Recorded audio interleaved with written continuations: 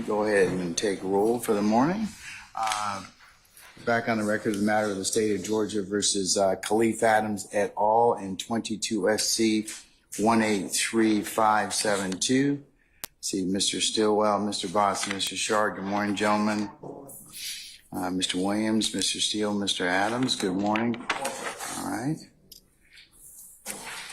Mr. Kendrick and Mr. Weinstein. Good morning. Morning, All right, Mr. Huey and Mr. Matthew Sr., good morning.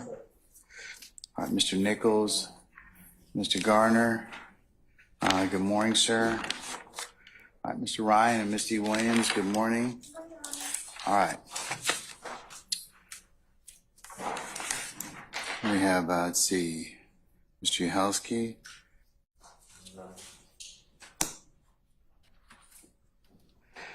Mr.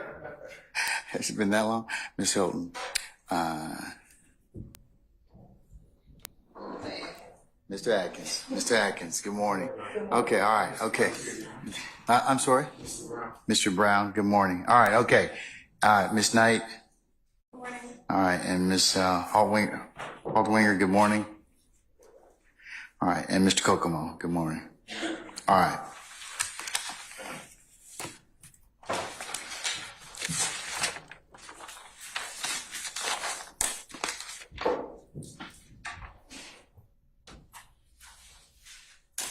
Okay, before are all jurors present, Lieutenant? Yes, Your Honor. Okay, all right. All right, before we get started for the morning, it's been brought to my attention that there is an 803, I should say, residual hearsay exception issue I got to take up. Is that going to be through this witness or is it going to be through another witness? Your Honor, that's not an issue right for today. That's Okay. through another witness that may come either later this week or early next week, but we'll give the court ample time to hear that motion. Okay, all right. Is there anything else I need to take up before we call for our jurors? No, nothing from the state. All right, anything from any defense counsel?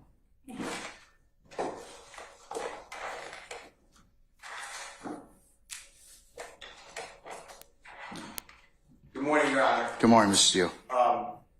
And the microphone is not working, so I apologize. Your Honor, there's some demonstrative exhibits that the state just showed us, and I will be objecting to cumulative. I don't know the numbers, and you're not writing down. I apologize, but I can approach if you need me to. But one is a crime scene sketch made by the gentleman who's testifying now, crime scene investigator Smith. It also is just a copy of his report blown up. That's how I perceive it. And then the second one is taking that report and putting it onto another demonstrative. So I'm going to object on behalf of Mr. Williams as cumulative. Plus, he'll be testifying, and there are photographs. So we have it in three different mechanisms. So I'm objecting under 403, time, prejudice, fusion of issues. Plus, it's just cumulative. Okay, it's just a demonstrative aid? Yes, that's what I believe. All right, is that state? Good morning, Your Honor. Good morning. Can you hear me now? Yeah. All right. Yes, Your Honor, that is correct. They are demonstrative aids, but the portion of that objection that's incorrect is that it's cumulative. These demonstrative aids are actually going to assist the jury, as you will hear through this witness, assist the jury in understanding his testimony. One such demonstrative, they're both images of his report, but one such demonstrative is an aerial satellite view of that crime scene through a Google map, which will give more context and color to what it is that in fact they're looking at. And the second is just the sketch that he did, which looking at it plainly, it's not as informing and aiding as the secondary sketch will be, but put together, it will in fact help the jury to understand what it is that he's referencing as he does testify before this court. Can you show them? Sure. Judge, I'm have to do one at a time as well. Okay.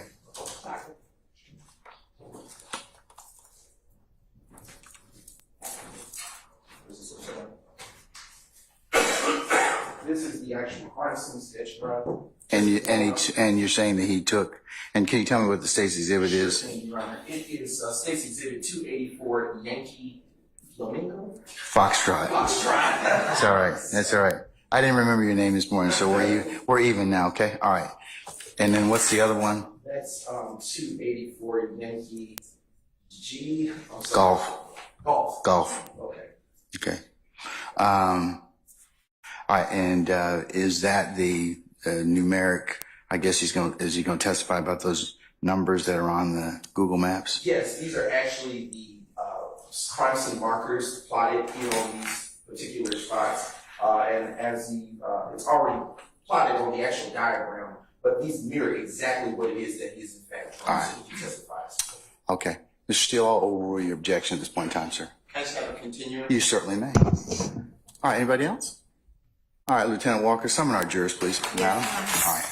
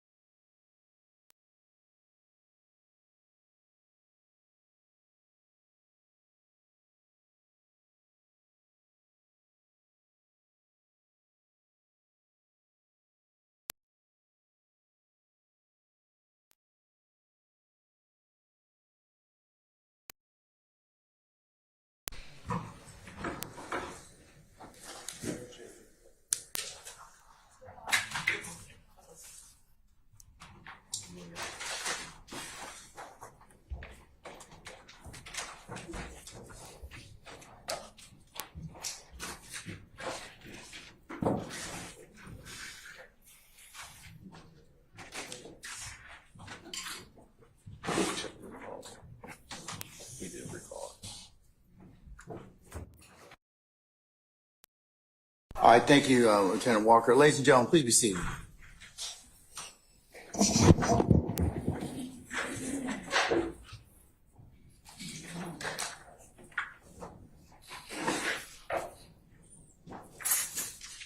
Is Investigator Smith out there? Yes. Can we call him in, please?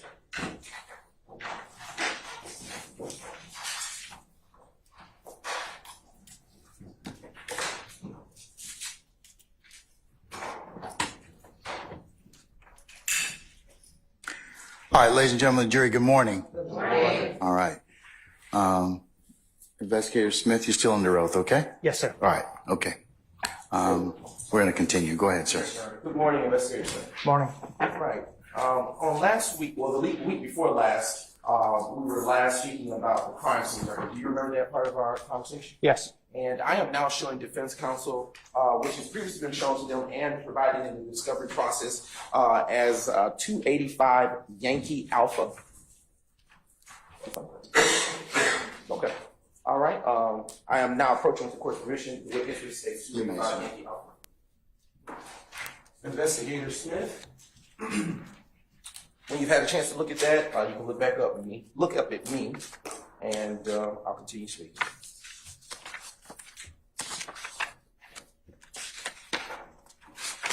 Yes, I'm familiar with those. All right. Does that appear to be the crime scene record that we were speaking about last week, Yes. the week before last? Yes, it does. And is it in the same or substantially same condition as it was when you last had a chance to review it? Yes. Okay. Your Honor, at this time, the state now moves to admit state's 285 Yankee Alpha into evidence. Any further objection to the state's 285 Yankee Alpha? Okay, all right. It's admitted subject to the court's early rulings and may be published as you see fit. Thank you. I am now approaching the defense with what has been pre-marked which has been pre-marked as state's 293 Yankee. 293 Yankee. Approaching the witness with has been pre-marked as state's 293 Yankee. Investigator Smith, what have I handed you? This is a disc of some video footage. I Okay. believe. Have you had a chance to review the footage on that disc that you described prior to coming to court today? Yes, I have. And what is contained on that footage? It's a drone video that was that I looked at of basically an overview of the neighborhood in which this incident occurred. Do you see any markings on that disc that look familiar to you? Yeah, so my initials and the date. Okay. And does that drone footage that you had the chance to review prior to coming to court today fairly and accurately depict the area of 330 McDaniel Street, Southwest Atlanta, Georgia, as you remember it to be from January 10, 2015? Yes, it's similar. Okay. And Your Honor, at this time, the state now moves to admit State's Exhibit 293 Yankee into evidence. Any objections to 293 Yankee? All right, hearing none. 293 Yankees admitted. All right. Published as you see fit. Thank you, Your Honor. And we'll do so. Okay.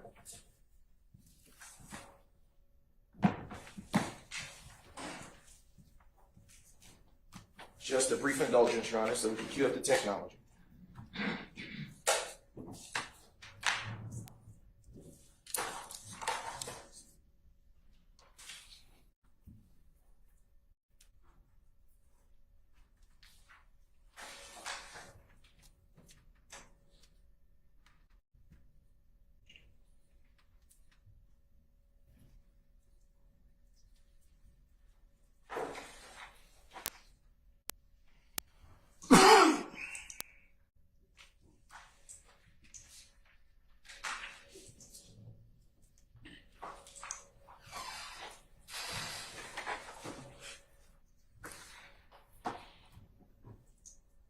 And you can look to the left if you, yes.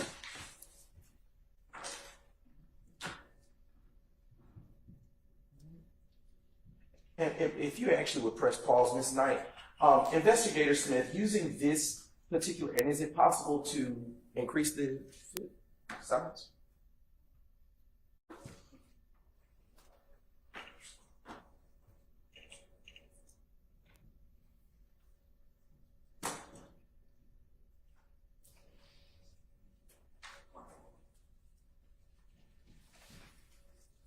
Just a moment.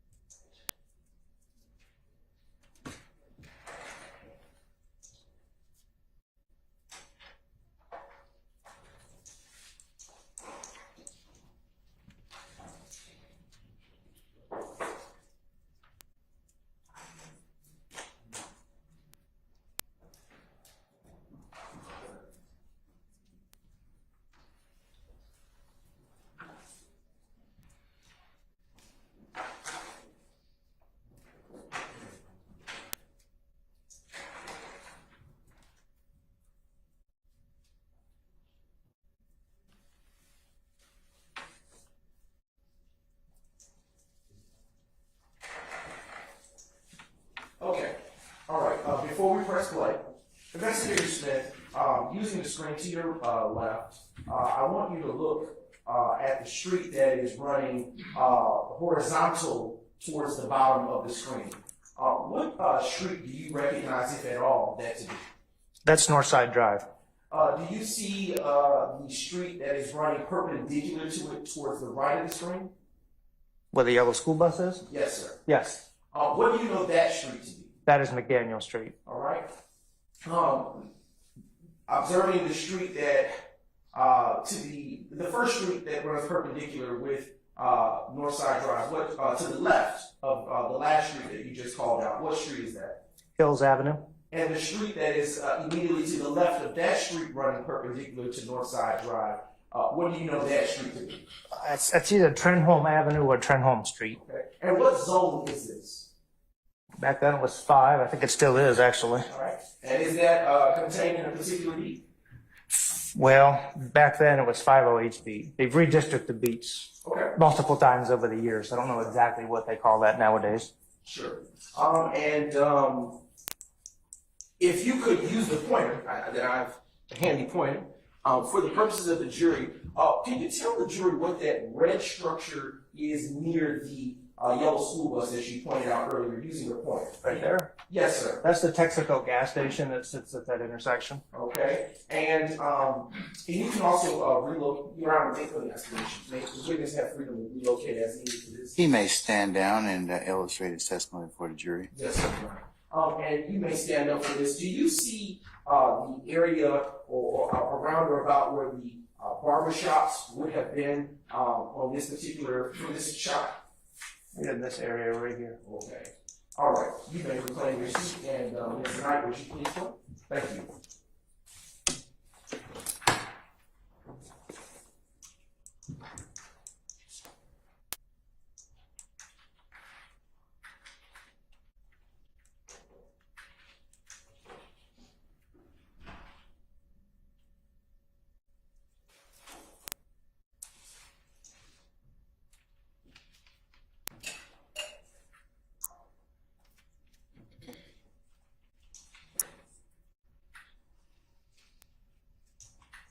Okay.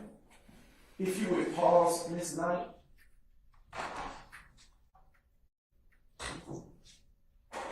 Thank you, Johnny. What is the, using the pointer again, what is the street that is running perpendicular to Tringholm Street and McDaniel Street towards the top of the screen, almost middle to the top? This street here? Yes, sir. That's Peter Street. Okay. You may continue to point.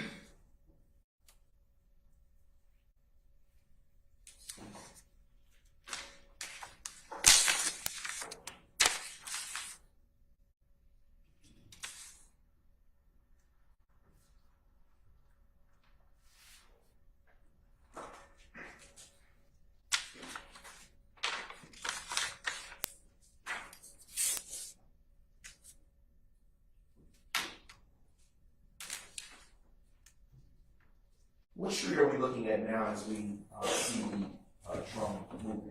Peter Street. And are you speaking about the street that's running vertical to the screen? Yes. Okay.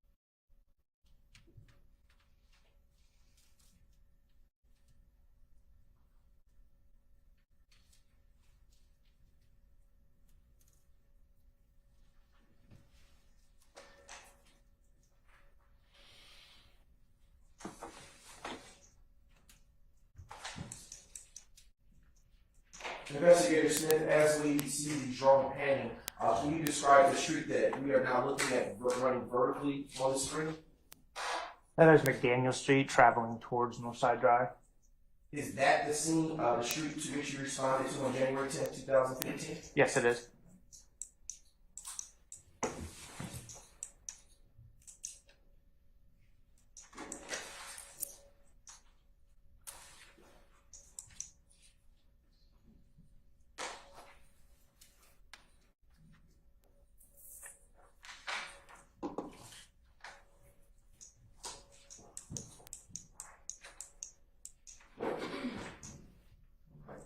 Knight, if you would please pause the video just right there.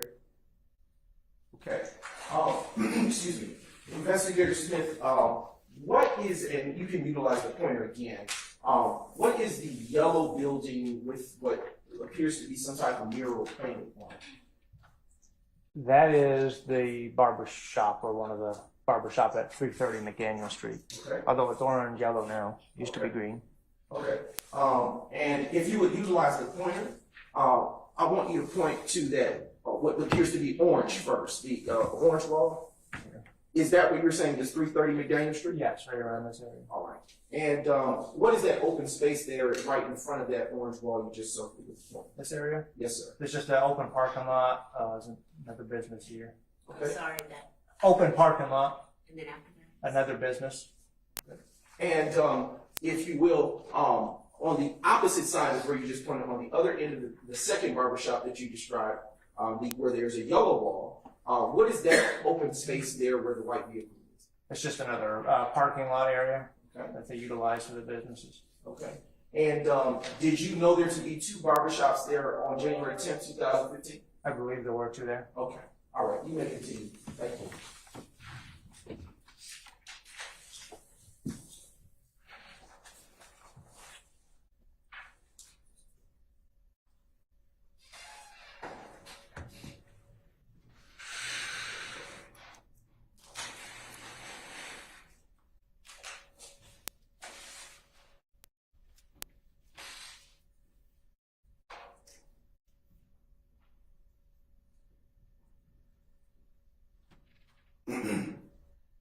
And as this is panning, can you tell the jury what is to the front of those two barbershops that you described? If you were directly to the left of our view facing to the left.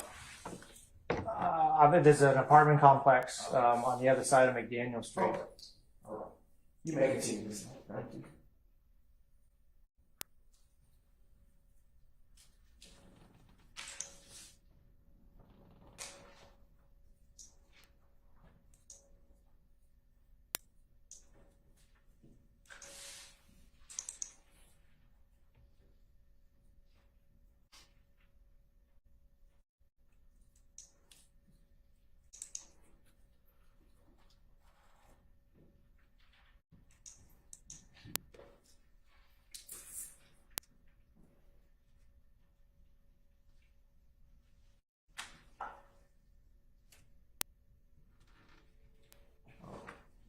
If you can pause it right there.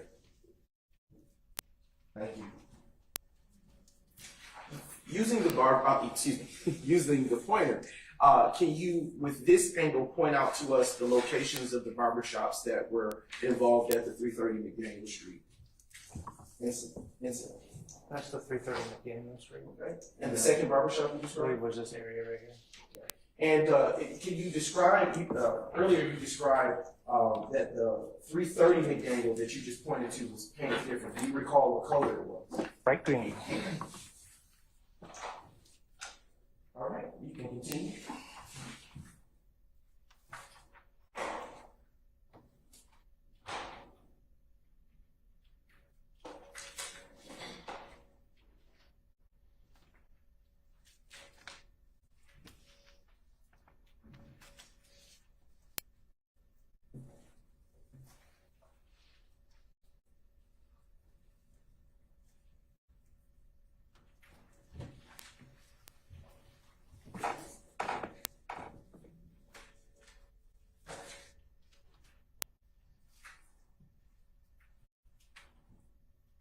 Do you see the Texaco that you described earlier? I do. It's in the upper left-hand corner of the screen.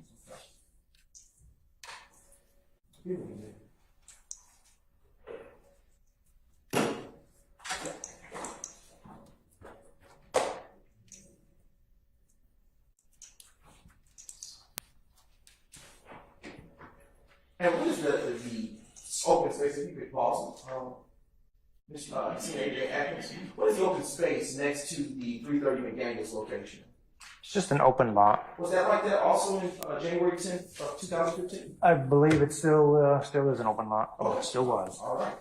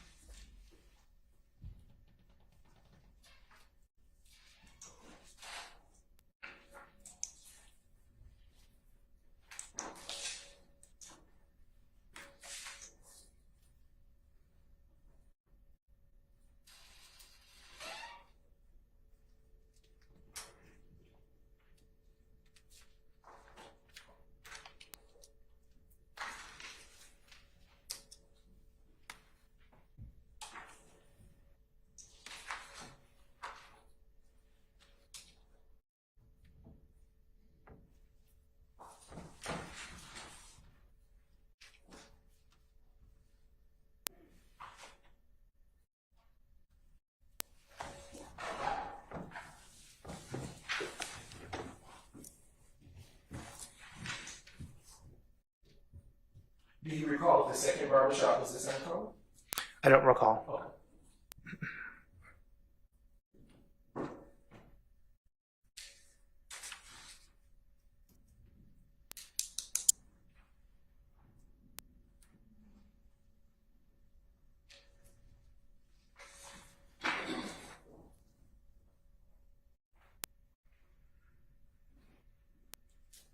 You could pause.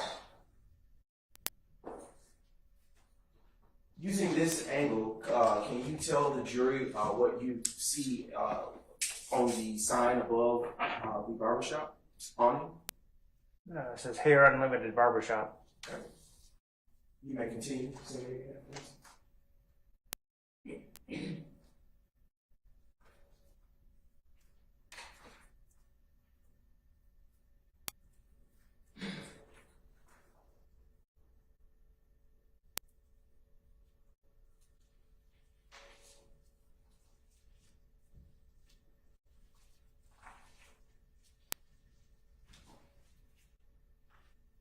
Do you know the individual standing on the chair?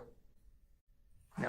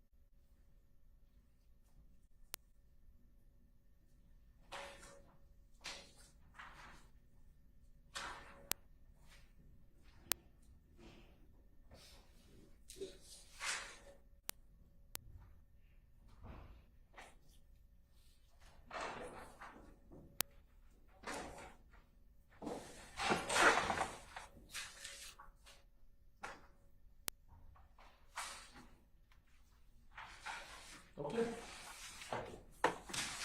Okay.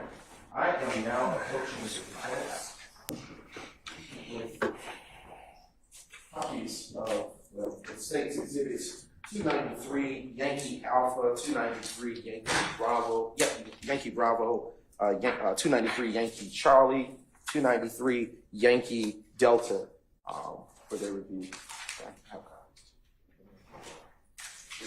Same one.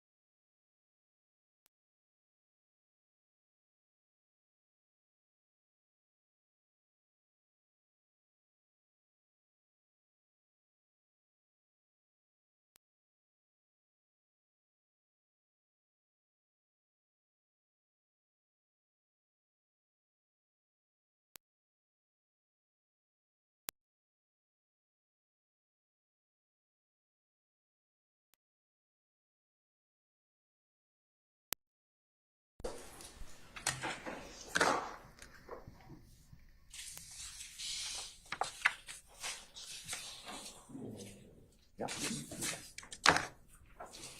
All right. Excuse me. Investigator Smith, what have I handed you? These are aerial shots of the area that we just looked at on the video. And Still shots. Still shots. Okay. And are those still shots that you are just reviewed as states 293 Yankee Alpha through 293 Yankee Delta fair and accurate still images of the drone footage that we just reviewed? Yes, it is. Your Honor, at this time, the state now moves to admit states exhibits, excuse me, 293 Alpha, Yankee Alpha through 293 Yankee Yankee Delta. Any objection? Your Honor, objection. These are under 403. It's cumulative and a waste of time. All right, I'm gonna overrule the objection. Mr. Weinstein, yes, you may publish as you see fit. And you can utilize the screen to your left. And as that is coming up, I will comes up, so I can show you.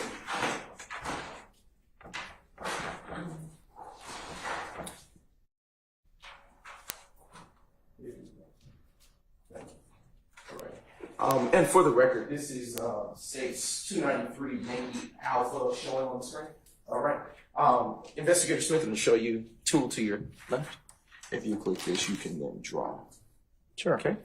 If you would be as kind to put an X on the structure that you know to be the Texaco in this image. Right there. Yes, sir. Would you please be as kind to put 2 X's in the general area where you know the barbershops that you described to be earlier?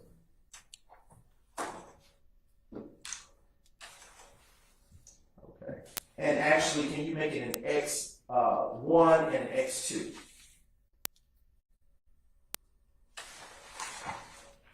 Can you tell the jury what X2 is? X2 is almost right in front of the barbershop itself. And when you say the barbershop, are you referencing the 330 McDaniel Street barbershop? Yes. Okay. And X1 is what for the purpose of the jury? Just a little first. The next business is up. It's like I said, it's just there's 2 or 3 businesses barbershop. They've changed over the years, so that's just the generalized area of other businesses close to the 330 McDaniel.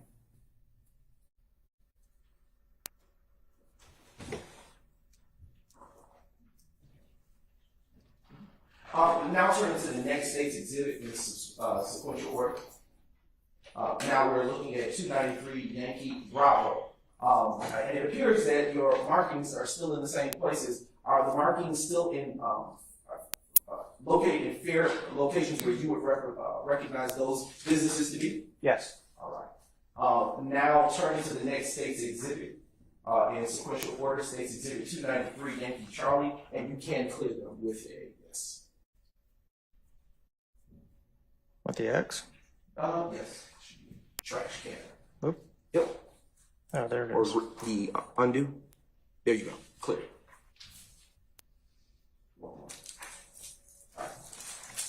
Okay. Utilizing state's exhibit 293 Yankee Charlie, can you again, using the same identifiers, put an X1 at the first business that you understood to be one of the barbershops, and an X2 at the second barbershop business that you knew?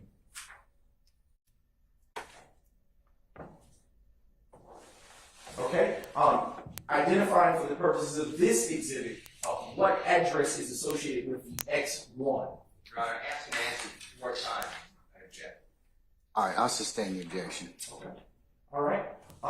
And what street is running parallel to this screen on this exhibit of State's Exhibit 293 Yankee Charlie? McDaniel Street. Okay. All right. Turning to the next exhibit in sequential order, State's Exhibit 293 Yankee Delta. Thank you. Identifying for the record, can you please identify with a circle the lot closest to the lot to the, I guess it would be the left of the second barbershop that you responded to in that day? Your Honor, ask and answer. I'll stipulate there's a lot there. The third time. I'm overrule the objection, sir. You can answer the question. From my understanding correctly, it's a lot between the 2 barbershops, correct? Okay. Okay, and all right, and if you would, we can remove that and you can erase that. Thank you.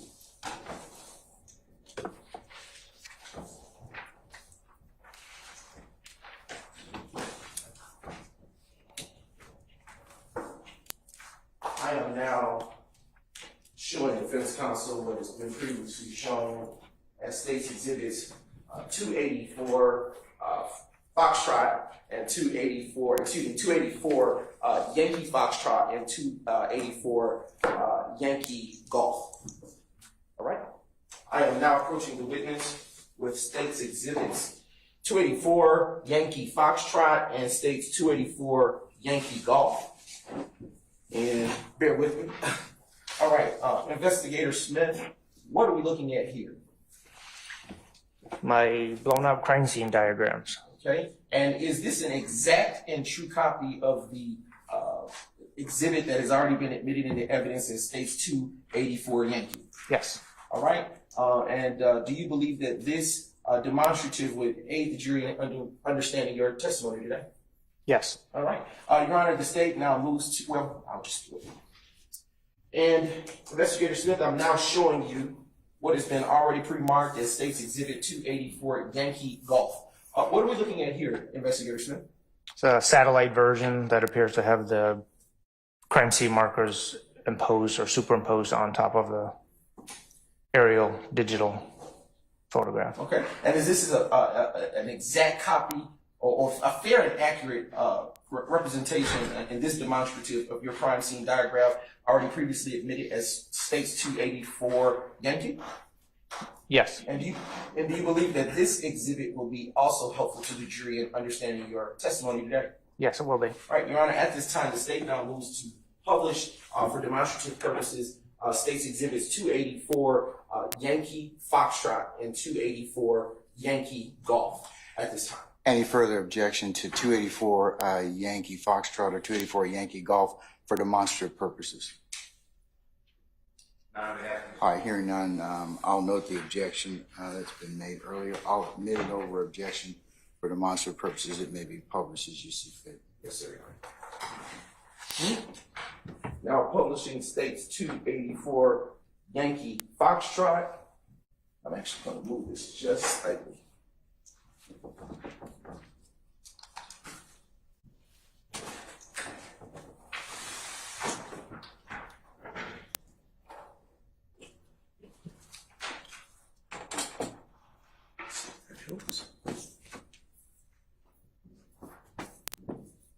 All right, publishing State's 284 Yankee Foxtrot, and also publishing State's 284 Yankee Golf for the jury for demonstrative purposes at this time. And for the, let's see.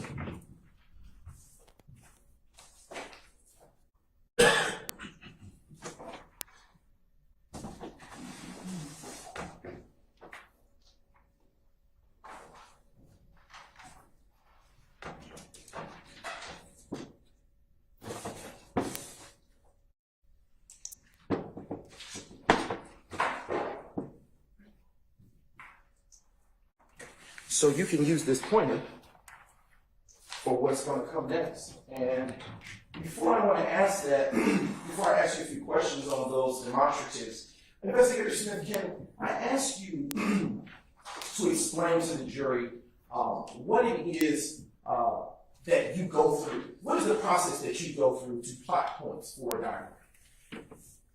Most cases, we try to find two fixed points the best way we can. That could be anywhere from a sewer cover to a water meter to the. Can you speak up, sir? Oh, sorry. I try to use two fixed points that we don't think will ever disappear, but sometimes that's hard to say. In Atlanta, sewer covers are pretty popular in the middle of the street. Water mains, water meters don't tend to move too awfully far. I try to avoid using telephone poles because they can get run into a lot and knocked over. So what we want to do is try to find two fixed points to be able to plot out evidence markers that measure to try to be as fairly accurate as we can. Okay. What are the reference points that you used on this particular, well, you can use either of these demonstratives on this diagram that's before you today? Well, A and B. This is my closest one. A is right here, B is here. And obviously C, D, and E. This is spread out such a long area. We couldn't just use 2 points. It would be difficult to do an accurate measurement of everything. So we used various fixed points throughout the street that were available to us at that time. Why do you measure the distance between reference points? If we ever had to recreate this out there, we would want to try to get it as accurate as possible. So if I knew the distance between A and B, and then the distance between B and like number 9, and then the distance from A to number 9, if we needed to, we could put evidence marker number 9 almost back in the exact spot that it was on the night of the incident. How many fixed points did you use for this particular crime scene? 5, I believe. And how many evidence markers did you put down within those 6 points that you plotted on this diagram? 76, I believe, was the top number. And if you need to reference your report, we'll post it. 76. Okay.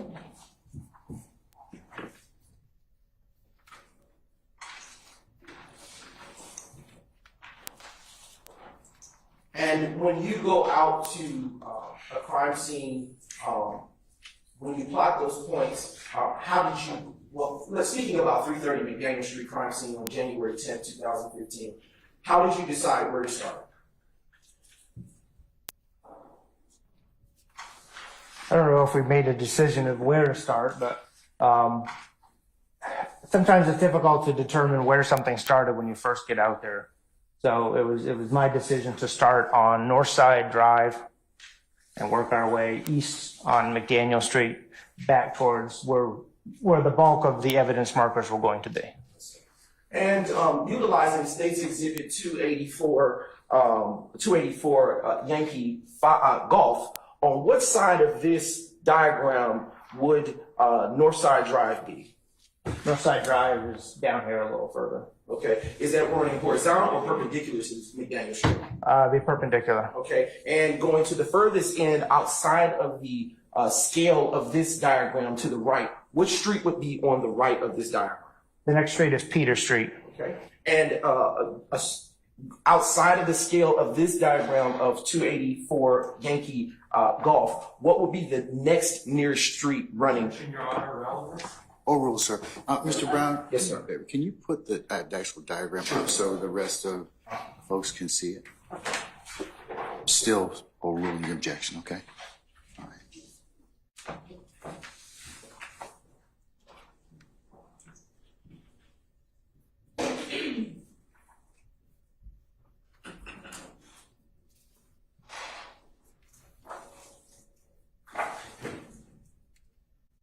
Just a brief indulgence, Your Honor.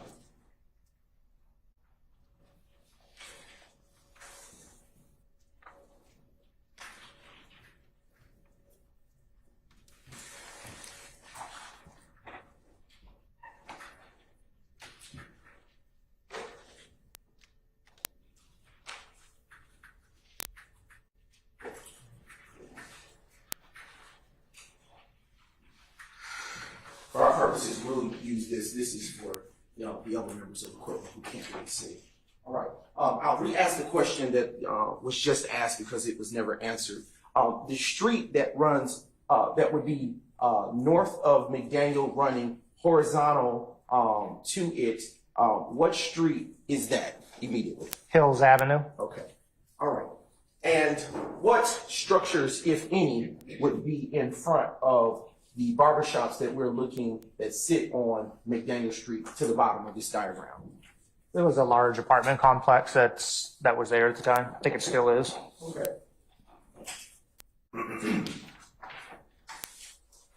All right, State would now move to publish at this time already previously admitted exhibit of 5 Yankee.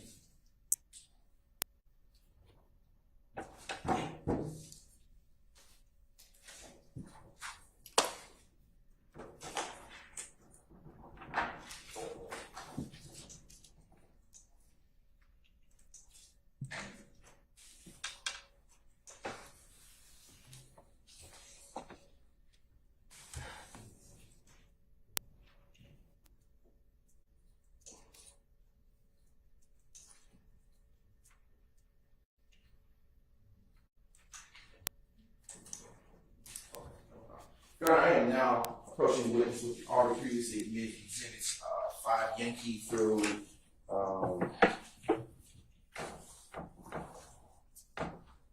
283 Yankee, which consists of the crime scene photos for reference.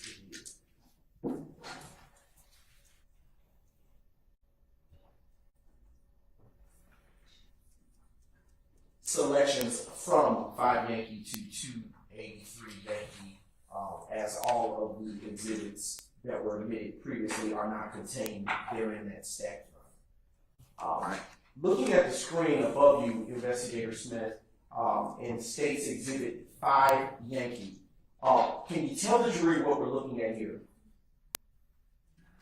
This is looking closer to Peter Street, looking down McDaniel Street towards Northside Drive.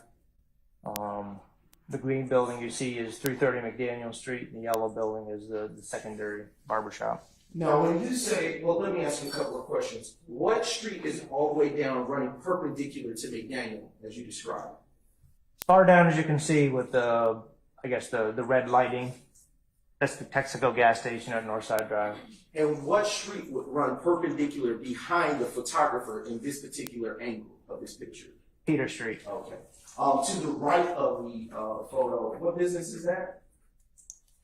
In the yellow. I believe that was another barbershop that was there. And the green building that you see up there, what building would you know that to be? 330 McDaniel Street. Okay.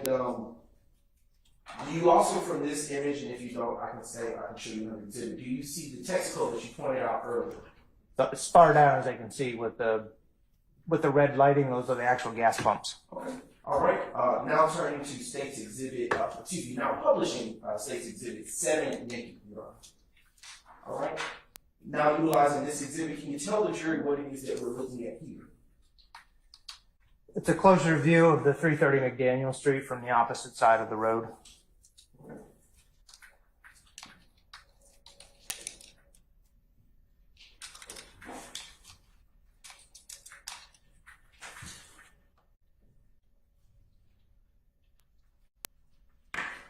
All right. The vehicles that you see in this photo, what, if any, relevance do they have to the crime scene that you responded to at 330 McDaniel Street on January 10, 2015? That's the answer. I'll overrule the objection. The two vehicles there were, they had a bunch of what we believe were bullet holes in them. Okay. Now turning to States Exhibit 78 Yankee. And we are publishing that, I should say. What are we seeing here, Investigator Smith?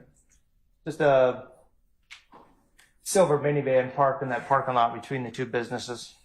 Okay. Was that silver minivan in any way part of this particular crime scene that you responded to? I believe it had some bullet holes in it as well, what we believe. And did you include these particular vehicles that you described on your crime scene diagram? I did. Okay. Utilizing States Exhibit 284 Foxtrot, 284 Yankee Foxtrot, could you point out the three vehicles that you included on your diagram with the pointer for the jury? And identify them by type. Utilizing this exhibit, if you will. This exhibit what? The 284 Yankee Foxtrot, Your Honor. This one here is the silver minivan that you see in this photo. This was I believe a green or dark colored Yukon, and this was a black, I believe, Ford Expedition on the street. Okay. Utilizing your crime scene diagram, which, if you allow me to.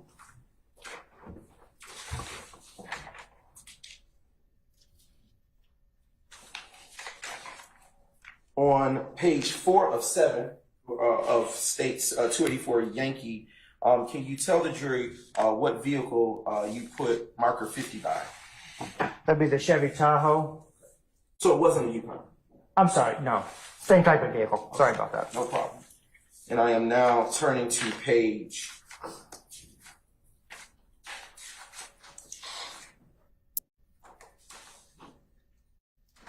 3 of 7 of States 284 Yankee. I'm now turning your attention to the line that contains marker 22. What vehicle do you see that defect is assigned to? Again, Lincoln Navigator. I sometimes get my. Okay. All the vehicles are similar to. No problem. All right.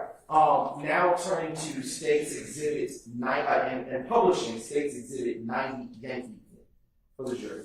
Okay. What are we looking at here, Investigator Smith?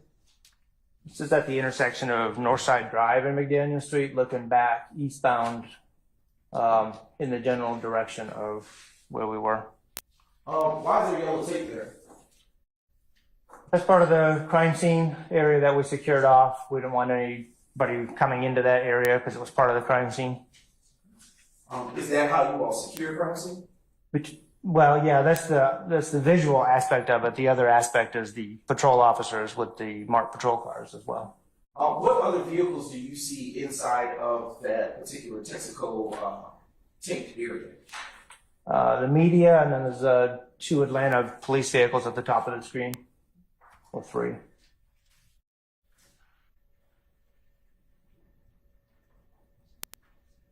Now publishing States Exhibit 93 Yankee. Excuse me. Investigator Smith, can you tell the members of the jury what it is that we're looking at here? Again, this is just another overall picture of the area where we're at. That's the Texacos, obviously, in crime scene shape with the patrol cars. Right. Publishing for the jury states 85 Yankee. Investigator Smith, can you tell the jury what it is that you are seeing here? This is an overall picture standing right in the middle of McDaniel Street looking back towards Northside Drive.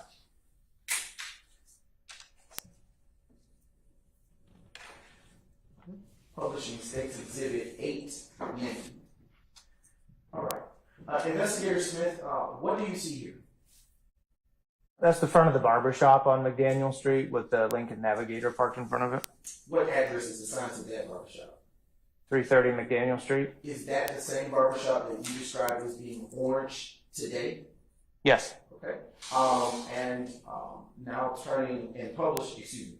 Now publishing States Exhibit 11 Yankee. Can you describe what we're seeing here? That's a photo. I'm standing directly in front of the barber shop at McDaniel Street, looking back towards that Navigator. And what vehicle, if any, do you see to the immediate left of that Lincoln Navigator that you just described? That's the Tahoe. Okay. Do you see any other things on the ground? There's some items down there to the left that, if I recall, I think that was what we call medical debris, what EMS left behind.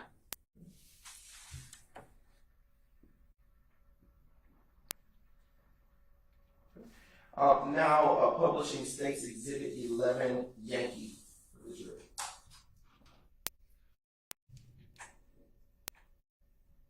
Okay. Can you tell the jury what we are seeing here at this time?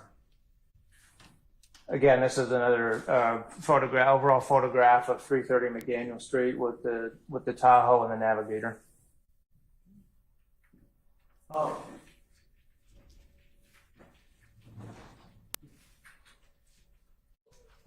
If you would zoom in, Ms. Knight, to the top of the green building there.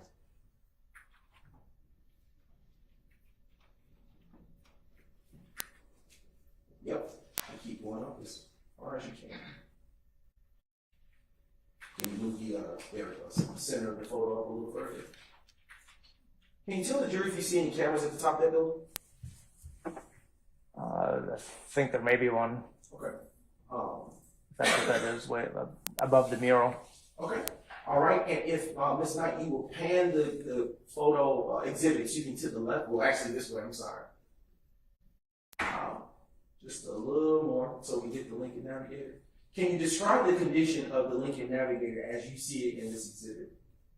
But the back window is missing. Does it appear partially intact? Yeah. Hard to tell from the photo, but it's definitely broken out. The glass was broken out.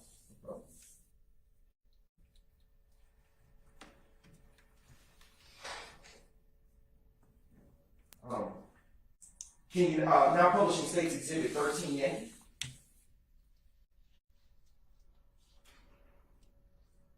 Okay. Okay. Utilizing this photo, which is now states, which is being published as States 13 Yankee, can you describe in a little bit better, if you can zoom in this night, the condition of that rear view mirror of the Lincoln Navigator? I mean, the back window is all broken out. And do you see any glass from that window on the ground? Yes, it's on the curb by the sidewalk, right before I get on the sidewalk. Okay, all right. Now publishing States Exhibit 64 Yankee. What vehicle is this? It's the same vehicle, the Navigator. Can you describe the conditions of the side windows of this vehicle? The rear window appears to be broken out as well. The front window, I don't believe that was broken. I just believe it was down. All right. And we are now publishing for the jury states exhibit 62 Yankee. All right. Can you describe for the jury what you are seeing here in this photo? Just another overall shot of the Navigator in front of the barber shop. And when you say the barbershop, which address to the barbershop are you speaking about, given that there are two? The 330 McDaniel Street. All right, now publishing states exhibit 60. Yankee. All right. What are we seeing here, Mr. Smith? That's a closer view of the rear window of the Navigator where it's broken out. Okay. What is the license plate number associated with this vehicle? BLQ 4701. All right. Now publishing the next exhibit, sequential. Next states exhibit 188 Yankee. Investigator Smith, what do you see in this picture? This is something we noted appears to be what we call a defect from a bullet. We marked as number 22, evidence marker number 22. Okay. And do you see that evidence marker number associated with your diagram on State's Exhibit 284 Yankee Golf, which would be this one to your immediate right? I do. Okay. Can you use the pointer and show the jury where that would be? Right in this general area. Okay. All right. Right. Now publishing for the jury State's Exhibit 189 Yankee. What are we seeing here, Investigator Smith? Just a close-up view of that defect in the vehicle. All right. Now publishing State's Exhibit 190 Yankee. Can you tell the jury what it is that we're looking at in State's Exhibit 190 Yankee? There's two more evidence markers, number 23 and 24, that note the previous defect, bullet defect. Are these bullet defects also on the Lincoln Navigator that we just looked at in the prior State's Exhibit? Yes. Okay. And did you note these particular evidence markers on your diagram of crime scene record? I did. Okay. Utilizing the pointer that you have handy, would you please point to those particular evidence marker places on your diagram 284 Yankee Golf? Right in this area right here. Okay. Now turning your attention to State's published Exhibit 191 Yankee. All right. Can you tell the jury what we're looking at here? Just a close-up photo of that evidence that we collected of the defect in the vehicle. Okay.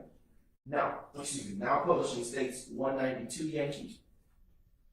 What are we seeing here, Investigator Smith? Again, another close-up of marker number 24. Now publishing for the jury State's Exhibit 206 Yankee. Can you describe for the jury what it is that we're looking at in this particular exhibit? Again, another what we believe was a bullet defect on the upper frame of the back compartment of the vehicle. And was that bullet defect in the Lincoln Navigator noted also in your diagram and in the crime scene record? It was. And would you use the pointer to point to where that is contained on your crime scene diagram? Right there. Okay. Let the record reflect the witnesses used State's Exhibit 284 Yankee Golf to identify marker 35. All right. Now turning your attention to State's published Exhibit 207 Yankee. Investigator Smith, what are we looking at here? Just a close-up view of that same evidence. Why do you take up closer photographs of the same marker? Well, you want to do an overall photo, kind of a mid-range, and then up close as possible to get the best view that you can. Is that the intent behind all of those such photos? Yes.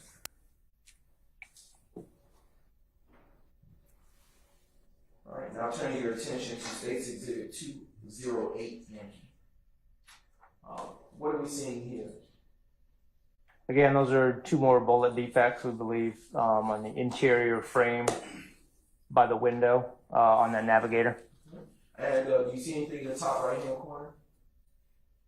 You see the sign from the barber shop at 330 McDaniel Street.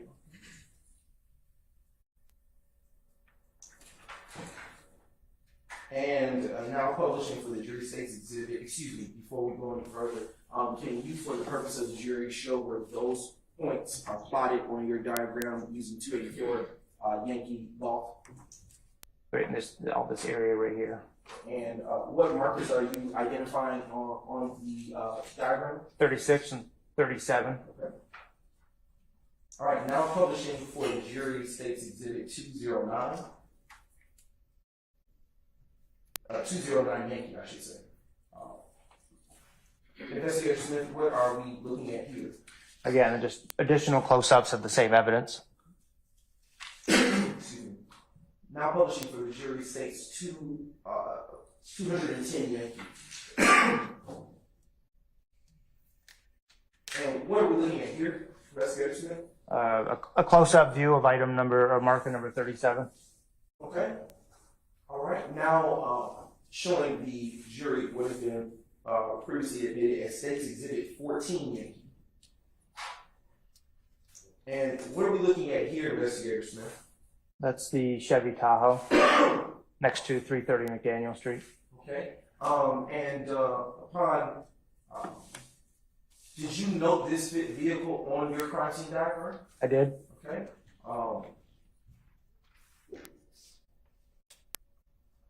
Can you please, for the ladies and gentlemen of the jury, using the pointer, point on 284 Yankee Golf where that Chevy Tahoe is located?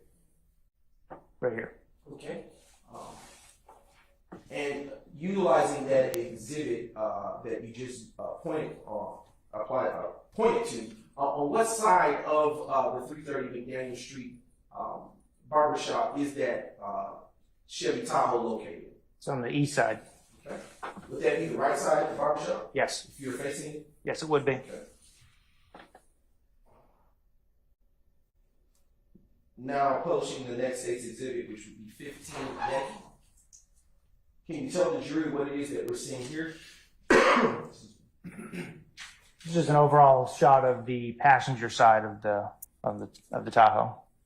Ms. Knight, if you would zoom in on the front end of that vehicle. Can you describe the condition of the front passenger tire? It's deflated. And if you zoom back out just a bit.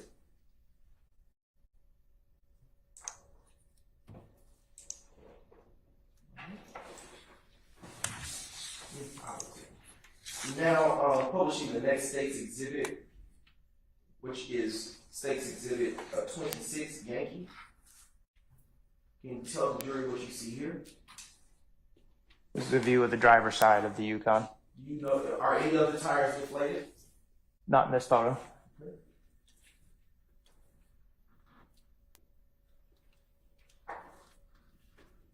What is the building or structure immediately on the opposite side of the Tahoe that is away from the view? I don't remember the exact business. I know it was part of that, of those, all businesses that are throughout there. Okay. Do you note that is that business or building a part of your diagram, which you can see on 284 Yankee Golf? It is. Okay. Can you use the pointer to point that out for the ladies and gentlemen of the jury? That's this building right here. All right. Now publishing state's exhibit 27 Yankee, I should say. All right. Can you zoom in just a bit?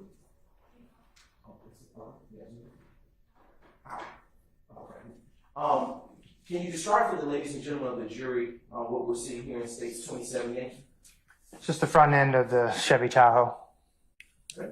And now publishing for the ladies and gentlemen of the jury states exhibit 28 Yankee. And what is it that we're seeing in this exhibit, investigation? Again, it's just an overall photograph of the Yukon and anything out there. There's I believe it was a black T-shirt on the ground as well that we wanted to capture. Excuse me, and what vehicle is this? Oh, I'm sorry, that's the Tahoe. Okay, Sorry. and if you would be as Mixed kind up. as to... Before we do that, Mr. Brown, I have had a request for a comfort break, so Yes, sir. can we do that? Ladies and gentlemen, let's take 10 minutes, okay? All right, all rise.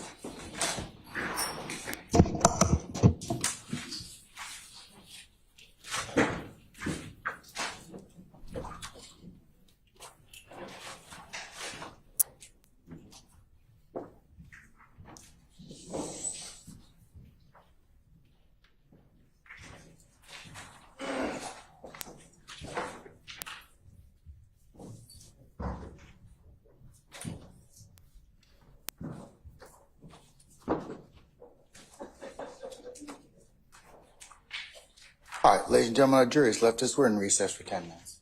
All right.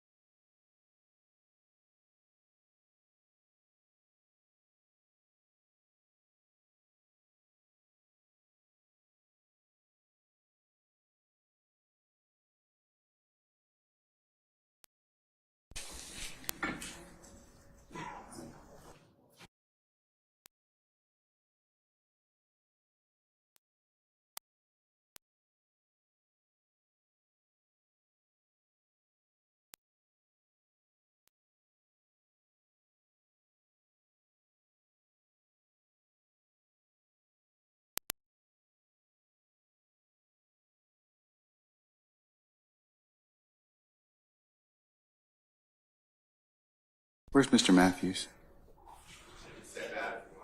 Please, thank you.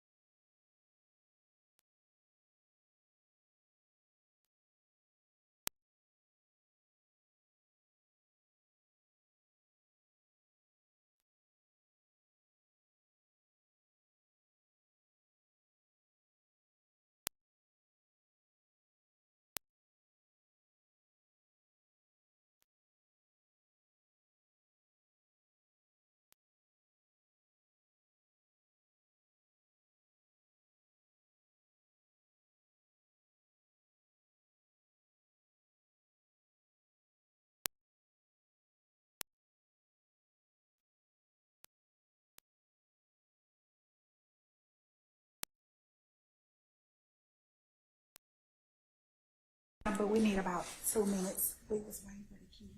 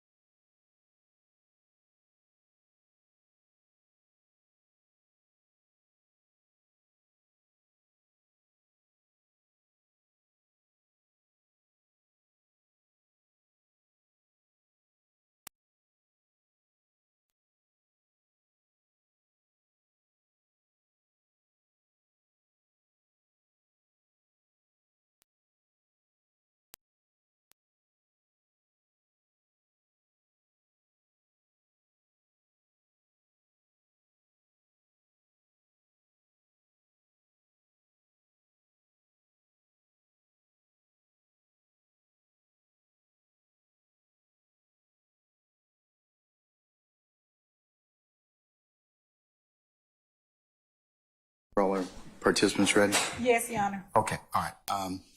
Let's bring our witness back in and summon our jurors, please.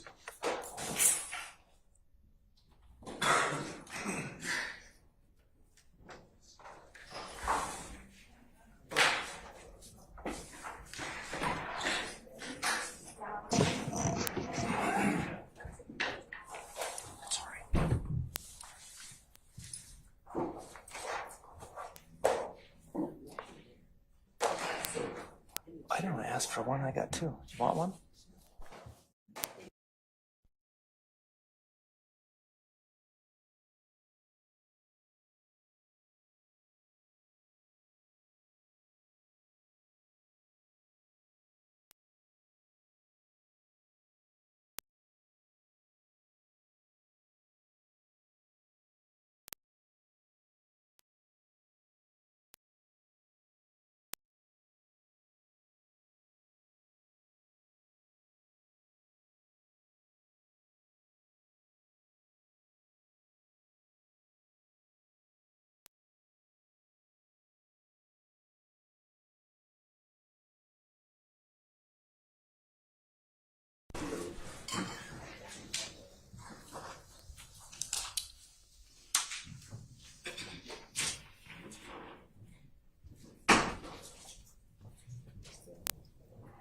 All jurors are present and accounted for. All right, thank you, Lieutenant Walker. Ladies and gentlemen, please be seated. All right, Mr. Brown, you may continue.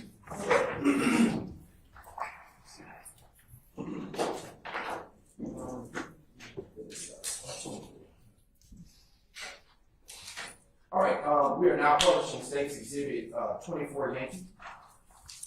All right, is this the same photo that we've been talking about so far? Yes. And what was the significance of this picture? Just to denote the tag of the vehicle. Okay. Now publishing State's Exhibit 30 Yankee. And is this the same Tahoe that we were talking about just a few months ago? Yes. All right, what was significant for you to take this photo? The deflated tire, mostly, and then looks like there's some, what appears to be blood in the upper right-hand corner of the, we believe, something like that. Now publishing for the jury State's Exhibit 31 Yankee. Is this just a closer view of what we already looked at? Yes. All right. Now publishing State's Exhibit 32 Yankee. Is this the same blood spatter that you took in the last photo? Yeah, it's just some different angles, different perspectives of everything. Now publishing State's Exhibit 33 Yankee. Is this just a closer view of the same angle that you took in the prior exhibit? Yes, just trying to capture all the what we believe was blood evidence. Right. Now publishing State's Exhibit 221 Yankee. And is this still the same Tahoe that we're looking at? Yes, it is. All right. And what do we see? Why did you take this photo? There was two pieces of evidence that we wanted to collect or notate anyways, number 47 and number 46. And is there another marker on there? There's a 60 just in front of the rear tire. We'll get back to 46. Is 47 and 60 noted on your crime scene diagram, which you can note on the demonstrative with 284 Yankee Golf with the pointer? Yes. Number 47 right here. Okay. And number 60 is right in this general area on the vehicle itself. Now publishing, excuse me, the next State's Exhibit, which is 223 Yankee. Is this a closer view of what we just described as marker 47? Yes. What does it appear to be? It's a cell phone. And why was that of significance to you? Anytime we get a cell phone on a crime scene, we normally collect it. We don't know who it belonged to or if it was somebody involved, one of the victims, or just unfortunate just somebody dropped it out of their pocket. We just need to identify where it came from. Now publishing State's Exhibit 218 for the jury. Yankee.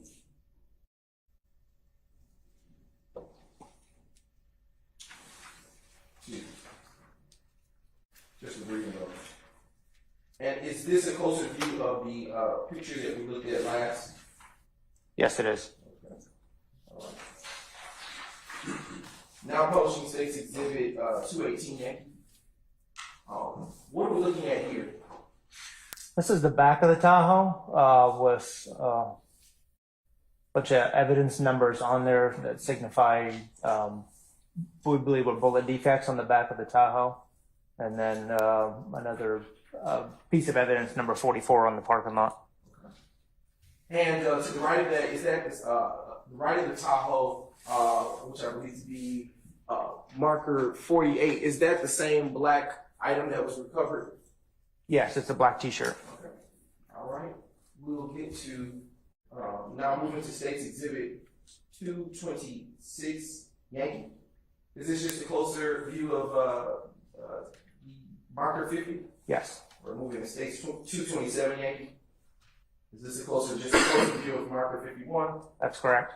All right, now turning to State's Exhibit 228 Yankee. Yes, that's another close-up. Another closer, okay. Now turning to State's Exhibit 229 Yankee. Is this a closer view of just a marker 53? Yes, it is. All right. Turning your attention down to State's Exhibit 230 Yankee. Is this just a closer view of marker 54? Yes, it is. All right, now turning your attention to 231 Yankee. Is this just a closer view of marker 55? It is. Turning your attention to 32 Yankee. It's a closer view of marker 56. Yes. Same vehicle. Yes, it is. Turning your attention to 233 Yankee. All right. Is this just a closer view of the same bullet defect at marker 57? Yes, it is. Okay. All right. And now I am going to turn your attention to 240 Yankee. All right. What do you see in this picture? Why did you take this picture? This is the interior of the Tahoe, and obviously there's a weapon on the front seat that was significant in a shooting. Okay. And before we do that, I want to go back to marker. You don't have to do this night. I want you to take with the pointer and identify on the diagram where, if at all, you see marker numbers 50 through 57 on diagram 284 Yankee Golf. We have to group them as just a series of numbers rather than put them all in there. But that's the back of the Tahoe. Okay. All right. Utilizing State's Exhibit 240, did you? I'll talk to you. Was those pieces of evidence that you described on this particular seat collected? Yes, they were. All right. Turning to the next State's Exhibit. Now publishing 242 Yankee for the jury. Can you describe what we have here, sir? These are two separate weapons. The number 62 is a Glock handgun, and number 61 is a Kel-Tec. Do you recall if those items, if those weapons were loaded? They had, obviously, I believe the Kel-Tec had a fairly full magazine, and I believe the Glock was loaded as well. Were those items collected? Yes, they were. And did you find any shell casings on the crime scene related to those particular firearms? No, we did not.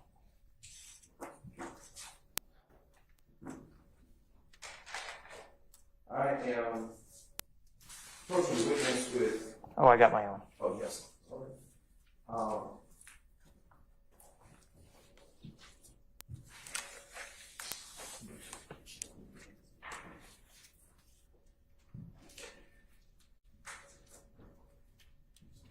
All right, now approaching the witness. Right.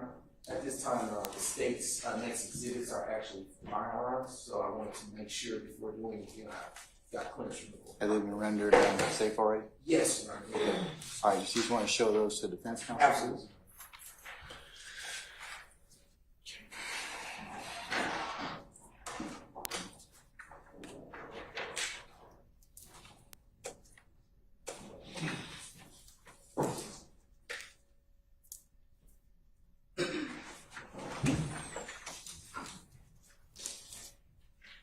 And for the record, Your Honor, just so it's clear, these next. Okay.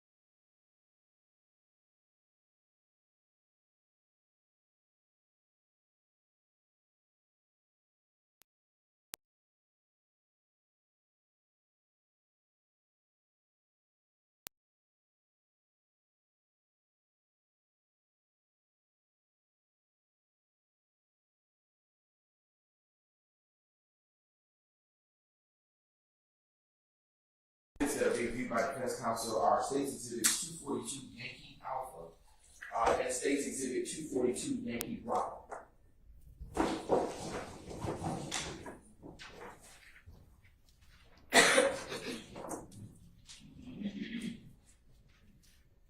And I am going to approach you with both exhibits at this time. Defense counsel's already had the opportunity to review. Starting with State's Exhibit 242 Yankee Alpha, have you had an opportunity prior to court today to review that State's Exhibit? Yes. And what is State's Exhibit 242 Yankee Alpha? That's the Glock handgun that was recovered from the Tahoe. Okay, and is that the same handgun that is marked as, identified as marker 62 on State's Exhibit 242 Yankee? Yes, it is. And is that Glock firearm that you have before you also noted on your diagram, which is State's Exhibit 284 Yankee Golf? Yes. And can you, for the purpose of clarity for the jury, can you use the pointer to show where marker 62 is? So inside the vehicle. Okay. And a point of clarification: when you arrived to the scene, was the driver's side door with these firearms found open or closed? I believe it was closed when we got there. Okay. All right. Your Honor, at the end, does State's Exhibit 242 Yankee Alpha appear to be in the same or substantially same condition as it was at the crime scene and when you last viewed it? Yes. All right, Your Honor, at this time, the state now moves to admit State's Exhibit 242 Yankee Alpha into evidence. Any objection to State's 242 Yankee Alpha? Our hearing none is admitted and may be shown as you see fit. Okay.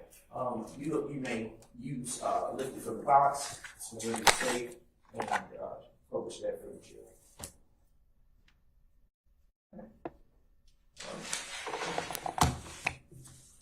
And do we have the scissors?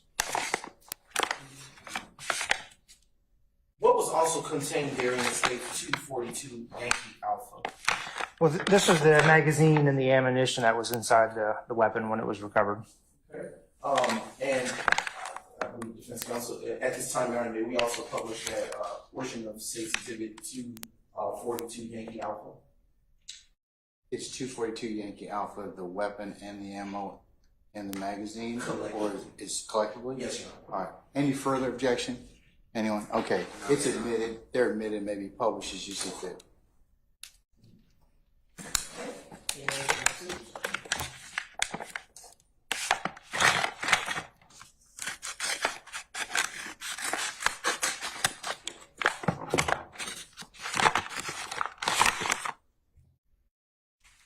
Magazine. This did have, I believe, 15 cartridge casings in it, bullets. And then I need to take them all out. No, just one. This caliber, 40 caliber bullet. And were they all the same caliber bullet contained in that exhibit? Yes, they were all 40 calibers. All right. And what type of I'll strike that question. I'll clear this off for you.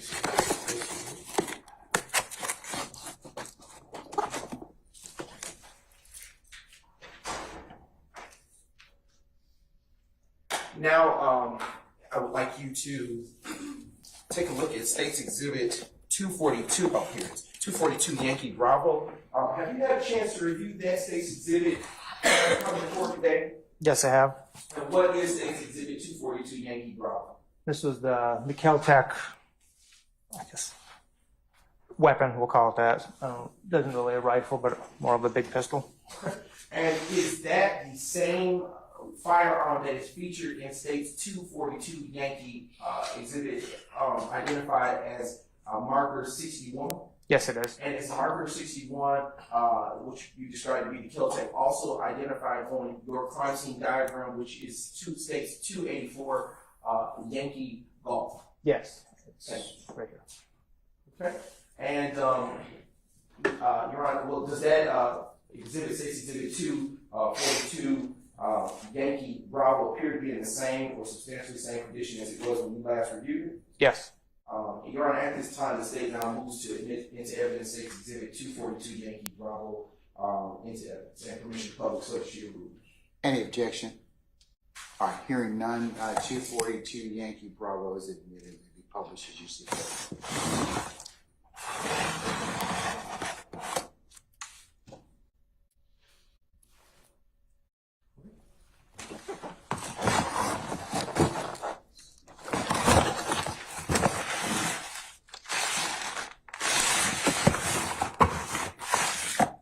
This was the magazine that was in the gun. And was that magazine empty or containing ammunition therein when it was recovered? It had ammunition. Okay.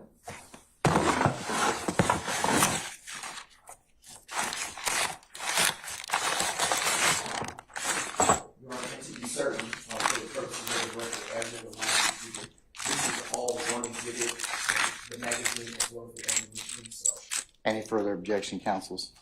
All right, hearing none, they're also admitted. It's 242 Yankee Bravo. These are all the 223 caliber. and did you find any ammunition or shell casings on the scene from that particular firearm? I didn't find any of that caliber. Okay. Of the 223 caliber, no. Okay.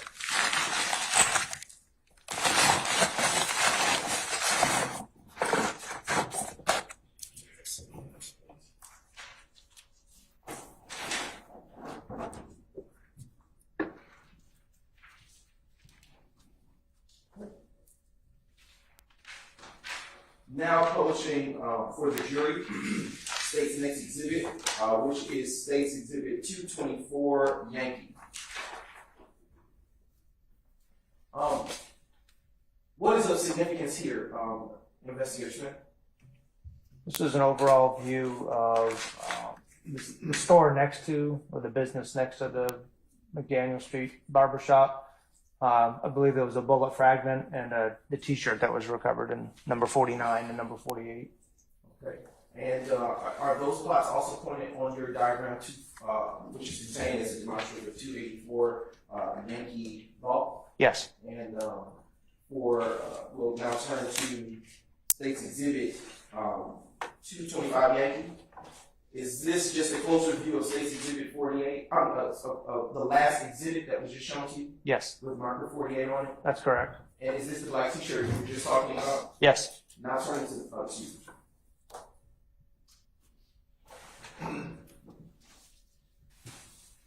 Just a brief indulgence.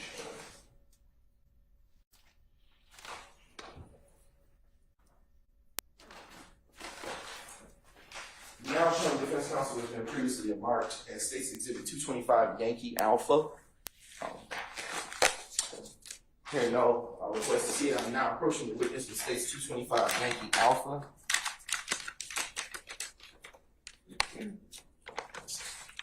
What have I just handed you, Investigator Smith? This is the evidence bag for marker 48, which is the black T-shirt. And have you had a chance to review that prior to court again? Yes. And is that evidence contained therein in the same or substantially the same condition as opposed to you last had the opportunity to review it? Yes, in the bag. All right, at this time, the state now moves to admit state's exhibit 225 Yankee Alpha into evidence. Any objection, states 225 Yankee Alpha? On behalf of Mr. Williams. All right, hearing none, 225 Yankee Alpha is admitted. May be published as you say. Thank you. You may publish.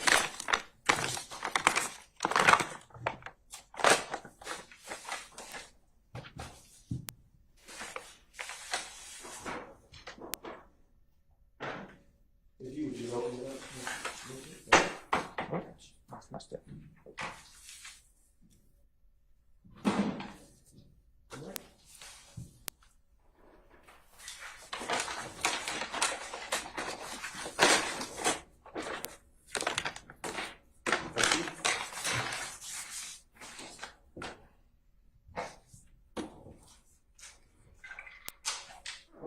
I'm now publishing, which has already been admitted as state's exhibit 145 Yankee.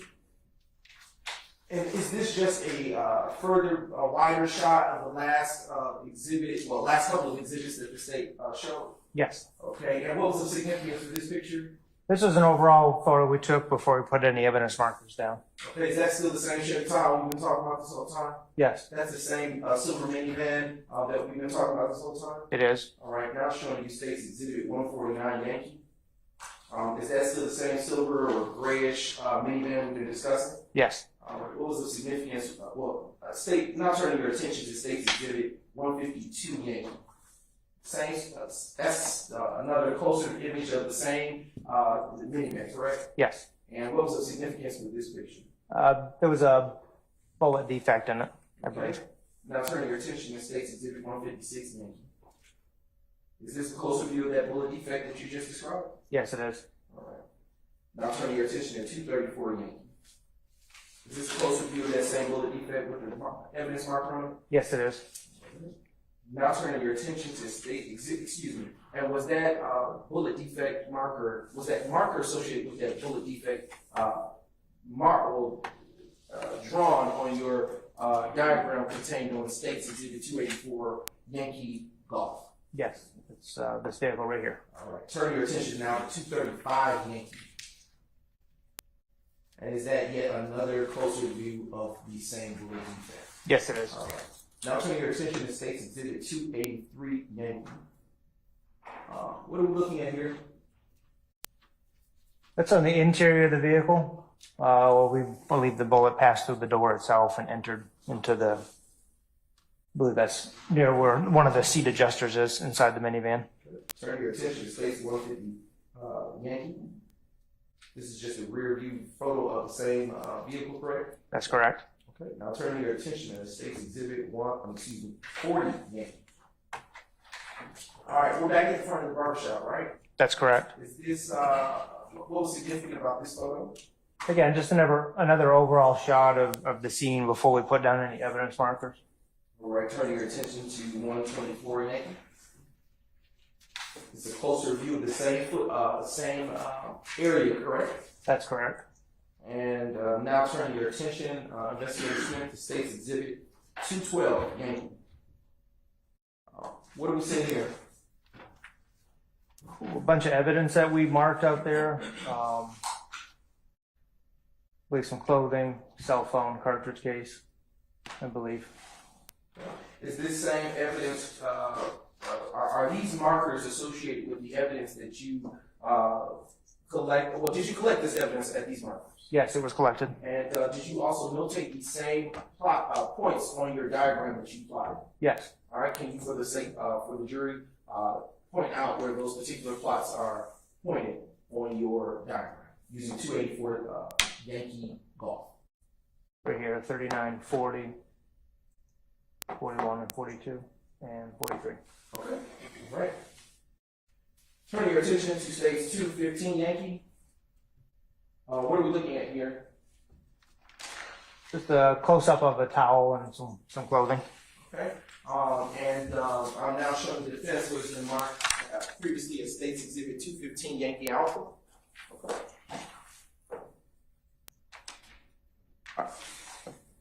All right. I'm now approaching the witness with State's Exhibit 215 Yankee Alpha. Investigator Smith, what have I just handed to you, sir?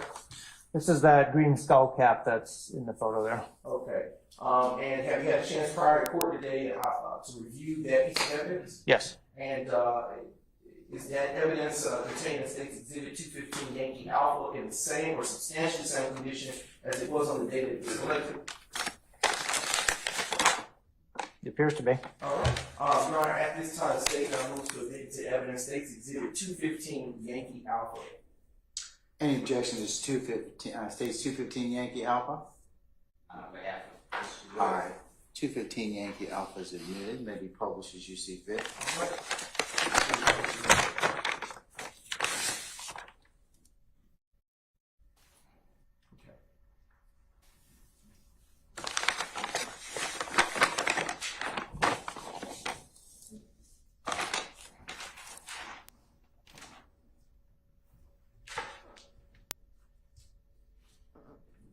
All right, now showing you State's Exhibit 216 Yankee. What reason did you take a picture of this item here? Just a cell phone on the scene. Again, any cell phones we collect. All right, what marker number did you use? 42. And did you plot that point on your diagram? I did. And can you show the jury where it's located on 284 Yankee Golf? There you go. Right. Now showing what's been marked as State's Exhibit 217 Yankee and admitting the evidence. What are we looking at here in this exhibit? Evidentiary value would be the keys, number 43.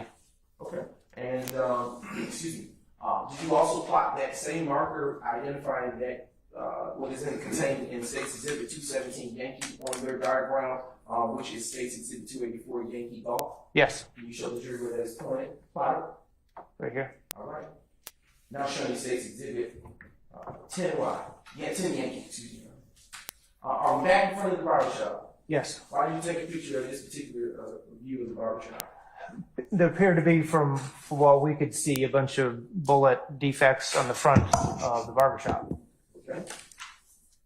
Now showing you. Mr. Brown, before you continue, Ms. Williams and a representative from the state, can I see you for a second?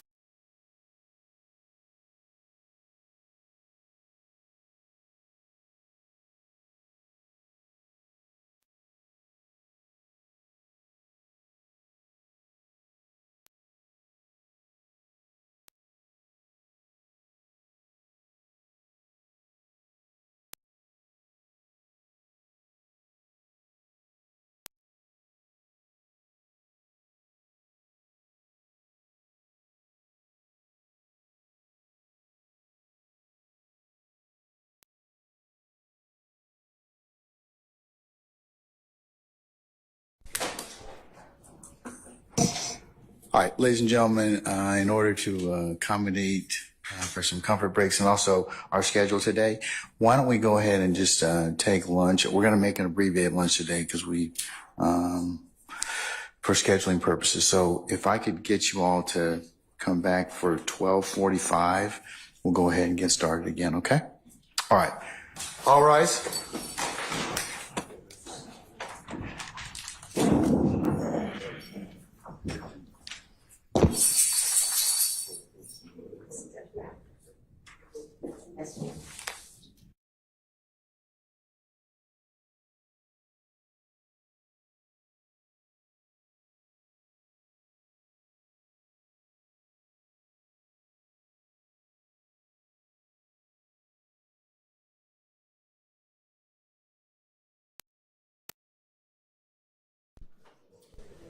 All right, ladies and gentlemen, our jury has left us. We'll be in recess until 12:45. Thank you.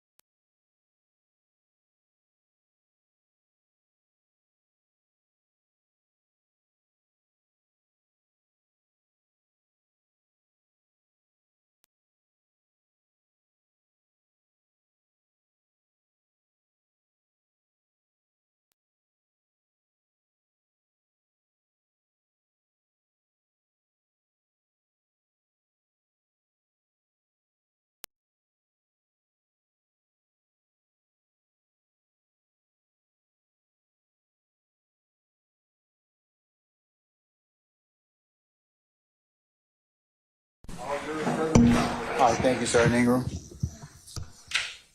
All right, Mr. Brown, you may continue, sir. Thank you, Your Honor. Good afternoon, investigators. Afternoon.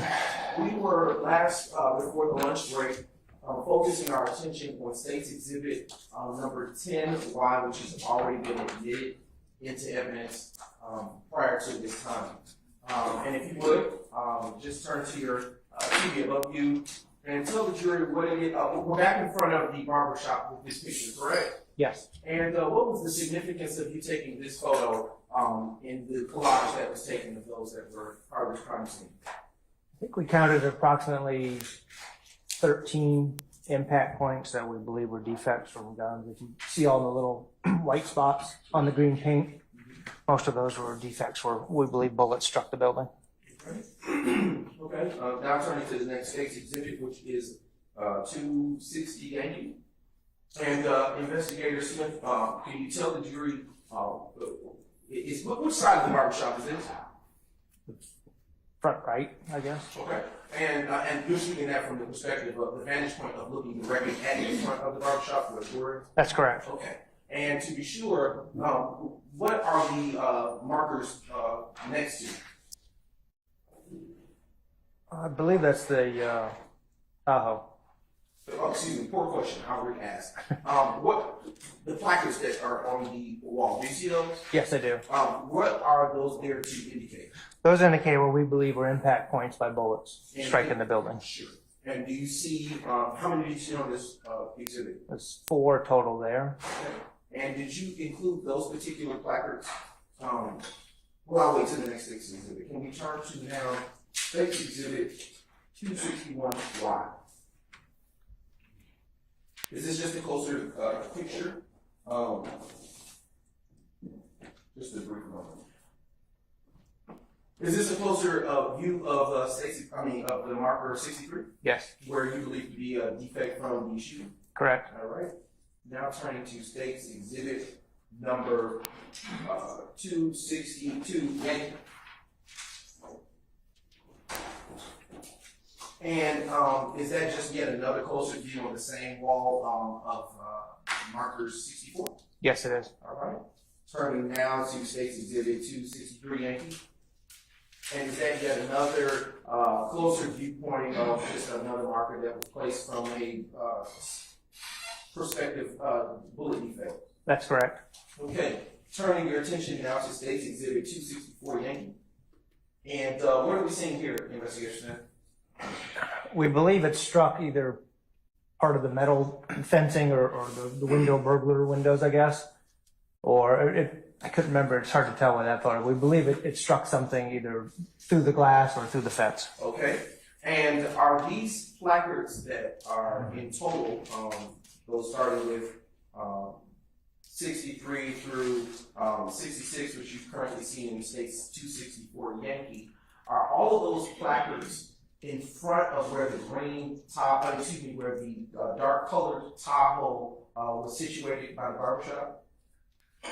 They're all in that general area, yes. We had to, if you can imagine, we had to group 63 in this group here. If we had to put all the numbers on the diagram, it would look like a bingo sheet. I couldn't. It'd be difficult to read.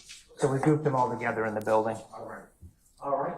Now turning your attention and utilizing State's Exhibit 260 Yankee, is that wall in front of where the dark colored Chevy Tahoe is? Yes. All right. Turning your attention to State's Exhibit 266 Yankee. And can you tell the jury what exactly this image is? Again, we believe that's where I believe that previous bullet went through it's like a metal mesh or something on the inside of the burglar window. We believe that's where the bullet went through. Okay. All right. And is this just yet another closer view of that same viewpoint that we looked at, containing a mesh type, as you described, guarding in the prior exhibit? Yes. Okay. Now turning your attention, Investigator Smith, to State's Exhibit 269 Yankee. And we're still, is this the front or the side of the barbershop? Kind of the corner to the right. You can kind of see where it has that 90-degree corner where it says no. If you look to the left under the window, it says no loitering. That's towards the main entrance, the barbershop. The other side is where the Tahoe was parked. Okay. And can you tell the jurors here what it is that we are, the significance of this particular photo? Number 67, that's marked. We believe it was another bullet defect in the wood awning, I guess, or overhang. Understood. And now turning your attention to State's Exhibit 270 Yankee. Is this just yet a closer view of the same State's Exhibit the same placard that was shown in the prior State's Exhibit? Yes. Okay. And now turning your attention to State's, well, let me ask you about this. Is this point that is shown on the screen, this placard rather, that is shown on State's Exhibit 270 Yankee, is it also plotted on your diagram 284 Yankee Golf, which is to your immediate right? Yes, again, we grouped them all in this significant here. These 63 to 76 at some point. Okay. They're all, it's, like I said, it's the only way to do it. Understood. Turn your attention to State's Exhibit 281 Yankee. And what are we looking at here on this particular exhibit? This is the direct looking right in front of the barber shop if you're standing on the sidewalk. And about how many defects did you count in the front of the shop? Like there's 9 total. Okay. Turning your attention to State's Exhibit 271 Yankee. We're still looking at the front of the shop. Correct. And this is yet another closer view of one of the points that you plotted on your diagram. Yes. All right. Turning to the next exhibit. Fair to say this is just another closer view, correct? Yes. Of the bullet defect. Turning your attention to State's Exhibit 274 Yankee.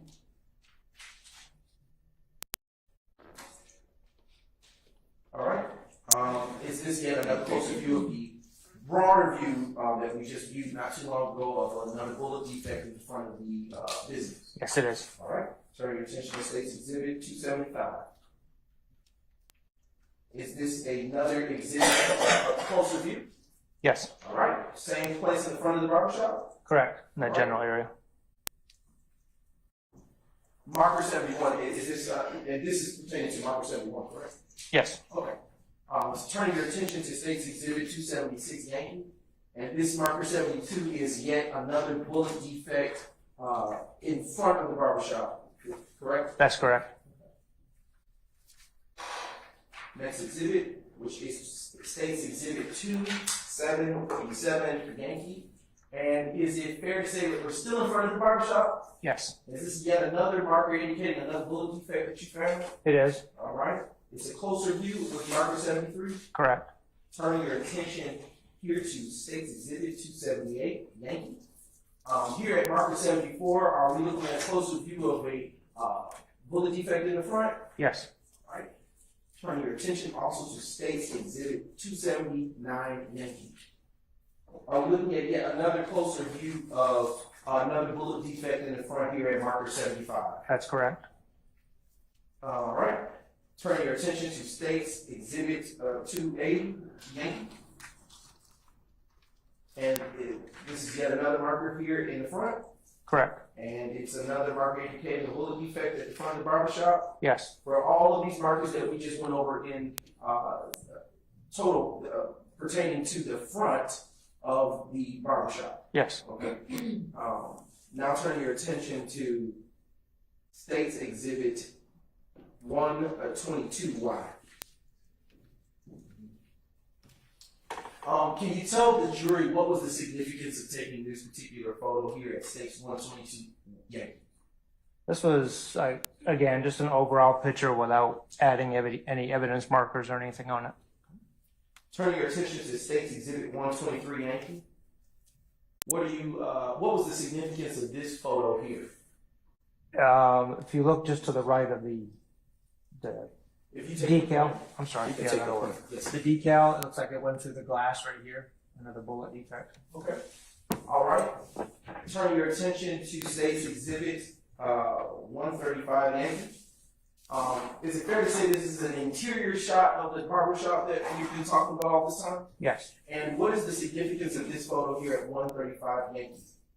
This is that same defect in the window from looking from the barber shop out. Okay.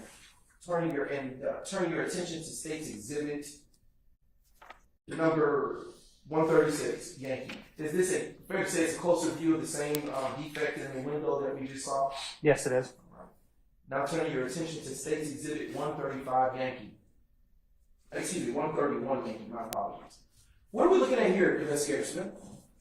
This is inside the barber shop, I believe at the far wall away from the street. It's just a perspective of looking from the back of the barber shop to the street towards the front door. And why would you have taken this overview of the barbershop interior? Well, we believe that's where some of the defects had come through or this is standing in the front door looking back, I think. If I remember correctly. We just wanted to see what it looked like inside the barber shop. Obviously, it appears that a bullet may have come into the barber shop. We just wanted to show that perspective of the interior of the barber shop.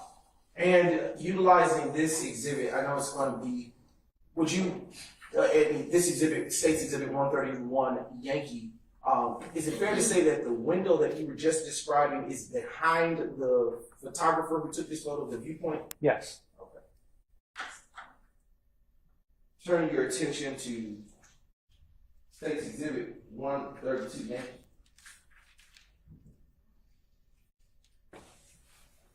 Just a brief moment, Your Honor. Yes, sir.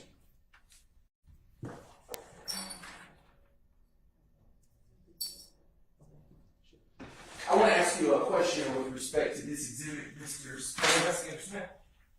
Do you see a window near those black chairs on this exhibit? Yes. And is that the same window that we saw in the last State's exhibit that had the bullet defect?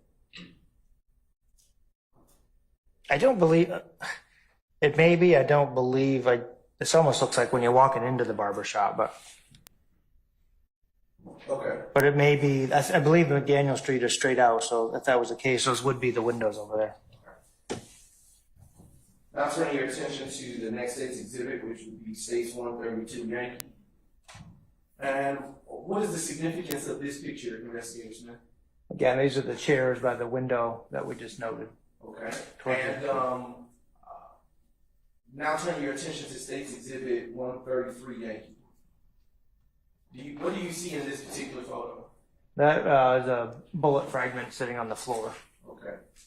And would that have been some piece of evidence that you would have found to have evidentiary value? Yes. Okay. Now turning your attention to State's Exhibit 134, Yankee. Is it fair to say that this is the same bullet fragment that we just saw in the last State's exhibit? That's correct. And I am now turning your attention to State's Exhibit 137, Yankee. Can you describe what we are observing in this particular photo, 137, Yankee? That's the evidence marker number 11, where we noted the piece of evidence back towards the front of the store.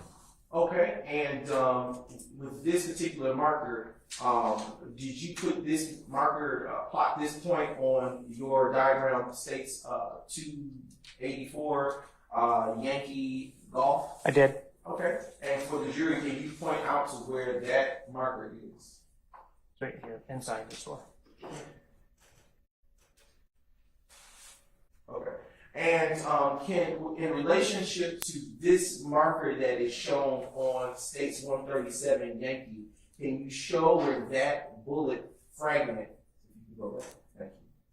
if you can show in relationship to where that marker is next to that bullet fragment, can you show where the defect is in the window using the pointer, or you can use the red indicator on the screen? Right there. Okay, and when you say right there, what do you reference? There's a hole. Okay. Sorry, just above my pointer. Okay, and is that, can you describe the distance or relationship, the area around or about where that bullet fragment is located from that window? It's probably 10 or so feet inside. Okay. And now turning your attention to State's Exhibit 139, Yankee. This is just a closer view of that same bullet fragment that you plotted on your diagram? It is. Okay. Now shifting your attention to States 130, Yankee. And what is it that, what's the significance of taking this vantage point of the barbershop investigation? Okay. All right, this makes sense to me. This is from standing on the main door, looking straight into the barber shop. And why would you have? Why would this have been a photo that was taken at the time you were at the crime scene of 330 McDaniel Street? Just to kind of give an overall picture, like I said, a bullet entered the barber shop. I think the only one that we discovered in there, just to show a perspective. If it was, at that time, I don't know one way or another if there was people inside when the shooting occurred or not, but it would just give a perspective if there were people inside, as to a bullet entering any type of establishment. Okay. All right. Now turn your attention to the State's Exhibit 145. We're back outside. Is that fair to say? Yes. And we're back in the lot where the Tahoe that we talked about earlier and the silverish, grayish minivan was located, correct? Yes. And what significance at all was this shot that was taken of that area? I believe there was another defect in the window there at that address. When you say that, bless you. So when you say that window there, what window are you referencing? I believe right in through here, there was another defect. Okay. If I believe. It's hard to tell without the markers. Okay. I'm going to turn your attention to State's Exhibit 224 Yankee. And in that same area on the business where you were circling with the pointer and the wooden pointer, can you show with that same pointer if you see a marker? That would be that marker right there. And what number is that marker? Number 49. And did you plot that marker, that point for that marker on your diagram contained on 284 Yankee golf? I did. And can you show the jury with that same wooden pointer where that plot is pointed? Right here. Where that point is plotted? Right in this area. And now turning your attention to State 255 Yankee. Is this just another closer view of that same marker? That's correct. And what's the address number associated with this business? 334. Okay, is that also on McDaniel Street? Yes. And now turning your attention to State's Exhibit 256 Yankee. Is this a bullet defect in the same business that we were looking at? Yes. Is it a closer view of what we just looked at in the last exhibit? I believe so. Right. Turning your attention to State's Exhibit 257 Yankee. Is this just a closer view of the defect that we looked at earlier under placard 49? It's similar. I believe it's that one on the lower window of the business. Okay. And I'm turning your attention to State's Exhibit 259 Yankee. And what are we looking at here? Screen.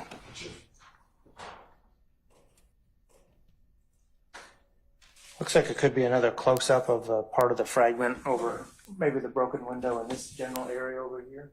All right. And I'm turning your attention to State's 160 Yankee. Oh, excuse me. Hold just a brief moment. With the red marker on that smart board to you, can you please circle where you see that fragment that you just described? I believe it's just in this general area right here. See some broken glass here. And this appears to all be broken glass through in here, I believe. And what is this? I'll use the pointer so I don't have to come behind you. Oh. What is that in that vicinity, just above where you last made the circle? I believe that appears to be a bullet fragment as well. Okay. All right. And for the jury, could you circle that so they could see it?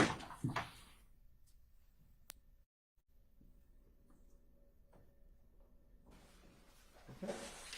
All right. And I am now turning your attention to State's Exhibit 160 Yankee. And where are we located in relationship to this picture? Northside Drive is behind us per se. This is from Northside looking east on McDaniel Street towards the barber shop. Okay. And these placards are, do you see, what evidence placards do you see here? Number one is a cartridge case, although it looks like there's a cigarette pack there too, but that's not the cigarette pack. And then number two is a cartridge case. It's hard to see from here, but. All right, and just a brief moment. I am putting on gloves. Do you have some? I do.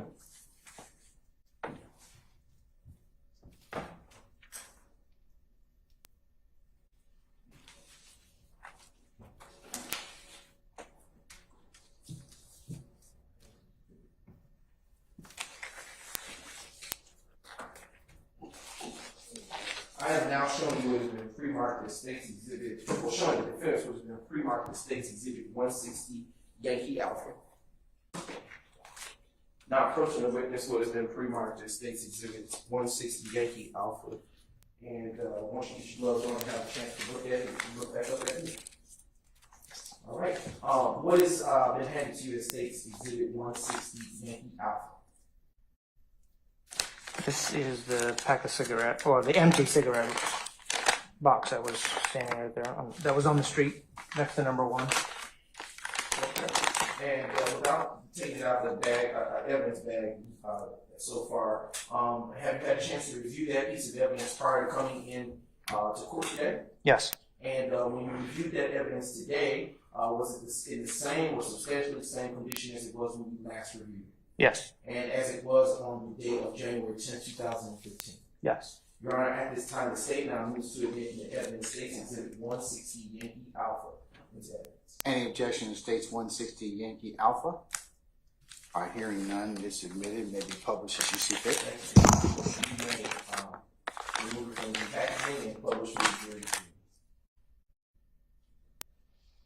All right.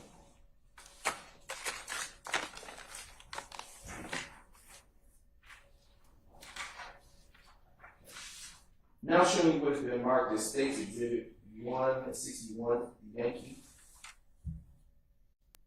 What do we see here next to the cigarette cartridge container? Actually, it's a cartridge case. We actually originally put the number 1 for the cartridge case. Okay. And we determined later to collect the cigarette pack as well. Okay. And do you know what type of cartridge casing that is? 7.62 by 39 millimeter, I believe. Turning your attention to State's Exhibit 162 Yankee. What are we looking at here, Investigator Smith? Another cartridge case of the same caliber. Is this a different one from the one that we just previously viewed? Yes. And now turning your attention to State's Exhibit 163 Yankee. And what is the significance of this shot here, Investigator Smith? This is an overall, I know 3 and 4 are ballistic evidence. I don't know what the numbers further down are. I'll let look. But again, more cartridge case of that same caliber that we mentioned earlier. All right, now turning your attention to State's Exhibit 164 Yankee. And on State's 164 Yankee, are we looking at yet another cartridge casing of the same caliber? Yes. And is this a different cartridge casing from the first 2 that we just viewed previously? Yes. Okay. And as for these first 3 cartridge casings that have been identified with markers 1, 2, and 3, did you plot those points on your diagram as State's Exhibit 284 Yankee Law? I did. Okay. And now turning to State's Exhibit 165 Yankee. And Investigator Smith, are we looking at yet another cartridge casing of the same caliber? Yes. And was this something that was collected as well? Yes. All right. And did you collect the first 3 cartridge casings that were identified as markers 1, 2, and 3? They were collected, yes. Okay. Turning your attention to State's Exhibit 1, and was this placard number 4 also put on your diagram? Yes. All right. Turning your attention to State's Exhibit 166. Thank you. Is this a wider view of some of the other cartridge casings that were recovered from the crime scene? That's correct. Okay. And I'm turning your attention now to State's Exhibit 167 Yankee. Is this another cartridge casing of the same caliber? Yes. Was it recovered? It was. Was it noted on your diagram? Yes. Okay. State's Exhibit 168 Yankee. We're looking at another cartridge casing, correct? That's correct. Of the same caliber. Yes. Turning your attention to State's Exhibit 169 Yankee. We're seeing another cartridge case in here, Yes. same caliber, That's correct. different location, Yes. and was this noted on your crime scene diagram? It was. Was this evidence collected? It was. What placard is this? Number 7. Turning your attention, sir, to State's Exhibit number 172 Yankee. What do you see on this particular exhibit, sir? Like a bullet fragment. Okay, and using the pointer, can you show me where the bullet fragment is? It's just Okay, and was this bullet fragment collected in the evidence? yes. And what placard number is that? Number 9. Okay. Now turning your attention to State's Exhibit 170 Yankee. What is the significance of this photo? Again, it's just an overall view of the street with the evidence markers. Okay, and now turning your attention to State's Exhibit 170. Excuse me. What numbers do you see, placard numbers do you see here? 8 and 10. Okay, all right. In State's Exhibit 171 Yankee, what placard number is here? Number 8. And what caliber of shell casing are we looking at? It's the same caliber that I mentioned previously. Okay. And was that shell casing taken in evidence? Yes, Was that marker plotted on your diagram? it was. All right. Turning your attention to State's Exhibit 173 Yankee. Is that the same caliber of shell casing that we've been talking about? Yes, Is it just a different one than the last one we just viewed? that's correct. And what placard number is associated with this shell casing? Number 10. And was that shell casing's placard number plotted on your diagram? Yes, it was. Now turn your attention to State's Exhibit 174 Yankee. Is it fair to say that this is just a broader view of some of the other shell casings that were found at the crime scene? That's correct. What placard numbers do you see featured on this particular exhibit? 12, 13, 14, 15, 16, 17, 43, 42, 41, 39. That's all I can see. Okay, starting now turning your and were those placard numbers also plotted on your diagram? They were. And was the evidence associated with those placard numbers also recovered? Yes. And now turning your attention to State's Exhibit 176 Yankee. Excuse me, 175 Yankee. Is this a shell casing? It's cartridge case. Yes. Cartridge case, Yep. excuse me. Sorry. And is this a different cartridge casing than the ones that we have been looking at prior to this exhibit? Yes. And what kind of cartridge casing is this particular cartridge casing? It's a 9mm pistol cartridge. Okay, and was that cartridge casing associated with placard 12 taken in evidence? Yes. And was that placard number associated with that cartridge casing plotted on your diagram? It was. All right. Turn your attention to State's Exhibit 176 Yankee.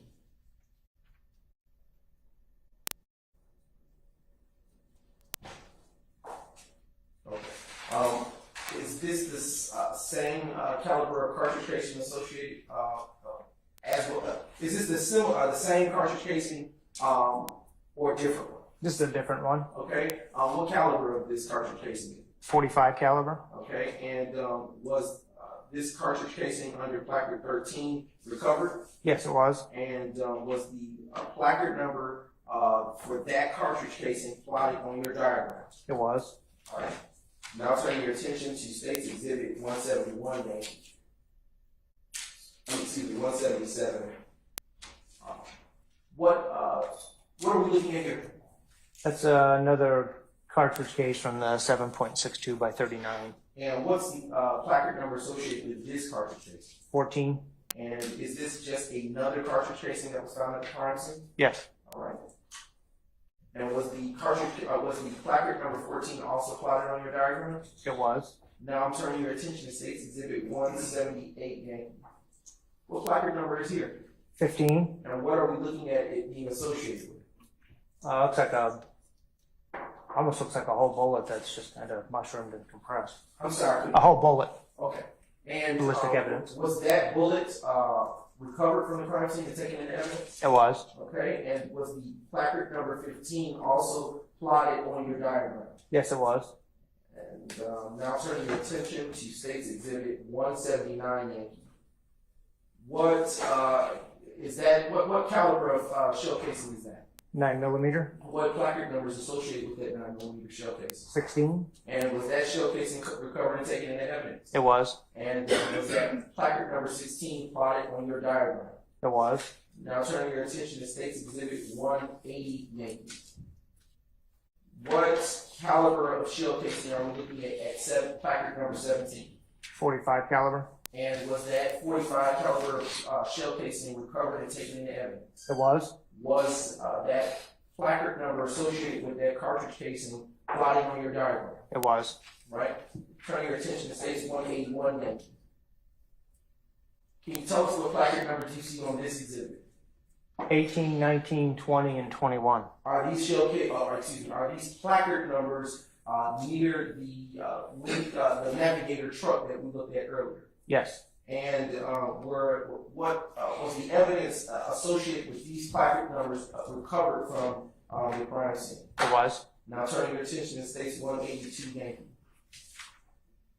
Is this a closer view of the placard number 18 that we saw in the broader view in the last exhibit? Yes. And was that evidence recovered? It was. Did you plot that point on your diagram? I did. All right. Turning your attention to 185 Yankee. What do we see here? That is a cartridge case. And what caliber of cartridge casing is that? That one's a 9mm. And what placard number is associated with this? 19.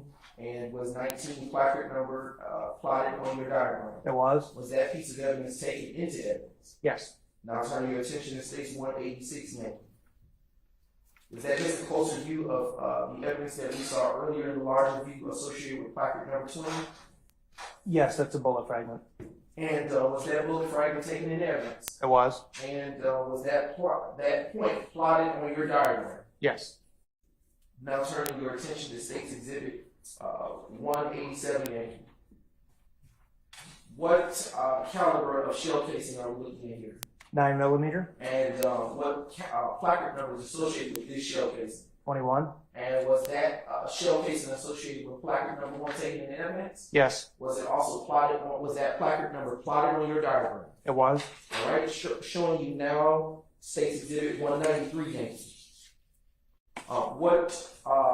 Is this just another broad view of some of the placard numbers that were found at the crime scene? Yes. Okay, and now turning your attention to State's Exhibit 194 Yankee. What placard number is in front of us in this exhibit? 25. And what caliber of cartridge, what is that, cartridge casing or bullet fragment? That's a 45 caliber cartridge case. And was that cartridge casing recovered from the crime scene? It was. And was that point associated with 25, with the placard number 25 plotted on your crime scene diagram? It was. All right, now turning your attention to State's Exhibit 195 Yankee. And Investigator Smith, what do you see here? That's a cartridge case from the 7.623. All right. And what sorry, placard 62. number is associated with that? 26. All right. I'm turning your attention to State's No, I'm sorry. 26 is the 45 caliber. Okay. That's my fault on that. No, Sorry. State's Exhibit 196 Yankee is now on the screen. Okay, is that a closer view of the last exhibit that we had? Yes, Opportunity to review? Yes, it is. And is that was that piece of evidence taken into evidence? It was. And was that plot pointed on your diagram associated with that evidence? Yes. All right. Turning your attention to 197 Yankee. What cartridge casing is that? That is a 7.62 by 39 cartridge case that we mentioned earlier. Is that a different cartridge casing from the other ones of that caliber that we've already viewed? Yes. All right. And did you recover? Was that cartridge casing recovered and taken in evidence? It was. And was placard number 27, which is associated with that evidence, also plotted on your diagram? Yes. All right. Now turn your attention to State's Exhibit 198 Yankee.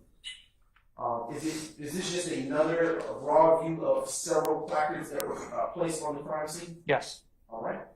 And what vehicle is near or about those placards? What vehicles are near or about those placard numbers? The vehicle to the left is the Lincoln Navigator, and the one to the right is the Tahoe. All right. Turn your attention to State's Exhibit 219 Yankee. What are we seeing here? That is a bullet fragment, number 44. Okay. And was that bullet fragment recovered and taken in evidence? Yes, it was. And was that point associated with placard number 44 plotted on your diagram? Yes. All right. Now turn your attention to State's Exhibit number 199 Yankee. What are we looking at here? It's another cartridge case, the 7.62 by 39. Okay. And what placard number is associated with this cartridge case? 28. And was that cartridge case recovered and taken into evidence? Yes, it was. Did you plot .28 on your diagram? I did. All right. Now turn your attention to State's Exhibit 200 Yankee. What is that the same caliber of shell cartridge casing that we just looked in the last exhibit? Yes, And is this a different cartridge casing than the one that we just viewed? it is. And what is the placard number associated with that cartridge casing? 29. And was 29 one of the points that you plotted on your diagram? It was. And was that cartridge casing taken and recovered into evidence? Yes. All right. Turn your attention to State's Exhibit 220 Yankee. On this crime scene picture, can you tell the jury what it is that we're seeing here? That's another bullet fragment. Okay, and with respect to this particular bullet fragment, was this bullet fragment taken from the crime scene and placed in the evidence? Yes, And was that placard number 45 also plotted on your diagram? it was. Now turn your attention to State's Exhibit 237Y. What is being shown here in State 237Y? Another bullet fragment. Okay, and with respect to this bullet fragment, Investigator Smith, what placard number is associated with it? 59. And was 59 plotted on your diagram? It was. And was that evidence associated with this particular exhibit recovered and taken into evidence? Yes. All right. Turn your attention to State's Exhibit 201 Yankee.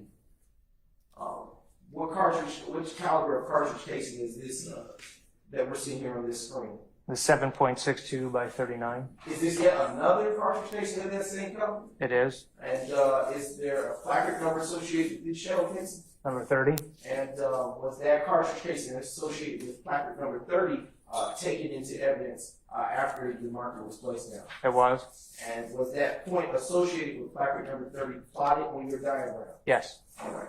Now turning your attention to State's Exhibit 202 Yankee.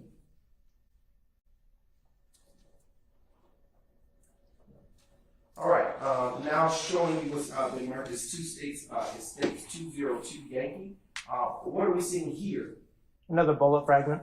And what placard number is associated with this? 31. And was that bullet fragment recovered and taken into evidence? It was. And was that placard number, was that position for that placard number plotted on your diagram?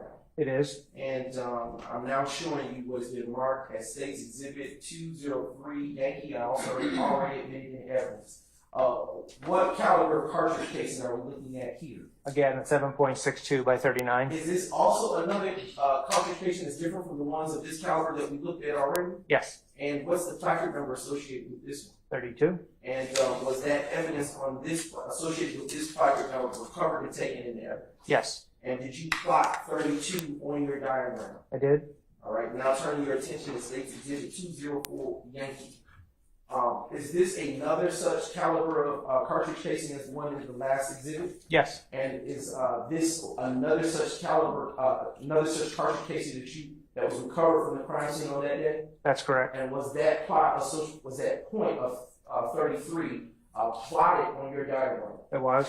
Okay. Turning your attention to State's Exhibit number 205 Yankee. Is that another cartridge casing of the same caliber?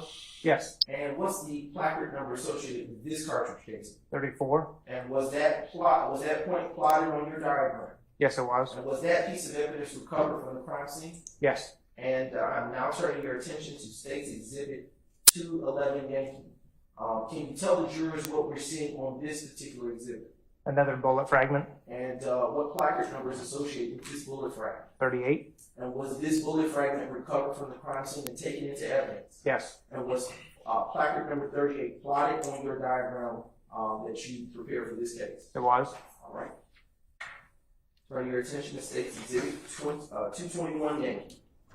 It's fair to say we're looking at the driver's side of this vehicle, That's correct. and this is the Chevy Tahoe that we talked about earlier, correct? Correct. And what are we seeing here on this particular exhibit? Again, the two defects on the Tahoe and then the cell phone on the ground. And was the evidence that are associated with these placards taken and recovered? Yes, And when that evidence was recovered, did you take and plot those points associated with those placards on your diagram? I did. What placard numbers are those? 47, 46, and 60. Okay, and at this time, I'm turning your attention to State's Exhibit 222 Yankee. What are we seeing here? Is this just a closer view of the earlier picture associated with placard 46? Yes. And is that a bullet fragment? Yes, it is. And was that bullet fragment recovered? Yes. And you plotted this on your diagram? Correct. Right. And that's placard number 46? It is. Turn your attention to State's Exhibit 212 Yankee. And is this a broad picture of the evidence placards associated with this viewpoint? It is. What placard numbers do you see? 39, 40, 41, 42, and 43. And was the evidence associated with those placards taken from the crime scene? Yes. And at the time that it was taken, after it was taken, did you plot those points on your diagram? I did. All right. And I'm now showing you State's Exhibit 214 Yankee. Excuse me, 213. 213. And what are we seeing here?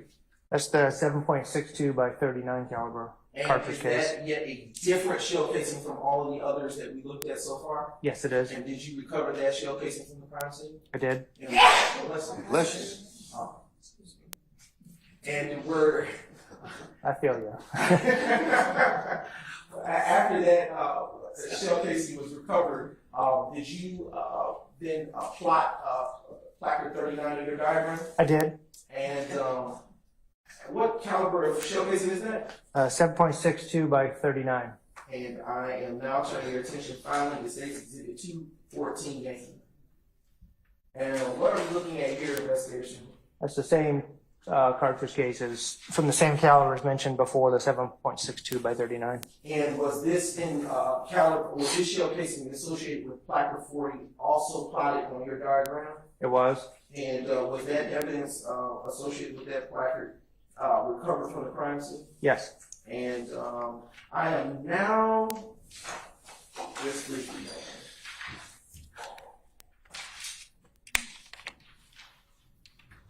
Just a brief indulgence, Your Honor. Yes, sir.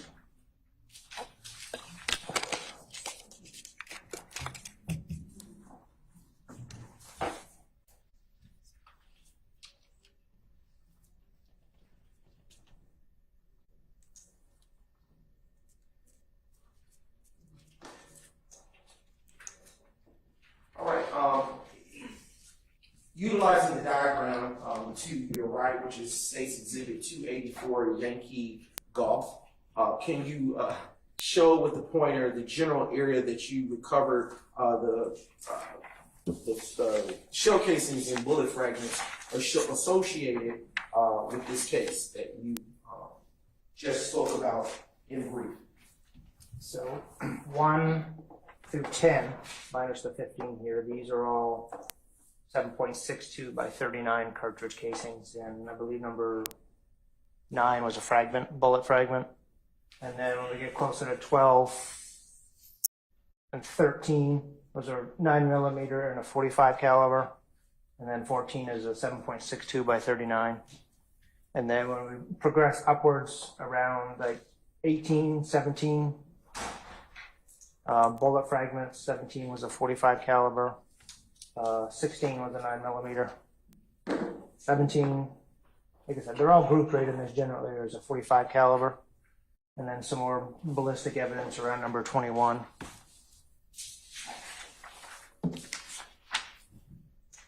And then 25 and 26, which is generally over in this area were 45 caliber, and then 27 through 30 is way out here. 7, 28, and 29 and 30 were all the 7.62 by 39 cartridge casings, and 31 was a fragment, and then 32 through 34, which is in this general area here, were all 7.62 by 39s, and then 39 and 40 again in this general area, the 7.62 by 39 cartridge case, and there was some additional fragments. Number 44 and 45 are out this way a little further with the bullet fragments. Where was the large majority of the shell casings and bullet fragments for this particular crime scene located?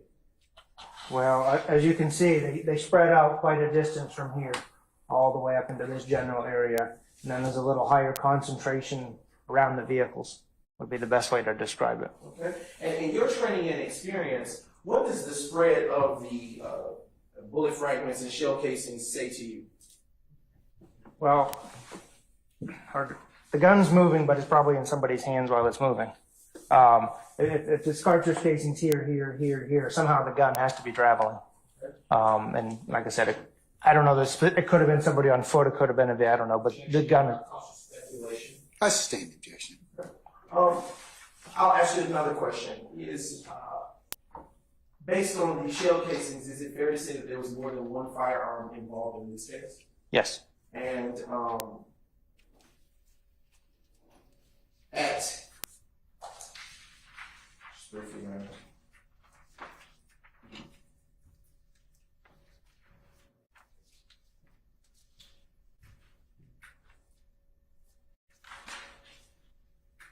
how many 7.62 shell casings did you find were recovered at the crime scene? I'll say this, I'll ask a better question. You withdrawing that question?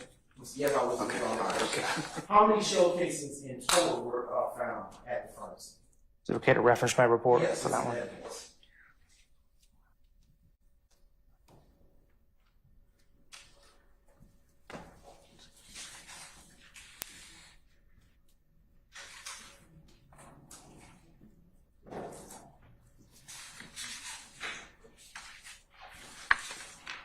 Approximately 27 rounds total, or total bullets were fired. Okay. And about how many bullet fragments were located?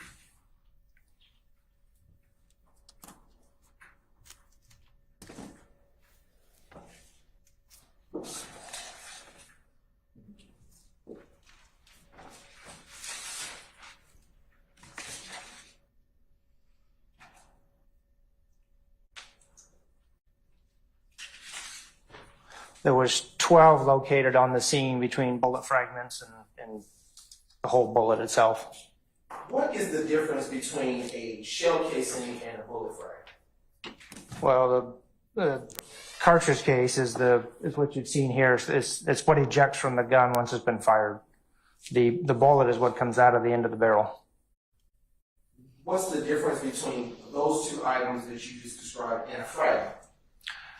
A fragment could be, it depends the type of bullet, but if it hits a harder object, it may just depends on the material, it may just fall apart, for better words, or disintegrate per se. It's really hard to explain. We use certain bullets that are issued in our department that are meant to, when they hit an object, to mushroom or basically change shape would be a better term. And that's what bullets will do. And it may change shape, and pieces of the bullet may come apart and fall on the ground or wherever. Okay. And I am now showing the defense would have been pre-marked as State's Exhibit 294 Yankee.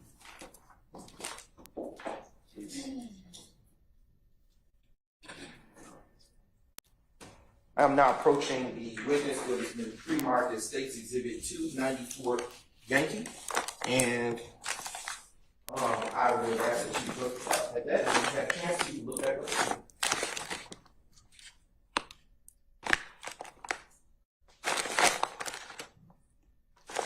Yes, I'm familiar with it. What is contained in State's, what is State's 294 Yankee? These are all the cartridge casings that were collected from the scene. And have you had a chance to review that evidence contained in State's Exhibit 294 Yankee prior to coming to court today? Yes. And is the evidence contained therein in the same or substantially the same condition as it was when you recovered it, when it was recovered on January 10, 2015? Yes. At this time, Your Honor, the state now moves to admit State's Exhibit 294 Yankee in evidence. Any objection to State's 294 Yankee? Hearing none, 294 Yankees admitted and may be published as you see fit. Your Honor, I'm going to ask that it be published and contained therein, kind of the same situation as we dealt with earlier, but I'll take it up at the time, appropriate time. So you may please go ahead.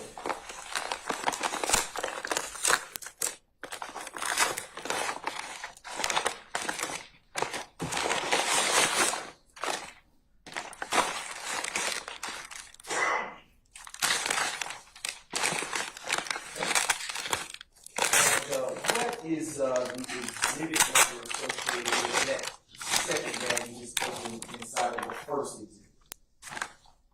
This bag, you mean? Yes, sir. The 294YA? Okay. There's a 294 Yankee Alpha contained inside of the 294 Yankee runner. And before you withdraw anything out of there, can you tell me what is contained in State's 294 Yankee Alpha? These are all the cartridge casings that were collected from the scene. And are those cartridge casings in the same or substantially same condition as they were when they were taken from the crime scene on January the 10th, 2015? Yes, Have you had a chance to review those cartridge casings prior to coming to court today? I have. Your Honor, at this time, the state now moves to admit State's 294 Yankee Alpha into evidence. Any objection to State's 294 Yankee Alpha? All right, it's admitted, may be published as you see fit. All right, you may publish this. You want me to leave them in the bags or? Well, you can take one out as they. You can cut them. You have the scissors. You can take one at a time.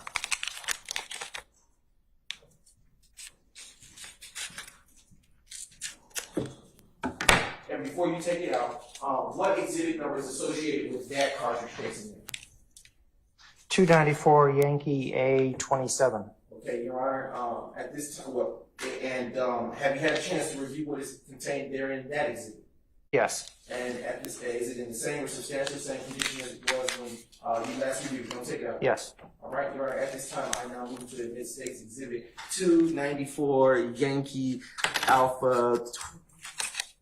It's all right. Yes, 294 Yankee Alpha A27 in the evidence.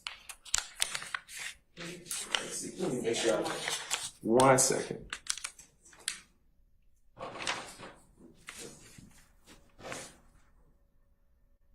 Okay, A27 in evidence. And any objection to State's 294 Yankee Alpha 27? All right, hearing none, it's admitted and may be published as you see fit. And I'm going to do this for the sake of ease.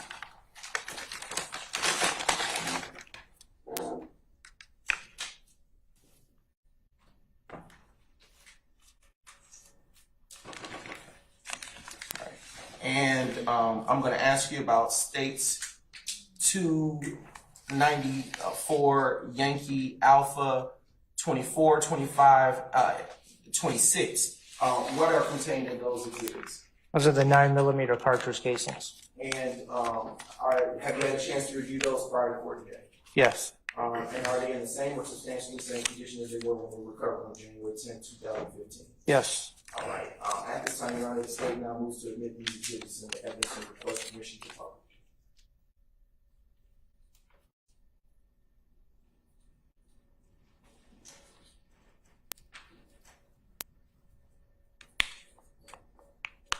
Any objection to State's 294 Yankee Alpha 24, 25, or 26?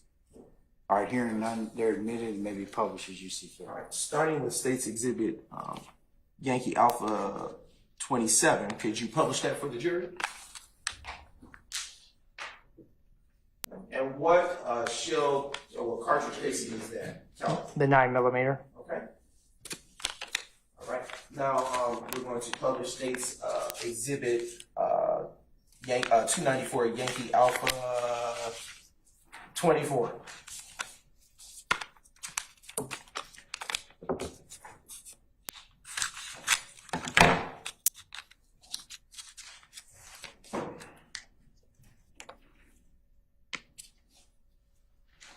All right, what is that? Another 9mm cartridge case. And is that the same cartridge caliber as the prior cartridge case? Yes. Okay. And what is contained in the other exhibits that were just previously admitted, identified as State's Exhibit 294 Yankee Alpha 25 and 26? 9mm cartridge cases. And would those appear to be the same as the ones that you just showed the jury? Yes. I am now turning your attention to State's Exhibits 294 Yankee Alpha 23, 294 Yankee Alpha 20, 294 Yankee Alpha 21, 294 Yankee Alpha 22, and going in sequential order. Can you tell the jury what these are? I mean, can you tell, tell the jury what these are. These are the 45 caliber cartridge casings that were collected from the scene. And all of those are 45 caliber cartridge cases? In this group, yes. Okay, and have you had a chance to review those cartridge cases prior to court? Yes. And are they in the same or substantially same condition as they were on the day that they were recovered on January 10, 2015? Yes. Your Honor, at this time, the state now moves to admit into evidence these State's exhibits. And I request permission subject to your ruling.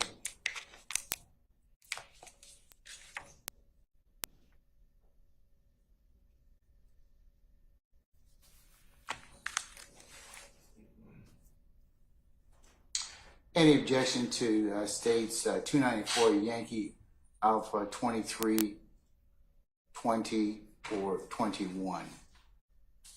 All right, hearing none, they're admitted and may be published as you see fit.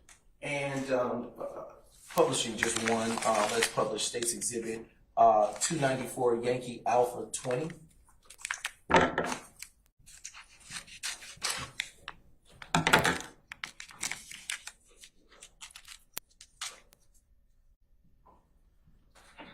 And what is it that you're publishing for the jury? It's a 45 caliber cartridge case collected from the scene.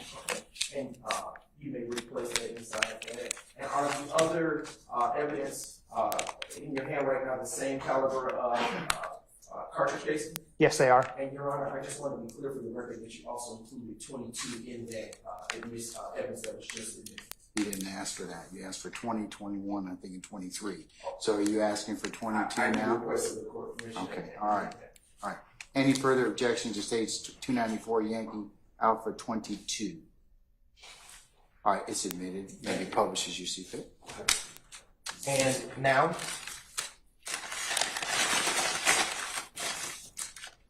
showing you what has been marked as State's Exhibit 294 Yankee Alpha 19, 18, 17, 16, 15, 14, 13, 12, 11, 10, 9, 8, 7, 6, 5, 4, 3, 2, and 1, all within that same subset number. Can you take a moment to review that evidence and tell me what you know it to be, if anything? Tell me what you know it to be, if anything. These are all the 7.62 by 39 cartridge casings collected from the scene. And have you had a chance to review that evidence prior to coming to the court today? I have. And is that evidence all in the same or substantially the same condition as it was before you, on the day that it was collected in the evidence on January 10, 2015? Yes. Your Honor, at this time, the state now moves to admit State's Exhibits 294 Yankee Alpha 1 through, I believe the last number 19? is 19, yes, Your Honor. Into evidence and request permission to publish only one for the sake of time. Any objection to State's 294 Yankee Alpha 1 through 19? All right. Hearing no objection, they're admitted and may be published as you see fit. Now publishing State's Exhibit 294 Yankee Alpha 1 for the jury. What are we looking at in your hand, investigators? That's the 7.62 by 39 caliber cartridge case. And is that, excuse me, no, I'll withdraw that question.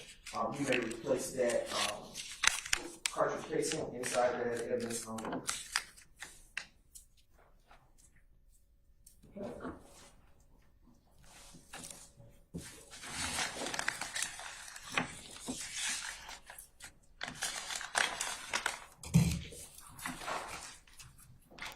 All right, I am now turning your attention to State's Exhibit 294 Yankee Bravo. Can you tell the ladies and gentlemen of the jury what it is that you have as State's Exhibit 294 Yankee Bravo? This is the remaining ballistic evidence that was recovered, either full intact, sort of intact projectiles and any fragmented bullets. And have you had a chance to review that evidence prior to coming to court today to testify? Yes, I have. And is that evidence that you are reviewing at this time in the same or substantially the same condition as it was on the day that it was recovered, which would be January 10, 2015? Yes. At this time, Your Honor, the state now moves to admit State's Exhibit 294 Yankee Bravo in the evidence.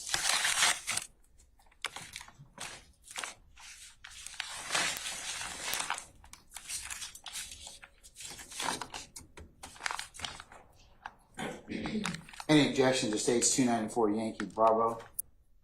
All right. All right, sir.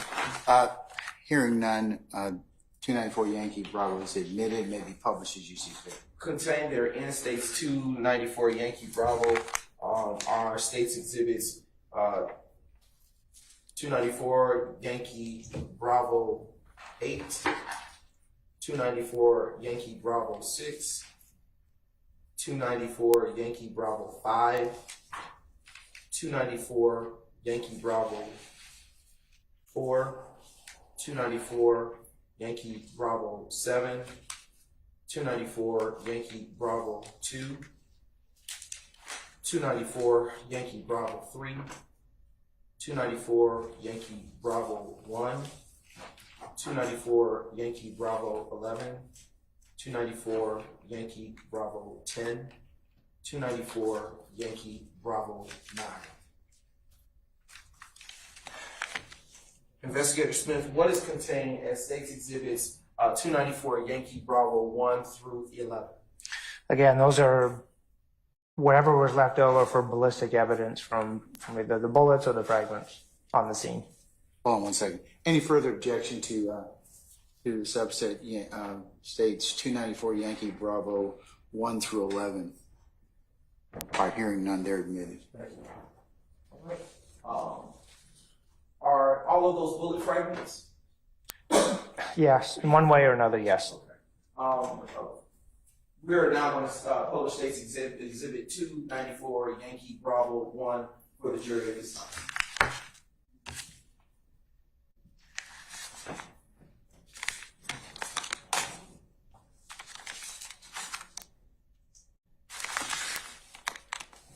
You said number 1? Yes. I'm afraid number 1 is like hard. It's the smallest fragment. Is there? I mean, it's up to you. Okay. I don't know. It may fall out of my hands. Okay.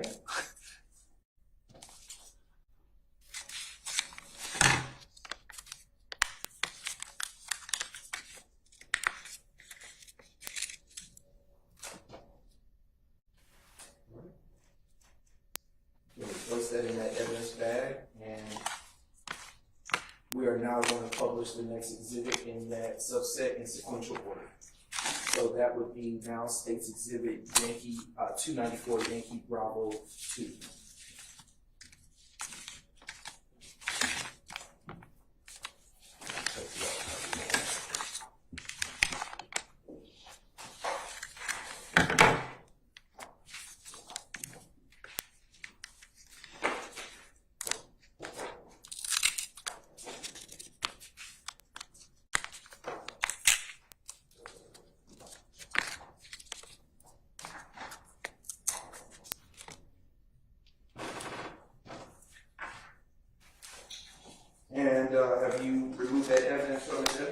did, sorry. Okay, and what do you have in your hand? Again, another bullet fragment. Okay, thank you very much. You can place that evidence back in the bag.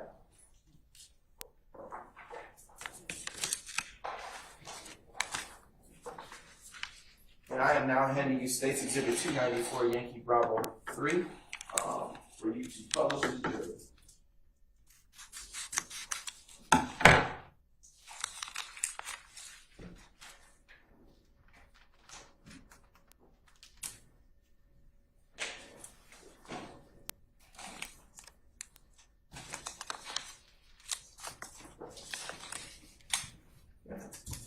You may publish. Oh, I already did. Oh, you did? Okay, no problem. Sorry. Steph. Way ahead Now of you. show you State's Exhibit 294 Yankee Bravo 4.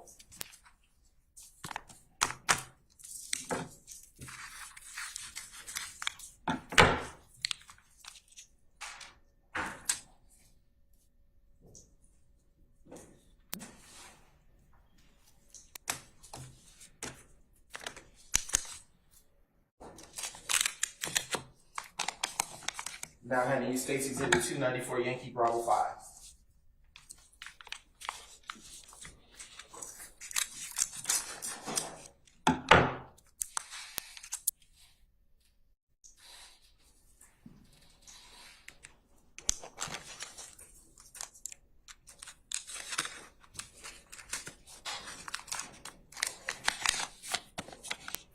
Now handing you State's Exhibit 294 Yankee Bravo 6.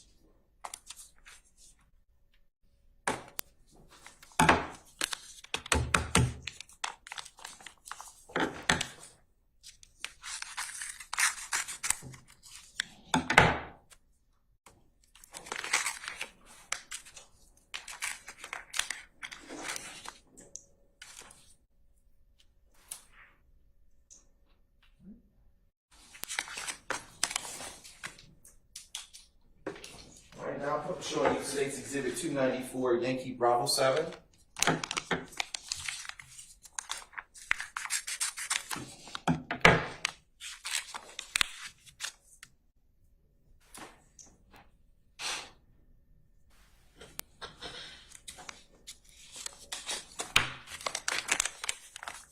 Now showing you what has been marked as State's Exhibit 294 Yankee Bravo 8, and it's already been admitted.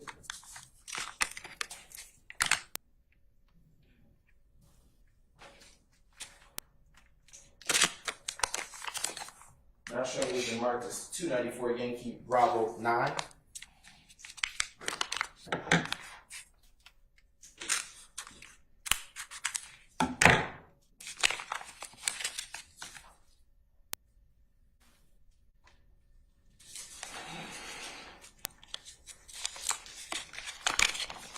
Now showing 294 Yankee Bravo 10.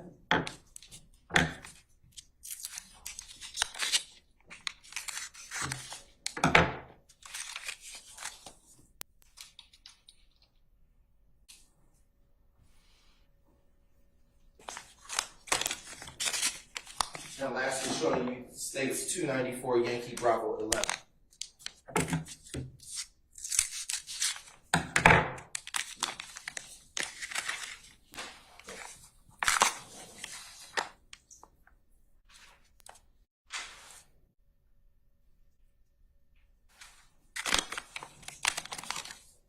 These are Mr.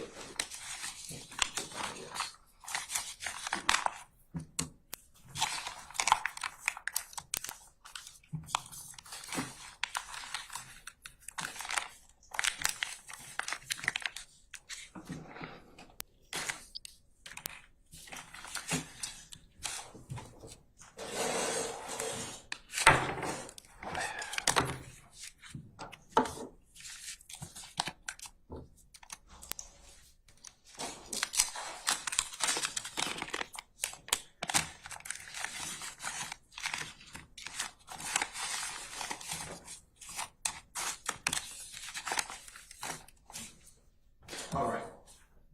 Earlier during your testimony, you spoke about several cell phones that were found at the scene of the crime. Do you remember that? Yes. Can you tell the ladies and gentlemen of the jury about how the collection of cell phones takes place. Who takes those phones? When we collect cell phones, they're immediately taken from the scene. We'll process them like we did every other piece of evidence. We'll mark them on the diagram. We'll take measurements from them. And those are usually handed directly to the lead investigator for him to take with him to try to see any data that he can get from those, like in real time. Are they taken to property or evidence?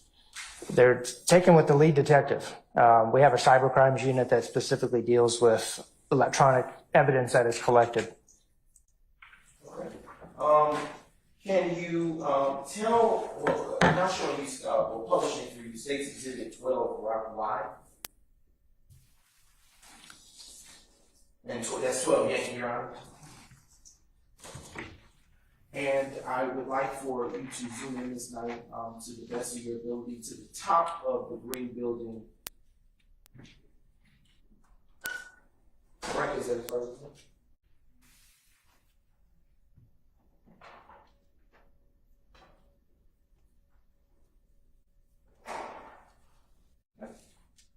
Do you see a surveillance camera there where the cursor is? Objection, asked and answered. Overruled. You can answer the question, sir. There appears to be a camera there, yeah, or And- something similar to it. Yes, and with the red cursor that you used on the smart screen, can you please circle that for the ladies and gentlemen of the jury?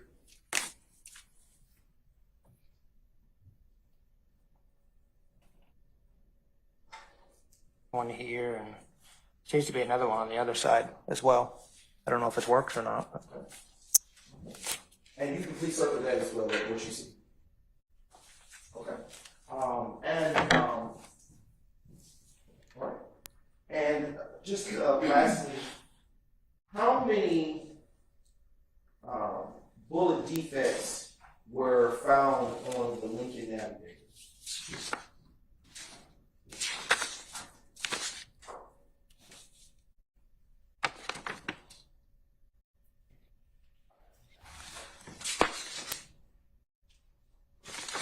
Just 6. Right. How many bullet defects were found on the Chevy Tahoe?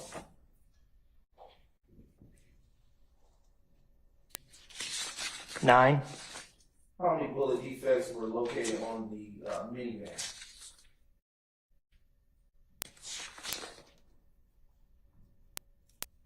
Just the 1. And how many bullet defects were located at the barbershop located at 330 McDaniel Street Southwest?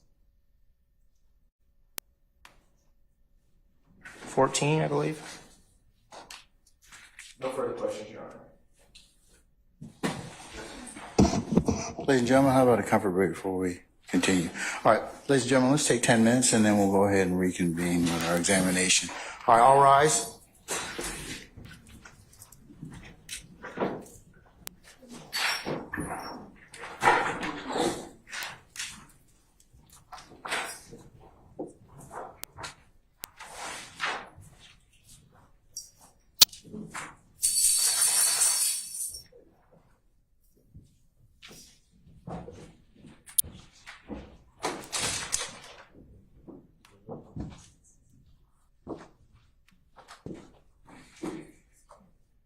All right, ladies and gentlemen, we're in recess, 10 minutes.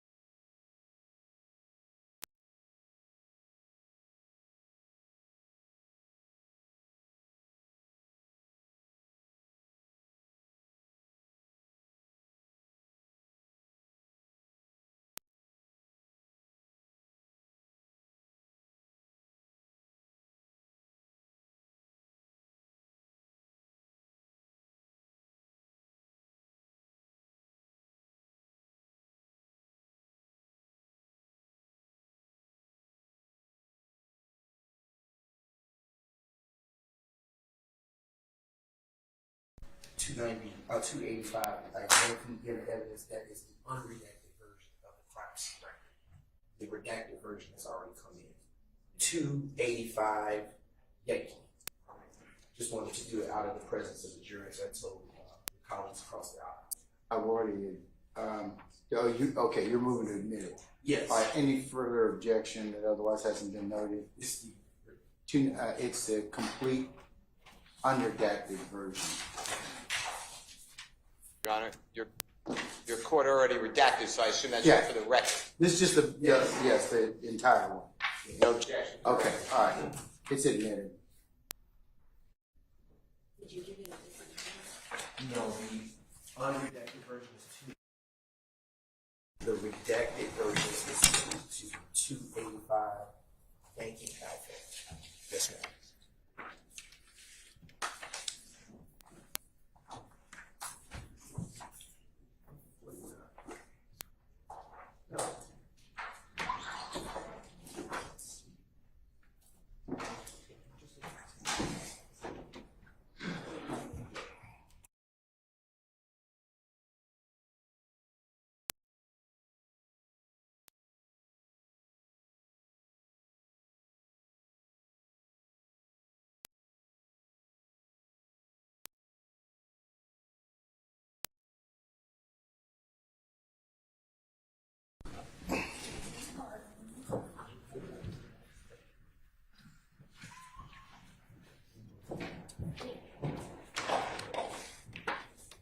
All right, ladies and gentlemen, please be seated.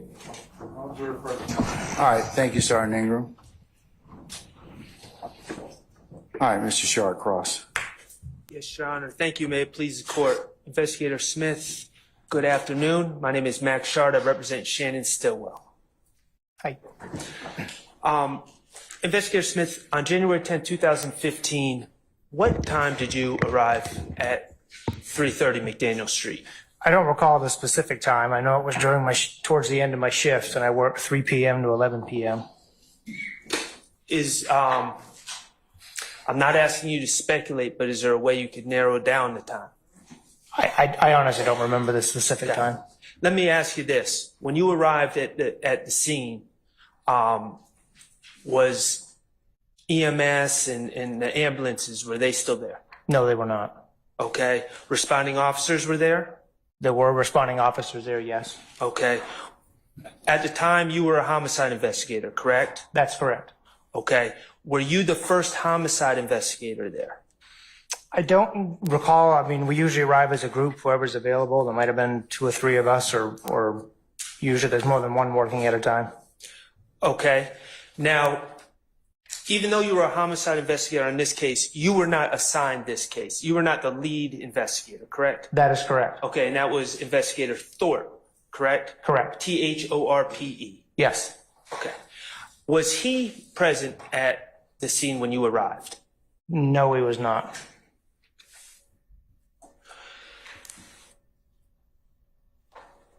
We've learned about your efforts in documenting and collecting evidence in this case. Were you following anyone's instructions, Thorpe remotely or anyone else, as to what to collect, how to collect? No, it was, I've done a few homicide scenes up to that point, so he felt he was comfortable with letting me do it, and that's the decision we came up with. Sure. And who were you directing on the scene? There was, like I said, crime scene tech Stewart was there. There might have been another tech there as well assisting, but if it's so, I don't recall what their name might have been. But we all worked together out there. Okay. I believe that we saw a picture in that's in evidence of 2 handguns that appear to be on a leather car seat. Do you recall? Yes. Okay. Just for clarification, what car or truck were those guns found in? That was in the green Tahoe. Okay. And who located those weapons? Was it you or someone under your direction? I'm not exactly sure. When I went over to the vehicle, I saw them sitting there. Could you repeat? They were there in the vehicle when I got there. I don't remember specifically if they were under a seat or All I know is they were sitting in the front seat when I was to look us up. Like I said, I don't know specifically if they were left there or if they were found somewhere else and put there. I can't specifically say. Is it possible that other law enforcement found them in a certain location in the car and then moved them onto the seat? Is that what you're saying? I'm going to object, Your Honor, and that calls for speculation. I sustain the objection. Okay, to your understanding, were you the first person to see those weapons in that car? I don't know if I was the first person. I know that I saw them. Okay. To your understanding, do you know if those weapons were moved in the car by someone under your direction? I'm going to object, Your Honor, that calls for facts not evidence. I sustain it.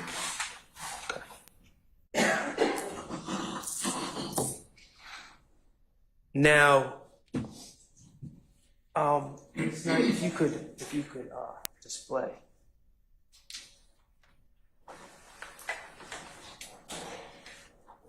Displayed is, for the record, is 293 Yankee Bravo. And sir, you testified that is it's a drone view of the scene in this case, correct? In Correct. the surrounding area? Yes. Okay. And on the right-hand side of the photo,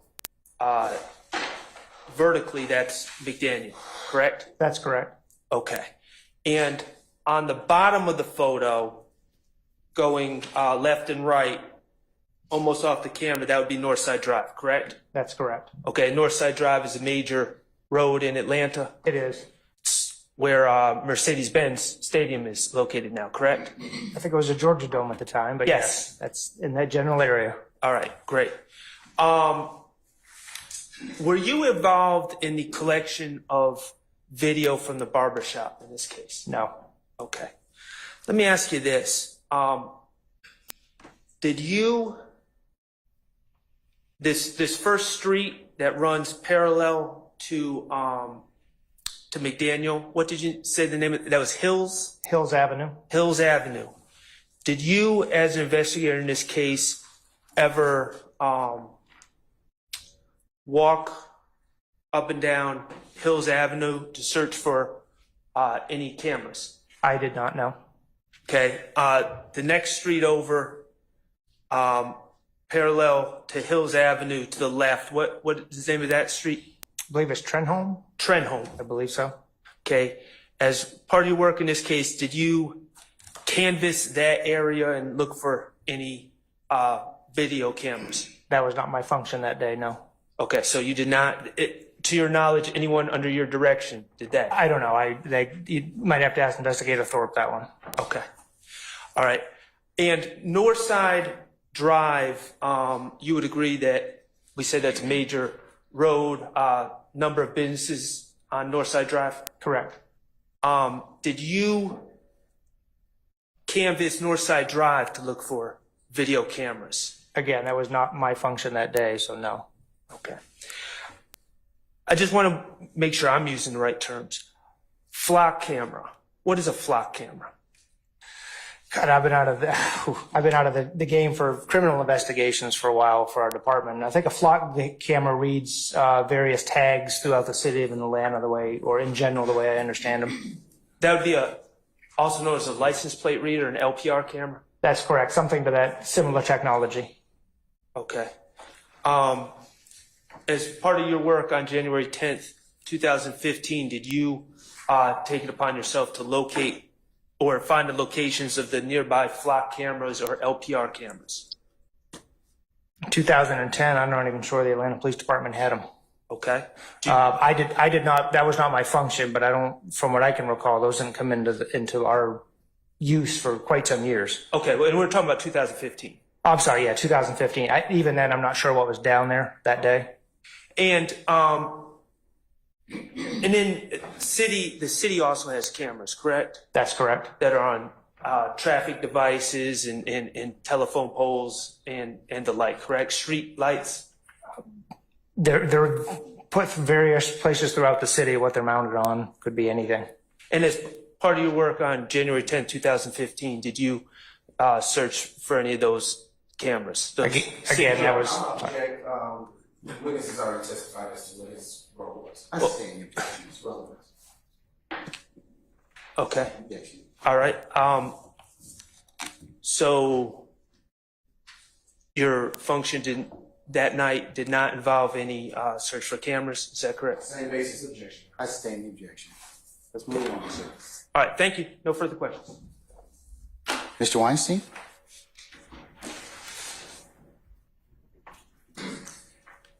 Good afternoon, Investigator Smith. good afternoon. My name is Doug Weinstein. I'm Diamante Kendrick's attorney. I have a few questions about the drone video of State's Exhibit 293Y. Did you take that drone video? No, Do you know when that drone video was taken? I do not. When you observed that drone video, the scenery in that video, is that the same as it was at the time of this incident in 2015? No. What are the differences that you saw? Well, there's leaves on the trees. Weren't any leaves in January? I believe there was some additional. I think there was some additional apartment buildings that were constructed between here and there, but for the most part, that area between McDaniel and Northside and Peter Street hasn't really changed over the years, and that was the same. Did you instruct on the flight path that drone was to take in shooting that video? No. That drone appears to, and if you recall, that drone appears to fly up Hills Avenue, then proceed to the right on Peters, and then fly up McDaniel back toward Northside Drive, correct? That's correct.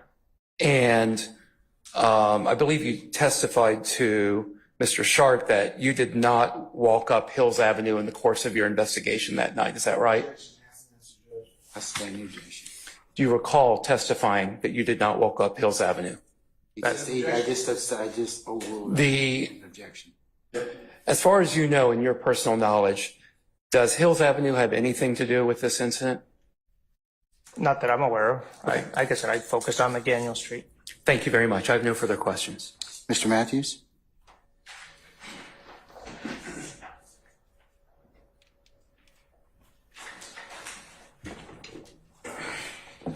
Good afternoon, Investigator. How are you today? Good, and you, sir? Doing pretty well, thank you. A few questions for you. Let's talk about the firearms that were located in the green Tahoe. Can we do that? Yes. Okay. You indicated that there were two weapons. We just saw them. One was a Glock handgun, correct? Correct. One was a Kel-Tec handgun, correct? Correct. All right. You called the Kel-Tec a, quote, big pistol. Remember saying that? I do. Tell the jury what you mean by big pistol. Obviously, you have the regular size Glock handgun, which is normal. We actually carried that particular model in our police department years ago. The Kel-Tec, I'm a qualified patrol rifle through the city of Atlanta, which is on an AR-15 platform, which is probably about that long total. I just that's the best way to describe it. I didn't want to call it a mini rifle because that doesn't look like a rifle to me. I grew up around guns and I work well with the department involved with those. To me, that was the best way to describe it. It was just it looks like an oversized pistol to me, not a full length, like AR type military or police type firearm or like an AK-47. It looks like a large pistol. Let's talk about functionality on that Kel-Tec. Have you ever fired the weapon before, a Kel-Tec? No, Do you know much about the functionality of Kel-Tec weapons? I do not. Okay. So you don't know if you pull the trigger and hold it down, whether you have to continue to pull it to discharge a bullet? Your Honor, objection. You already stated he doesn't know about functionality. I stand the objection. Okay. Do you know about the functionality of Glock handguns? I do. Okay. This particular Glock handgun that you described, I think you indicated that it had 15 or 16 live rounds inside the weapon. Is that correct? I believe that's correct. Okay. Do you know if one was in the chambers? I believe it was. Okay. Did you do any type of background on these particular firearms to determine whether or not they were stolen? I did not. Okay. Whose job or function would that have been? I can't say for certain, but if I was a lead investigator, I would do that or ask somebody else to do it for me. Would you have been concerned about whether or not either of those handguns were stolen? I'm concerned with every handgun we recovered if it's stolen. Okay.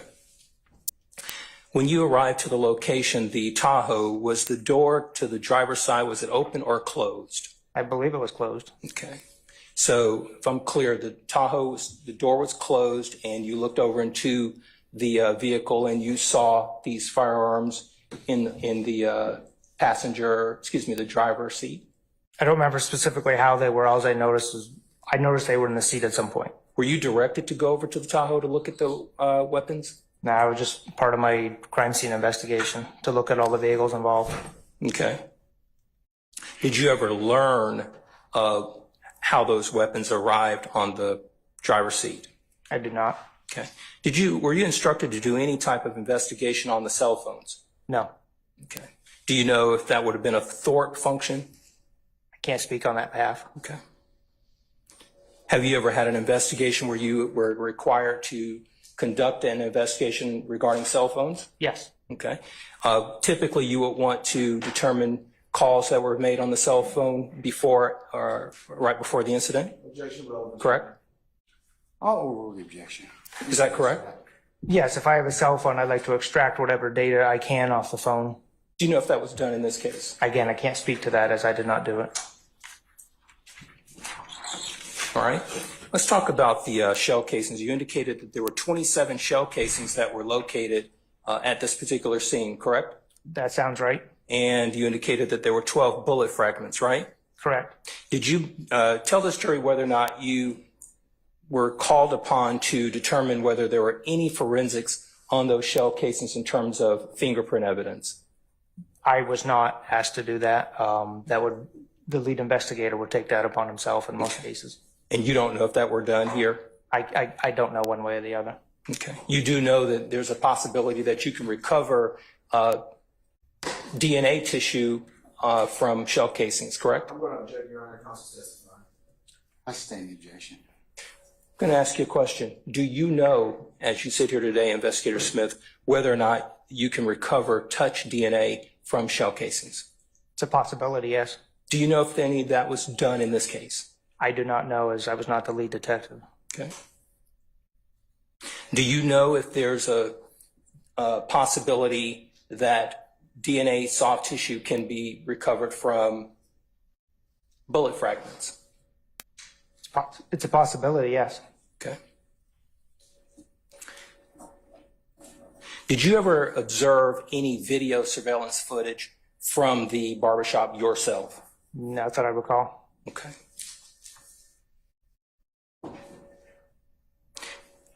Is this your first time testifying here this afternoon in the 9 years that you've been a part of this case?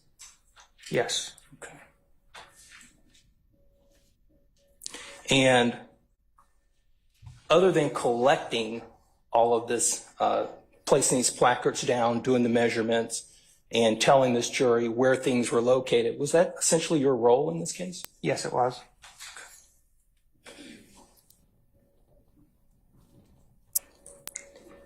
Were you ever asked to go back and do any type of reenactment or any type of recreation of this particular scene? I was not. Did you ask for a warrant for anybody's arrest in this case? I did not.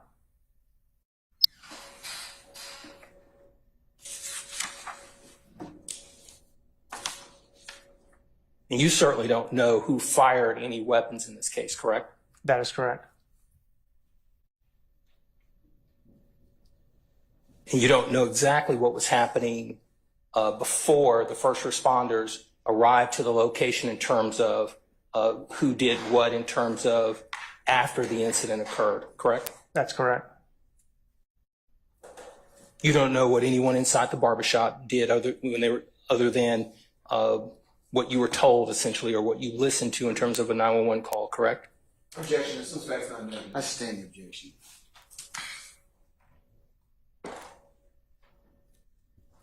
Who assigned you to actually perform the CSI in this case? I believe I volunteered for it. When Okay. Everybody got there as a collective. We all have our different parts. That's a lot of work for one detective. Okay. So you volunteered for the CSI, is that right? Correct. Was there a volunteer for the lead? No, it was Investigator Thorpe's turn. Okay. We have a running list of It saved us 10 of us. It's 1 through 10. Number 1 is, that's her case. There were about 3 or 4 investigators that arrived to the location? Yeah, I believe it was about, if not more, but right in that ballpark, yeah. Okay, so Thorpe is the lead, correct? Correct. You're the CSI? Correct. What are the other 2 individuals' assignments? I don't know. I couldn't pertain to that. Like I said, I was focused on the crime scene. Okay. And other than the report that you've testified to, did you prepare any supplemental reports in this case? No, I did not. Were you asked to? Other than the crime scene report, no. How many times did you meet with the district attorney's office in this case? Objection, Your Honor. That's standing objection. Did you prepare for your testimony this afternoon, Investigator Smith? Objection, Your Honor. Oh, that. Did you prepare for your testimony in this case? As I try to for every time I testimony, yes. Did you look over those boards that are on the easel there? Yes, I had seen those. Did you assist in their preparation? Other than the crime scene one on the left, no. Okay, so these are demonstratives that were not prepared with your assistance, correct? That's correct. You were asked to basically describe them, right? And to review them, yes. You didn't put any of those placards or images on any of those demonstratives, correct? Which one are you talking about? I'm sorry, the one to your immediate right. That is correct. And you were not asked for your input, correct? That's, other than to review it, that's it. Okay.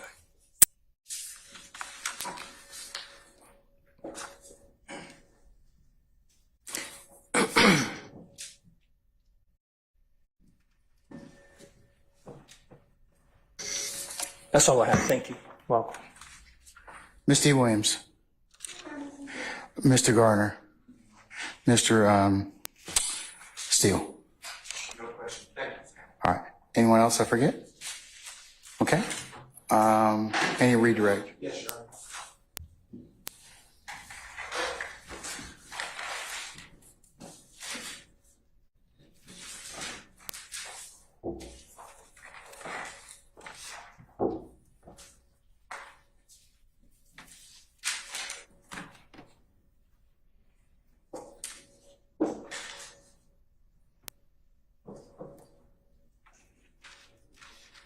Just a brief indulgence, Your Honor.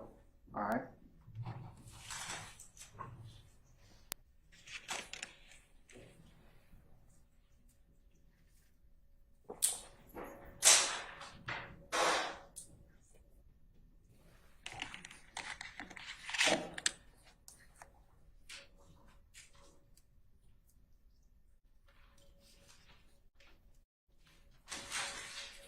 All right, Your Honor, I am start with you. After you were asked several questions on direct by Mr. Sharp, and after you arrived to the crime scene at McDaniel, did you have any other involvement with this case? No, I did not. Were you reassigned from being crime scene investigator to being the lead investigator? No, I was not. What are your duties as a crime scene investigator? Objection has to answer. That's standing objection. As a part of being a crime scene investigator, are you required to go get surveillance footage? It depends what's going on with the situation, but normally no, Were you required to go get crime scene surveillance footage in this case? I was not.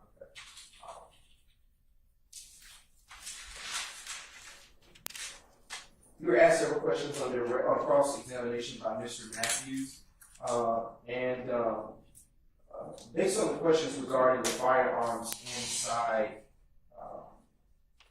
based on the questions that Mr. Matthews asked, let me ask you this. Were any of the shell casings that you found 40 caliber?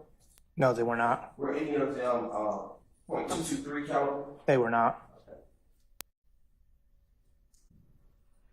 You also were asked about fingerprint evidence with respect to shell casings. Why do you say there's a possibility?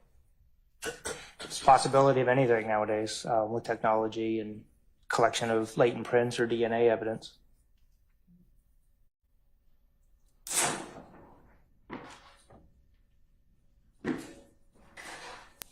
With respect to the demonstratives that are behind you, you were also asked several questions by Mr. Matthews. Let me ask you a couple of questions regarding them. Are the demonstratives consistent with the crime scene that you responded to on January 10, 2015? Yes, they are. And are the placards consistent with what is on your crime scene diagram? Yeah. You have an objection, sir? Basis? No debate. Ask and answer. I sustain the objection.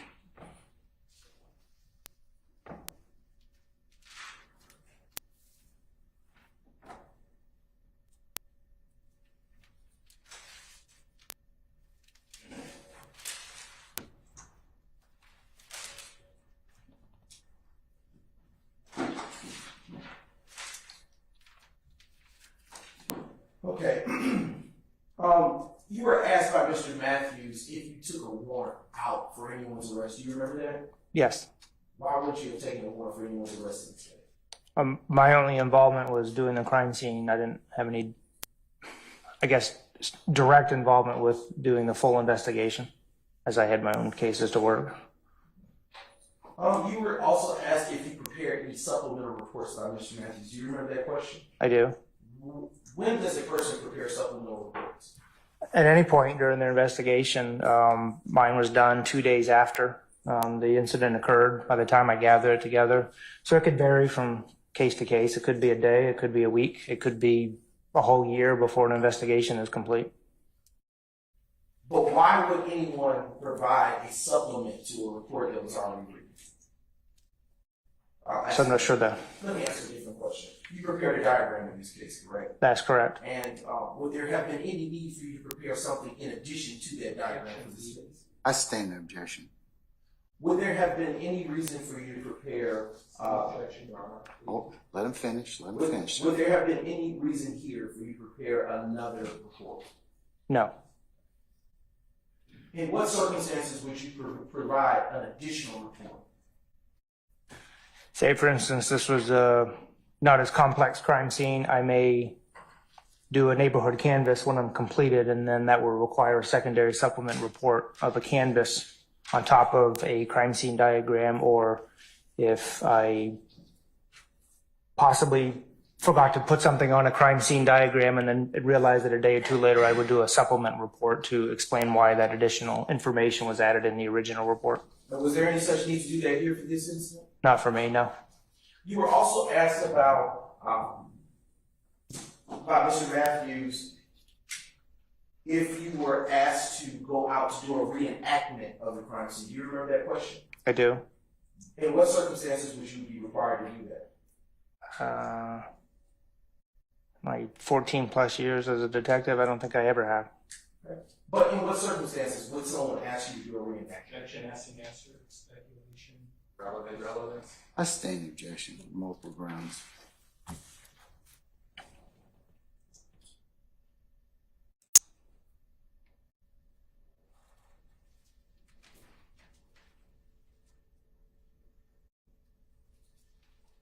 Why would you have not performed any investigation into the cell phones? Again, I was not the lead detective on this investigation. And earlier you stated on your cross-examination to Mr. Matthews that you were not the lead because it wasn't your turn. How does one get their turn to be the lead?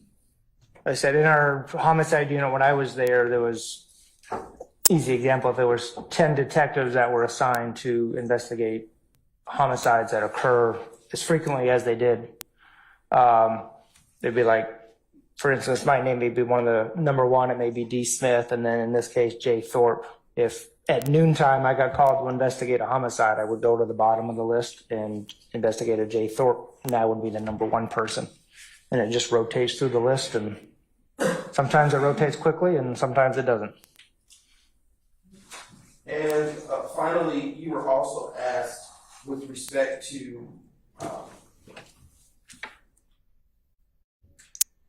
whether you performed a background on the firearms found in the Tahoe. Do you remember Mr. Matthews asking me that question? I do. And why wouldn't you have performed any background on those firearms found in the Tahoe? Again, that was not my task that day. It was just to collect the evidence. A lot of times that either can come either through the lead detective or we have a database we can check guns in through the ATF. So I'm not sure when or who was directed to do that if they were, but it could have been, but I was not. And did you perform the task that you were supposed to handle that day? I did. No further questions. redirect, Mr. Sharp, or recross, I should say.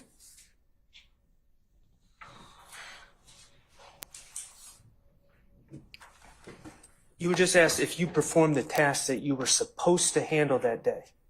Who determined what you were supposed to handle? I volunteered for it to do the crime scene. So who determined what you were supposed to handle? I did. Okay.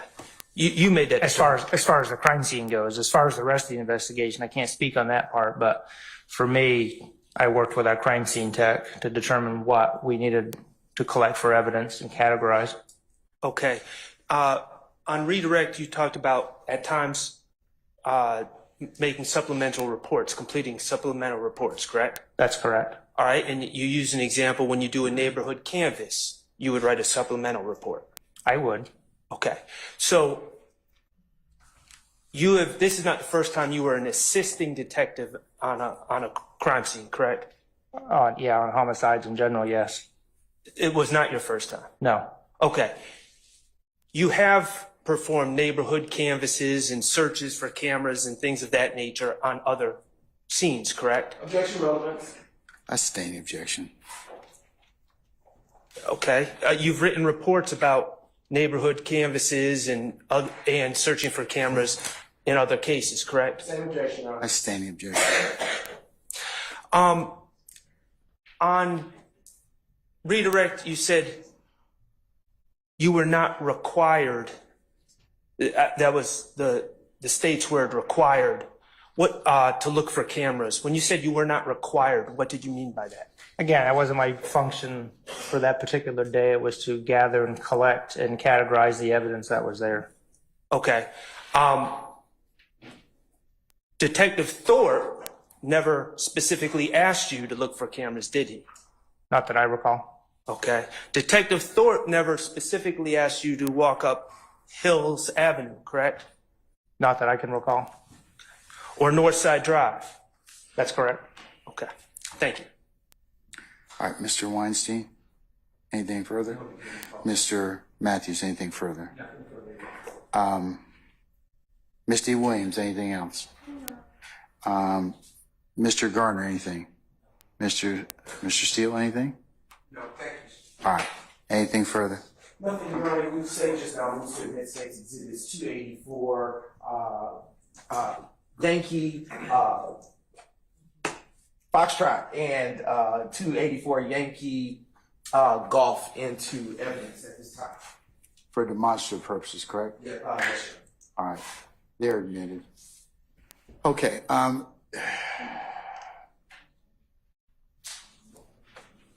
may Investigator Smith be permanently or temporarily excused as a witness? Permanently, Your Honor. All right, Investigator Smith, we're going to permanently excuse you as a witness, but please don't discuss your testimony with anybody except the attorneys in this case, and thank you for your patience with us, okay? Thank you for All getting me in before vacation. All right, thank you, sir. Thank you.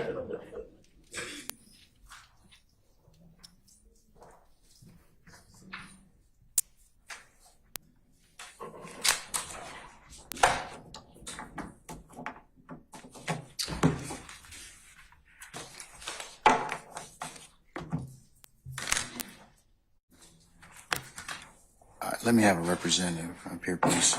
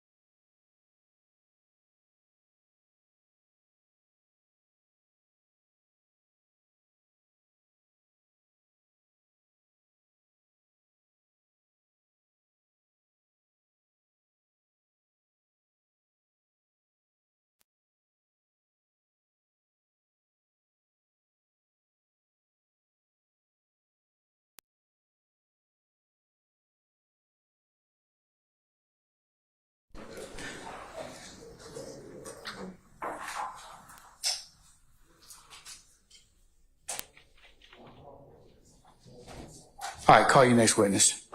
Your Honor, the state calls Mr. Hubert Parker to the stand. All right, summon Mr. Hubert Parker, please.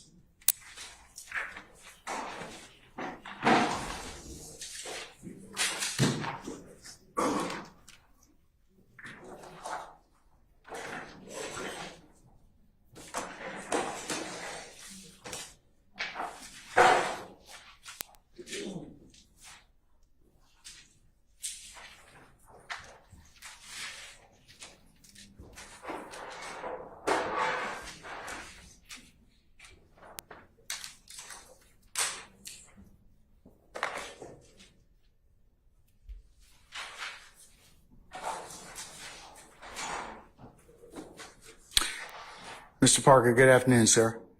Sir, if you would please approach the witness stand. Once you get there, if you'd be so kind to turn and face Sergeant Ingram and be sworn as a witness before you sit down, okay? All right. Raise your right hand. You swear firm testimony to give the truth, the whole truth, nothing but the truth? Yes. Absolutely. State your name, first and last name. Hubbard Parker. Oh, Hubbard.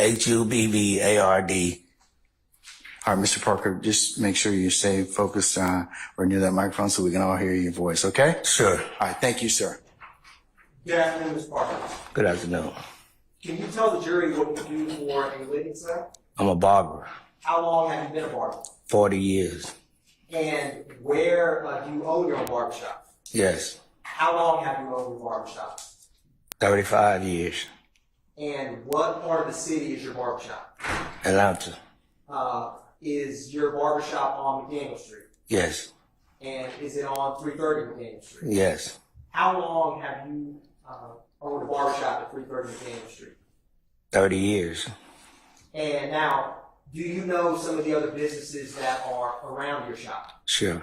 Is there any other barbershops nearby? Yes. Are you friendly with them or are they the competition? No, friendly.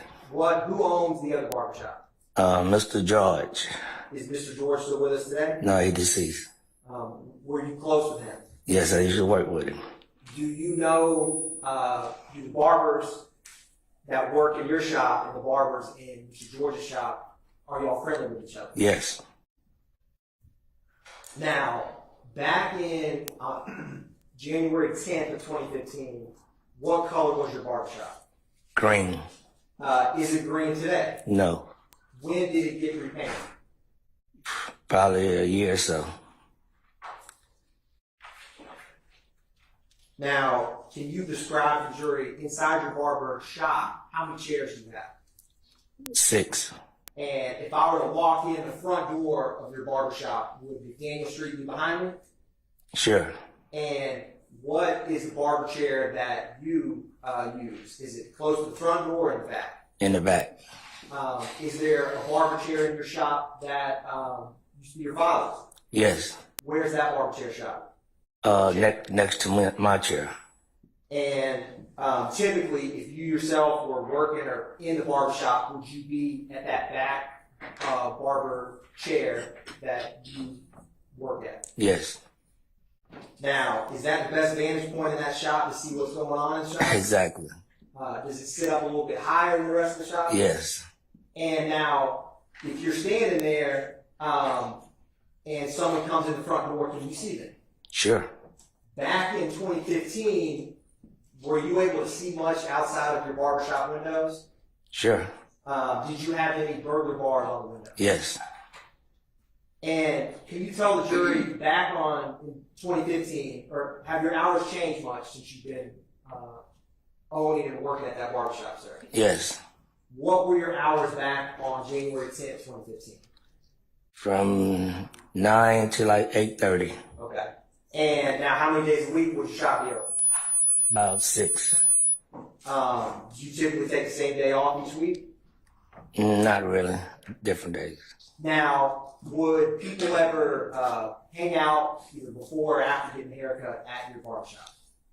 No, not in my barbershop, around the barbershop, yes. Where would people tend to congregate around your barbershop? On the outside. Okay. Now, What was the parking like at your barbershop? If I was coming to get a haircut by you, where would I park? Well, on the right side of the barbershop. Is the right side, is that toward Mr. George's barbershop? No. Is that towards, is there a Texaco? Texaco, yes. Okay. Mhm. So that parking lot between your shop and the Texaco is where customers would park? Yes. Who would park between you and Mr. George's barbershop? I guess anyone. Okay. Fair enough. Yeah. Now, did you ever know someone by the name Peanut or Nut? Yes. How did you know them? I'm coming to Mr. George's barbershop. So would Peanut typically get his haircut at Mr. George's shop? Yes. But you used to work there, so did you know him? I had just met him recently, though. Did you know of him? I heard of him. Now, is he still alive today? No. Where were you the night that he passed away? At the barbershop. Were you at 330 McDaniel Street? Yes. So can you tell the jury, break down that afternoon or early night for me? Was there anything unusual about that day at the barbershop? No.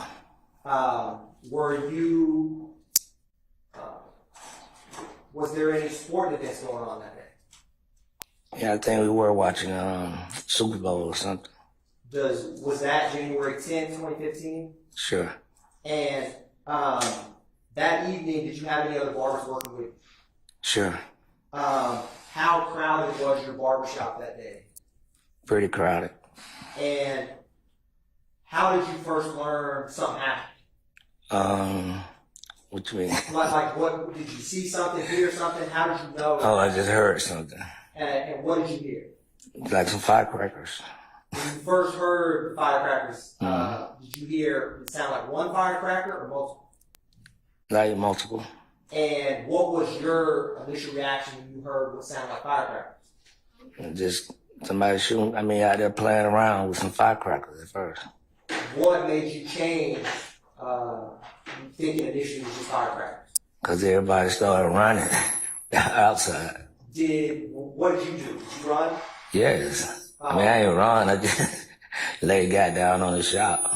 When you first heard it, were you in the spot of your barbershop that we talked about in the very back? Yes. Was there people between you and the front door of your barbershop? What you mean? Was there other people in your shop when you heard this? Sure.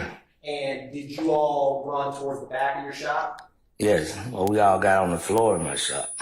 Now, after that, did you ever call for help or call 911? No. Someone else did, I think. Okay. I'm going to publish what's already been admitted as 2 Yankee Alpha. I'm just going to publish a 20-second clip, Mr. Parker. Mm-hmm. It should come up in just a couple seconds.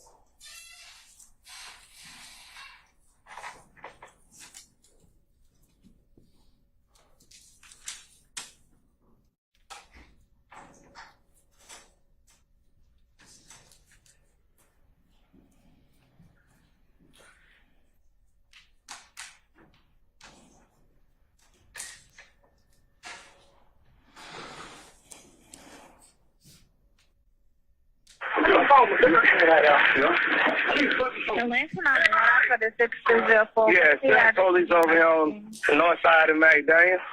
North side of McDaniel. Why did you? Yeah. At Harold living in the barber shop. Somebody don't got shot. Call for the ambulance. Don't hang up. When Mama said, do not hang up. Ms. Parker, was that you on that call? Yes, they do sound like me. Yeah. Is your barbershop today and back then Hair Barber Unlimited? Yeah, what you mean? Hair barber? What's your barbershop called? Hair Unlimited. Hair Unlimited. Yes. Is it possible you would use someone else's phone when you call 911? Probably did. They dialed a hectic me or something, yeah, because I don't remember you picking it up, calling from my phone. That's fair. Was it hectic or chaotic after when everybody started running in your shop after what you heard? No, it was just chaotic. Everybody just, on the floor. Now, after making that 911 call, sir, did EMS or police ever arrive to your shop? Or before that aired? Well, later. Later than what did you do after making that call? Like, were people, did you go outside? Did you stay in the shop? Do you remember what you did after making that 911 call for help? Nah. That's all right. Don't recall. Now, I'm gonna publish, or let me ask you this. Either yourself or people in the barbershop, was anyone that you were aware of that was inside your shop shot? No. Did you have any bullet holes in the outside of your building? Sure. Did you have, how many would you have to ballpark that you had? I can't recall. That's all right. I'm going to publish what's already been admitted as 10 Yankee. Ms. Parker, there's a screen to your left. It's probably easiest. There's a bigger one behind you, but is that the barbershop that we've been discussing that you've known for 30 years? Sure. And is that the green we were talking about? It was painted back in January 10th, 2015? Yes. I'm going to turn to State's Exhibit 9 Yankee. And it has a slight delay, but Ms. Parker, do you know whose car that is parked in front of your shop? Yeah, my dad. Is that where he would typically park? Yes. Do you recall ever having to get his car fixed after that night that Peanut was killed? No. They can't fix it, I don't think. Did your dad ever drive that car again? No. Now, I'm going to publish Mr. Parker 12 Yankee, and another photo should come up. We were talking about Mr. George's barbershop. If I was the cameraman, would Mr. George be to my right or left? It would be to the right. And did you always have that? Is that kind of an advertisement in a mural on the side of your barbershop there? Sure. I'm going to publish State's Exhibit 14 Yankee, sir. And I'm going to have a little help from Ms. Knight if you can zoom in towards the top. Did you have surveillance cameras back in 2015? Sure. And did you, were they multiple spots outside and inside your shop? Yes. If something ever happened near your shop or outside your shop, would police ever sometimes come and try to retrieve the surveillance video? Sure. Do you recall any or started looking at 14 Wild? Do you see any of your surveillance cameras that you had back then in 2015? Yes. Are they, or can you, is there one on the upper left of the building and one in the middle? The one in the middle. I'm going to use, there's a stick that I couldn't find because it was right next to you. Mr. Parker, if you wouldn't mind, could you just point out where they are in this exhibit? I don't feel like. All right, that's all right, sir. All that. Yes. I got one. If you bear with me, okay. There's a little bit of quick technology might make this easier for us. Mm-hmm. So this red dot, if you draw or circle, it will come All up. right, right. I'm drawing it. I'm gonna try it again. Hold on. Bless you, Your Honor. Okay. And do you see those? Is there also some security cameras that look like they are black to the green? Yes. Now, do you have surveillance cameras on your shop all the way around? Sure. Okay. And did you have a surveillance camera inside your barbershop? Sure. I'm publishing State's Exhibit, or hold on 1 second.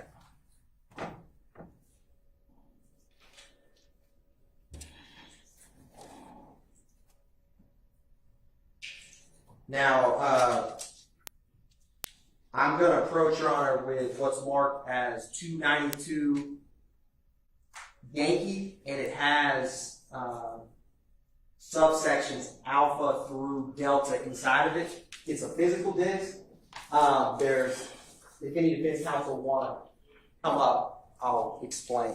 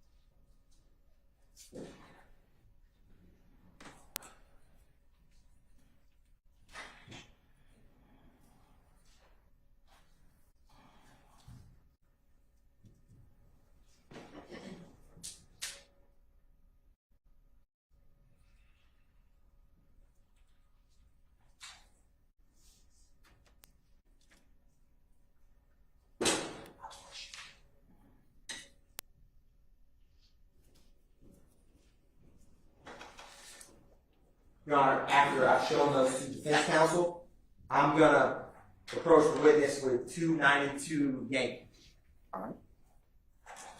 Mr. Parker, I've handed you a disc labeled 292 Yankee. Do you see that? Sure. Do you recognize what's on that disc? What you mean? Have I shown you, or have you looked at or been shown what's on that disc before stepping into court? Oh, sure. And did you recognize what was on it? I ain't gonna say I recognize. I don't remember all that was on it. Did what was depicted? Did it seem like or not seem like your barbershop at 330 Demonstrative Street? Yes.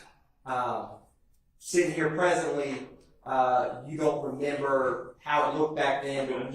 Is that fair? I don't remember. I'm gonna stand objections to form. You can rephrase.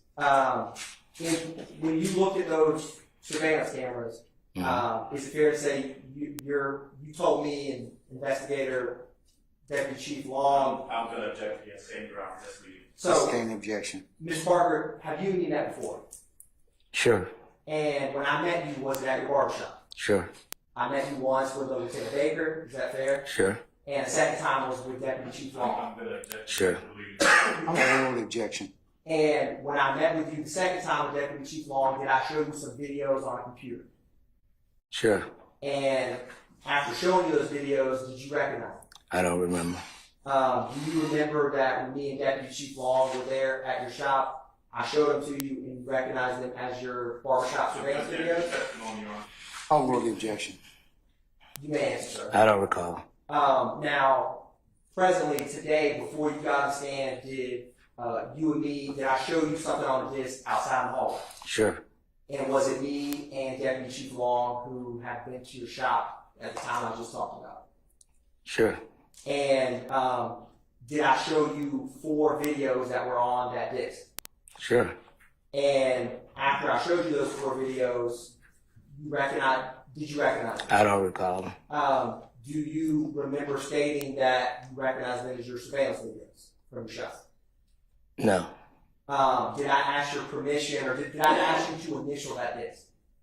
Yes. And did you not want to initial it?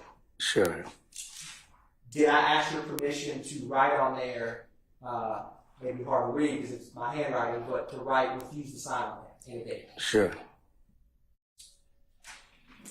Now, with what you did review, regardless of the date, was it your barbershop on those videos I showed you? What you mean, what's in my barbershop? Was the videos I showed you, the surveillance videos, did they depict your barbershop or the surrounding areas? I don't remember. Why did you not want to initial this Parker? I just didn't want to.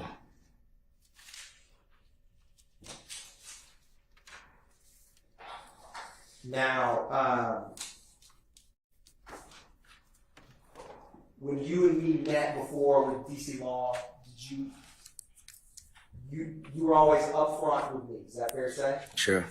And you expressed that when in the courtroom you may not remember or say you don't remember those videos, is that fair? Correct.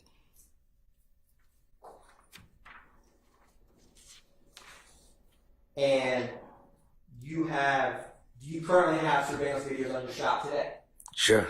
Do you have more or less surveillance cameras around your shop than you did back on January 10th? I sustain the objection. Mr. Parker, I'm going to show you a couple photographs. Any defense counsel can approach. It's 286 Yankee through 291 Yankee.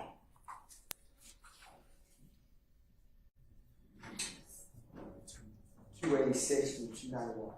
These all are.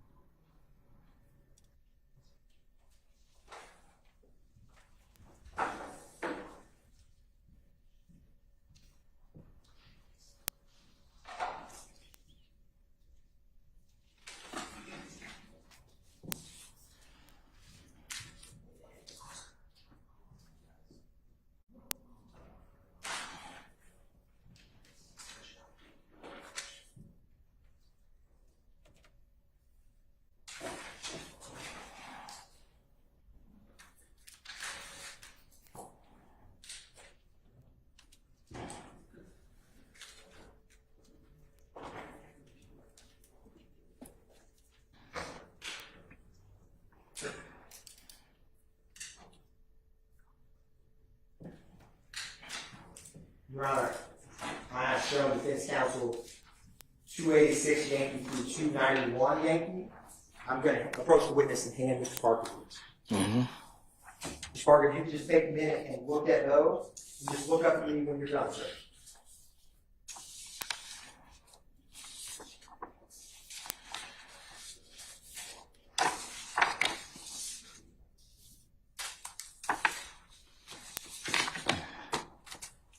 And Ms. Parker, have you been able to look at those? Sure. Do you recognize those photographs? Sure. What are they? My barbershop. And are they a fair and accurate depiction of how your barbershop looks today? Sure. Your Honor, at this time, the state's going to tender into evidence State's Exhibits 286 Yankee through 291. Any objection to states 286 Yankee through 291 Yankee? Objection, Your Honor, relevance. Okay, relevance. Okay, all right. Don't need to speak anything. Anything else? Mr. Sharp, and then Mr. Adams. Sorry, he rose first, sir. Also 403 confusion. Okay, all right. Okay, I don't need any more explanation. I know what 403 is. All right, Mr. Adams. Same objection, adopt them both. I'm sustaining the objection. I'm on all three grounds. Okay, Your Honor. So, Ms. Parker, I'm going to show you another photograph. I just showed this to the defense counsel, Your Honor. It's marked 292 Yankee Echo. Ms. Parker, I'm going to show you this. And once you review that, just let me know, sir. Okay. Do you recognize anyone in 292 Yankee Echo? Sure. How do you recognize them? It's me. It's a fair and accurate depiction of how you yourself look. Yes. And do you recognize the location? Sure. Your Honor, at this time, the state's going to tender into evidence State's Exhibit 292 Yankee Echo. Any objection, Mr. Sharp? Say two objections, Your Honor. What two objections, sir? Relevance and confusion. I'm going to overrule your objection, but can you lay a little more foundation as to time and place? Yes, when, Your Honor. when the photo was taken? When the photo was taken, please. Ms. Parker, are you older or younger in this photograph? Older. You're older in the photograph that you looked at? Yeah, now. Oh, yeah, 2015. You're looking better now? Is that it? No. No harm if that's what you want to go with. No Yeah. Sure. Ms. Parker, it's a bad question. That photograph is taken of you a while ago. Is that Sure. correct? Yes. Does it seem to be about how you would look in 2015? Sure. Your Honor, at this time, the state will tender into evidence State's Exhibit 292 Yankee Echo in evidence. Any further objection? All right. States 292 Yankee Echoes admitted. May be published as you see fit. Publishing said exhibit, Your Honor. So, Mr. Parker, the jury's going to get to see what you were talking about. So, you have it in front of you, but can you point out to the jury which one of these two individuals is yourself?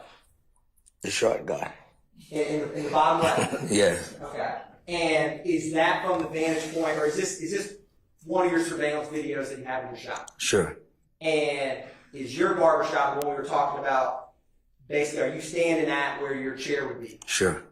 Do you see that all you can see in this, but you see the gentleman standing beside you? Sure. You see how there's someone sitting behind him with gray sweatpants? Yes. Is that your father? Sure. Is that his chair? Sure. And that's your front door in the very back of this? Is that Sure. right? Now, Mr. Parker, do you recall giving any members of the Atlanta Police Department surveillance video back in 2015, sometime after when Peanut was killed? Did I what now? Do you remember ever getting, at some point after Nut was killed, surveillance video from your shop? No, I don't remember that. Okay.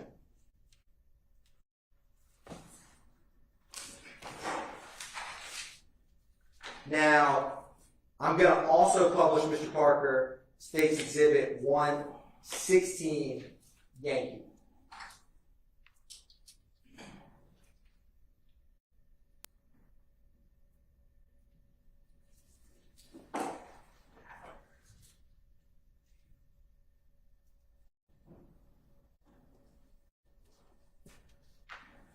Now, Mr. Parker, is this the front of your shop? Sure. And for customers or people coming and going, is that the door that they would use, your front door? Sure. And before the night that Nut was killed, did your front door have bullet holes in it like it's depicted in this photograph? No. Did it after the night he was killed? Yes. Did you ever have to ultimately get those fixed? My dad did. Did he fix it himself? I guess he hired somebody. Publishing States Exhibit 1. Well, I'm going to go to Publishing States Exhibit 130 Yankee.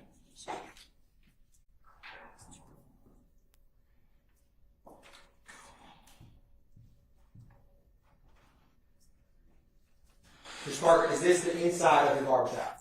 Sure. That's your chair in the back. Sure. Is that fair? Yeah. And was there people, so you see those chairs in the bottom right of this photograph, like, are those customer chairs? What you mean in the Like bottom? they're not barber chairs. Where you mean the black chairs? Correct. Yes. Is that where people who were waiting to get a haircut, would they sit in those chairs? Sure. And the night that you called 911, was there people in that area of your barbershop? Yes. And was there people sitting in these barber chairs? Yes. Okay. And Ms. Parker, I'm going to use this pointer because I'm old school and I may mess up the tech. If you don't mind, I'm just going to are these, when I was talking about the black chairs in your shop, is this what you were talking about? Yeah. And with barber chairs, we were talking about these. Yes. And so that night that Nut was killed, there was people in both of those chairs. Is that fair? I can't remember. That's all right. Yes. I'm gonna keep this. I mean, now, Ms. Carter, I'm gonna publish what's already been admitted as 131 Yankee.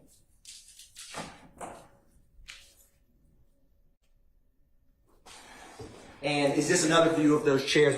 This is the group of chairs where guests or customers would sit. Is that fair? Sure. And this is McDaniel Street out here, right? Sure. Did any of your windows, do you remember ever having to fix any of your windows after the shooting? Sure. Do you remember which of these two you had to fix? Like, would it have been this one or this one? It'll be that one. This one? Yes. Okay. I'm going to publish State's Exhibit 135 Yankee. So this other photograph, Ms. Carter, is this window we were just talking about, the one you had to get fixed? Sure. And is that the bullet hole you had to fix? Sure. Now, back then, was there a TV? Did you have any TVs in your shop? Yes. If I was sitting in one of those customer chairs, where would be the closest TV I could look? In front of you. So if I was this cameraman, would the TV be somewhere up here? Yeah, over in the corner. Okay. Now, if there ever was a big sport event planned, would you have football, baseball, basketball, something on if it was a big sport event? Sure. Right? Yes. And in this exhibit, is that your TV in the upper left corner, Mr. Parker? Or you have one in both corners? Sure. Now,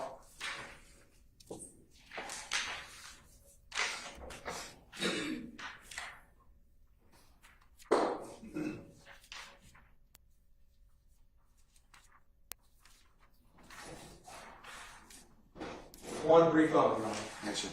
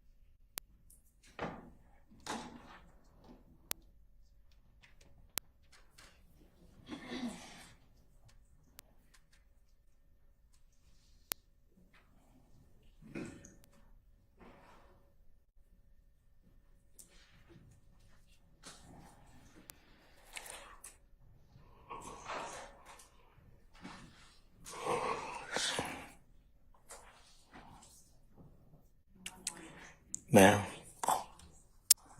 Your Honor, I'm gonna publish what's already been admitted as 293 Yankee chart. All right.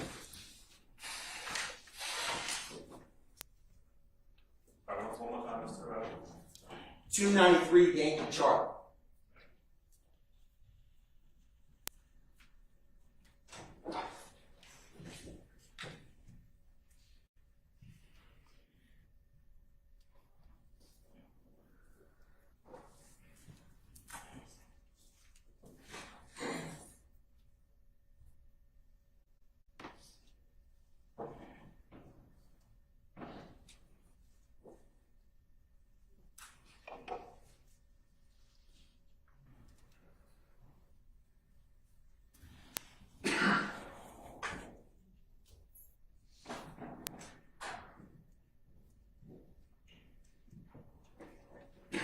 Your Honor, there's technical difficulties. The state has no more questions for Mr. Parker at this time. Thank you, sir. Yes. Hold on. Mr. Adams, anything, sir? Cross?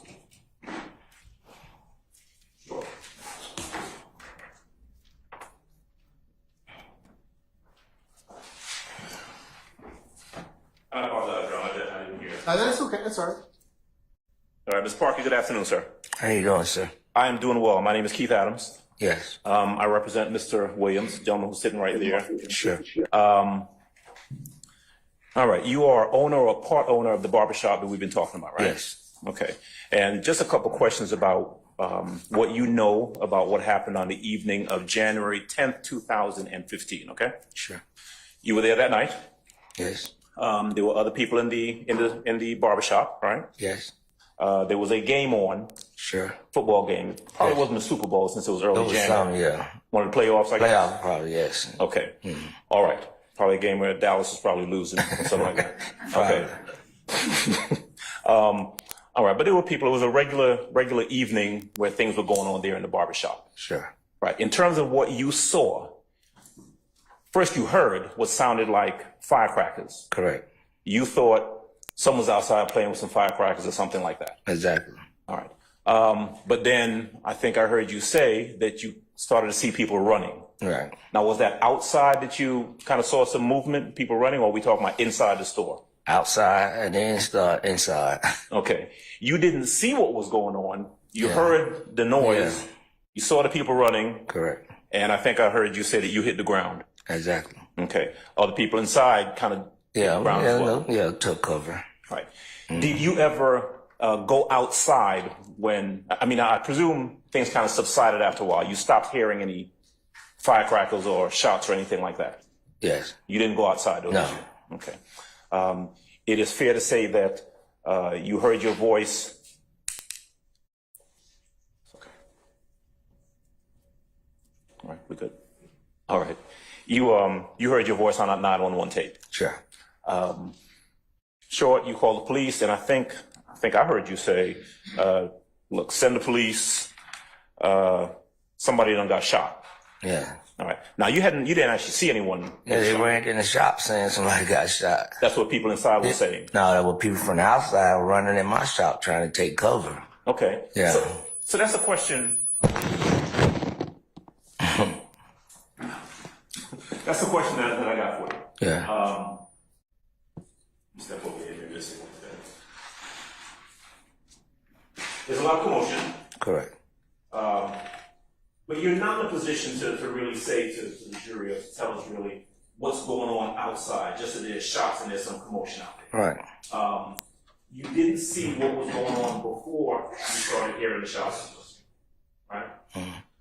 No. Okay. And immediately after the shots, you didn't see what was going on out there either. Correct. You wouldn't be in a position to describe any vehicles that were outside at the time. True? No. How many vehicles were outside at the time? No. How many people were around the parking lot or the area outside? We don't know that from what you saw. Correct. Okay. It's clear that after the fact, you come to realize that there are shots that have been fired and the barbershop had been hit by some of those shots. Correct. Okay. And there were cameras outside and inside of the shop. Sure. sometime after all of this commotion went down, the police showed up. Correct. Do you remember them coming in the store, any police officers, detectives, anyone like that, and talking to you specifically? Now they came and talked to my dad. Okay. Mm-hmm. But not you? Well, they spoke with me. Okay. Yeah. I'm going to guess that you really didn't have much to tell them other than what you just testified to a little while. Sure. Okay. In regards to the video cameras, were they talking to your dad about getting the footage from the video cameras? Sure. Or were they talking to you? My dad. Your dad. All right. Sounds like your dad was really the one who was kind of interacting with the cops the most. Yes. Okay. The person that the prosecutor asked you about, you referred to him as Peanut or as Nut. Did you know that person is Donovan Thomas? You know his name? No. Okay. All right. But if I heard correctly, he generally frequented the other barbershop. Yeah, Mr. George. Mr. George. Yes.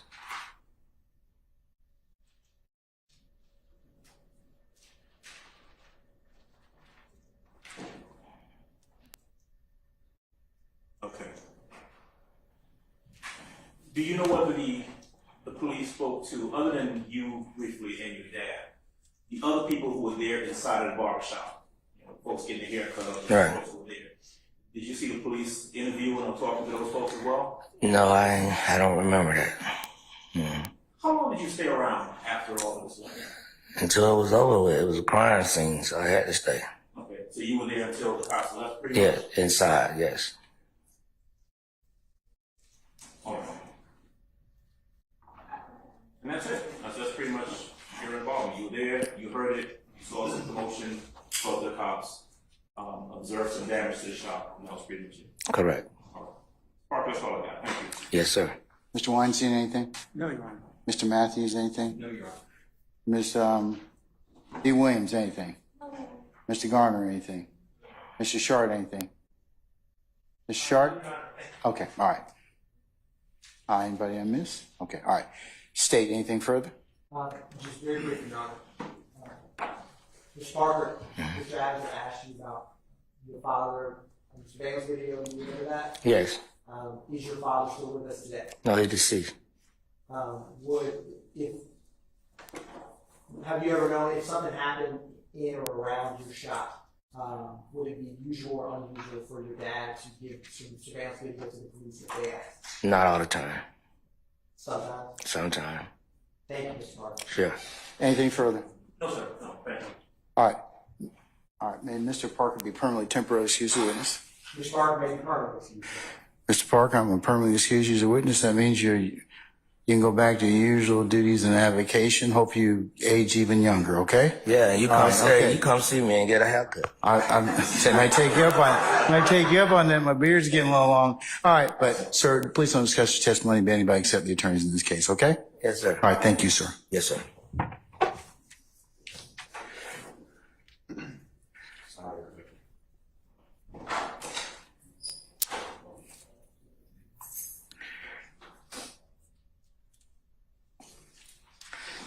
All right, state and need a representative from the defense, please.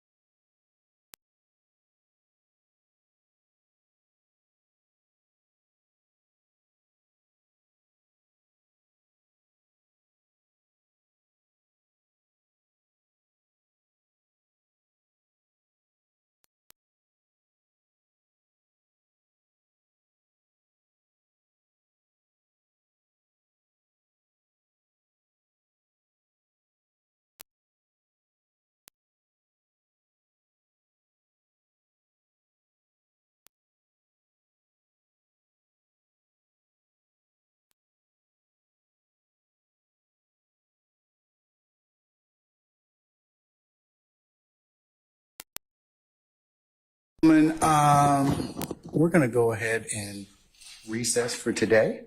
We've come to a natural stopping point. So,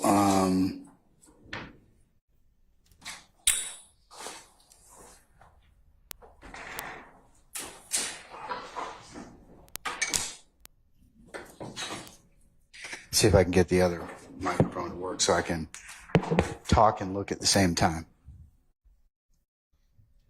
All right, ladies and gentlemen, tomorrow morning we're going to start at 12:30 for an anticipated 1 o'clock start time. All right. That's Wednesday, the May 29th. Thursday, the 30th, if you could be here for 10 o'clock, or 9:30, I'm sorry, for a 10 o'clock anticipated start time. And then Friday, the last day of the month, you all should be here by 12:30 for an anticipated 1 o'clock start time. And then we'll go to about 5 on Friday, okay? All right. Following into the first week of June, starting on June the 3rd, ladies and gentlemen, you will have an administrative day on the 3rd, okay? Monday, the 3rd of June, you will have an administrative day.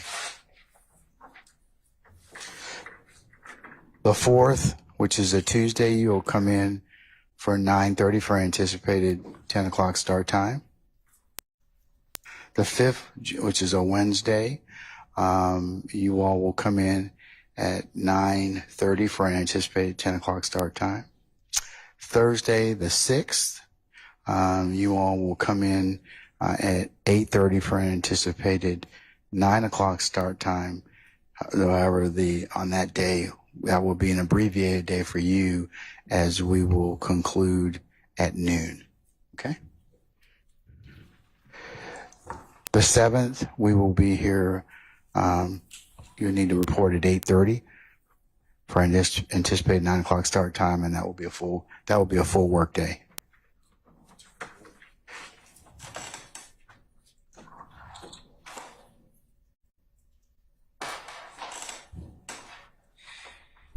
And ladies and gentlemen, I'm going to go through the 14th, but the 10th of June, 8:30 it's Monday, for anticipated 9 o'clock start time.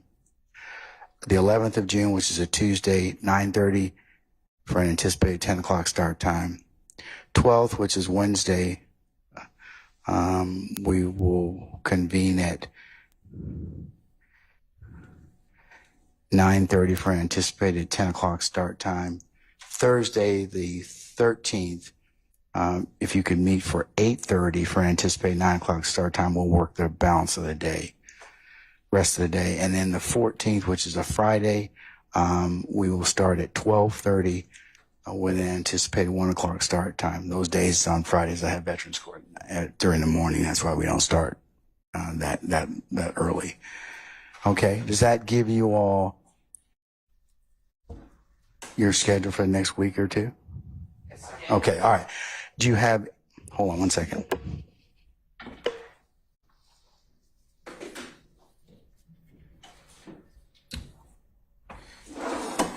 Any ministerial inquiry of me at this point in time? No. No, sir. Okay. Juror 187, can I get you to stand fast? Just a minute. But ladies and gentlemen, let's go through unless you all have some have some questions for me, let's go through the admonitions as usual.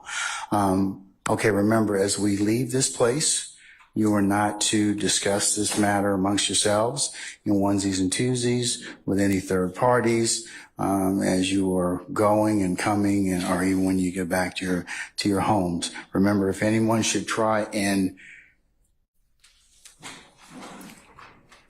discuss the matter inside your presence and hearing from any media necessary, either in person or by email or other means of communication device, you need to let myself and Sergeant Ingram know immediately. Also, remember, you can only consider what is presented in the four walls of this courtroom.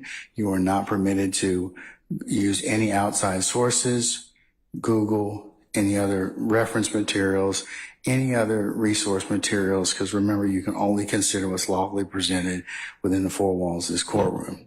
Remember, ladies and gentlemen, as well, you cannot go by any of the scenes that you may have learned in this particular trial, or any pictures, or any other methods or means of evidence that's submitted in this trial.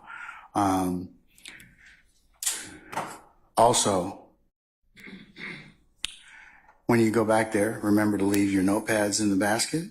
Do not bring those outside your headquarters. You can pick them up the next morning or when we meet tomorrow, when you come in at 12:30 for an anticipated 1 o'clock start time. And ladies and gentlemen, as usual, please accept our thanks for your extreme patience and the attention that you've given to this case, and will continue to give to it. Unless you have any other inquiry of me, then we will see you tomorrow. What time? 12:30. Okay, for anticipated 1 o'clock start time, and then we'll see where the day leads us at that point. Okay. All right. Okay, ladies and gentlemen, we'll see you tomorrow. All right. All rise.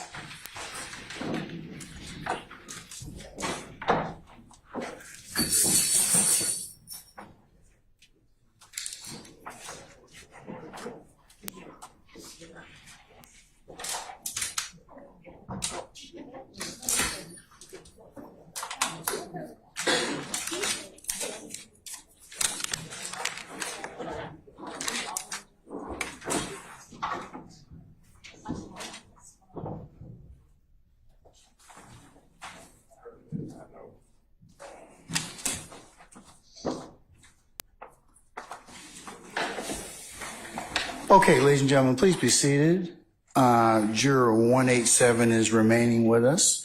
Juror 187, good afternoon, madam. Can you use your outside voice? Can we give her the microphone, please? Sure. Thank you. All right. Madam, I'm going to read the note that you gave to Sergeant Ingram, okay? And I shared this with the lawyers, but just for purposes of the record, it'll be marked as the next court's exhibit in order. Dear Judge, I'm Juror 187. I know you said we don't suppose to go to the crime scene, but I'm right there in the middle of 330 McDaniel Street. It's so much I can't put into words. Right across the street from there is a clubhouse where I had my grandson repast at 369 McDaniel Street. That's what you wrote me, correct? All right. Okay. Madam, just want to remind you, as we said, that during the admonitions, okay, you live near there, right? So you can't help the way that you, or can you vary your route to avoid that? No. Okay, so, and that's what we want to make sure.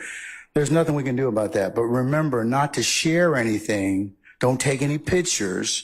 Don't talk with your colleagues in the back about that particular location. Have you shared anything with them thus far? No. Okay, you're not going to do that, right? No. Okay, all right. And remember, you can only consider what's presented to you within the four walls of this courtroom on any matter of this particular case. You understand that, right? Yes.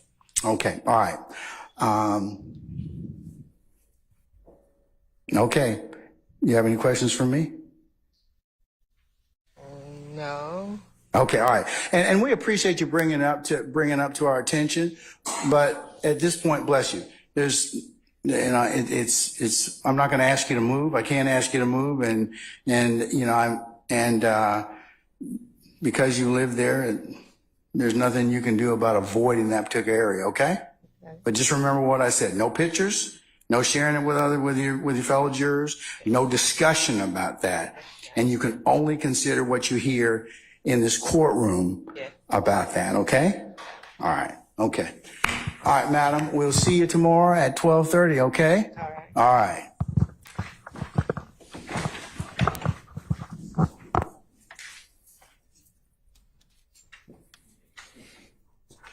Push. You got it.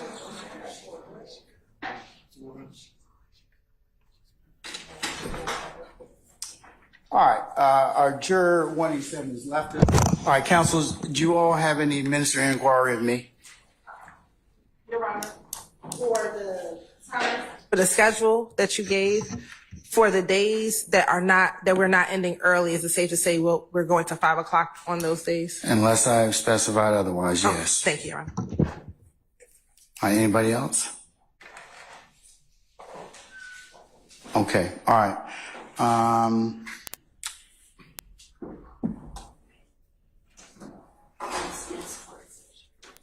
Yes, thank you.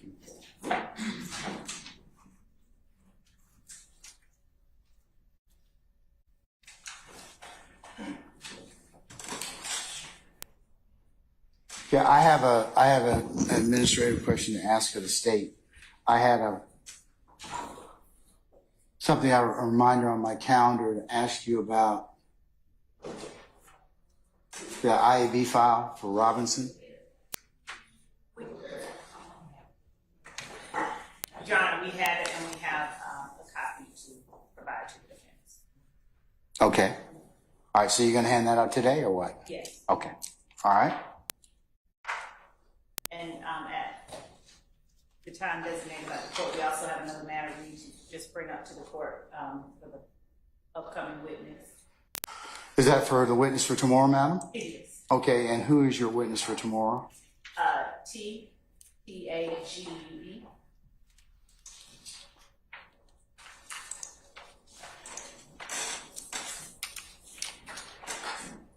T-A-T-U-G? T-E, Echo, Alpha, G-U-E. Pronounce that for me. Teague. Teague? Yes. Okay. All right. Mr. Teague, Miss Teague? Detective, Okay. and it is a he. Okay. And he works undercover, so. Is he, who is he with?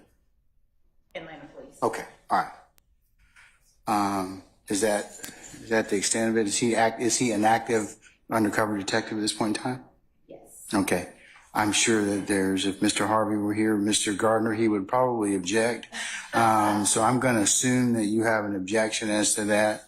Is that correct, sir? Correct. Okay, all right.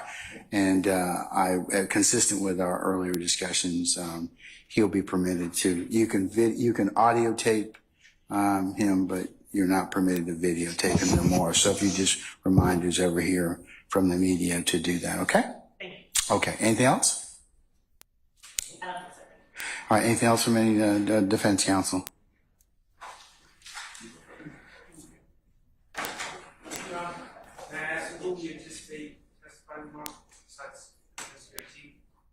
Detective Teague?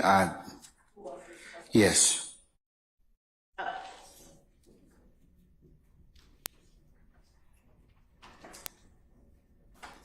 Or will he fill the afternoon? He potentially could, but we have prepared a civilian, Mr. Wise, and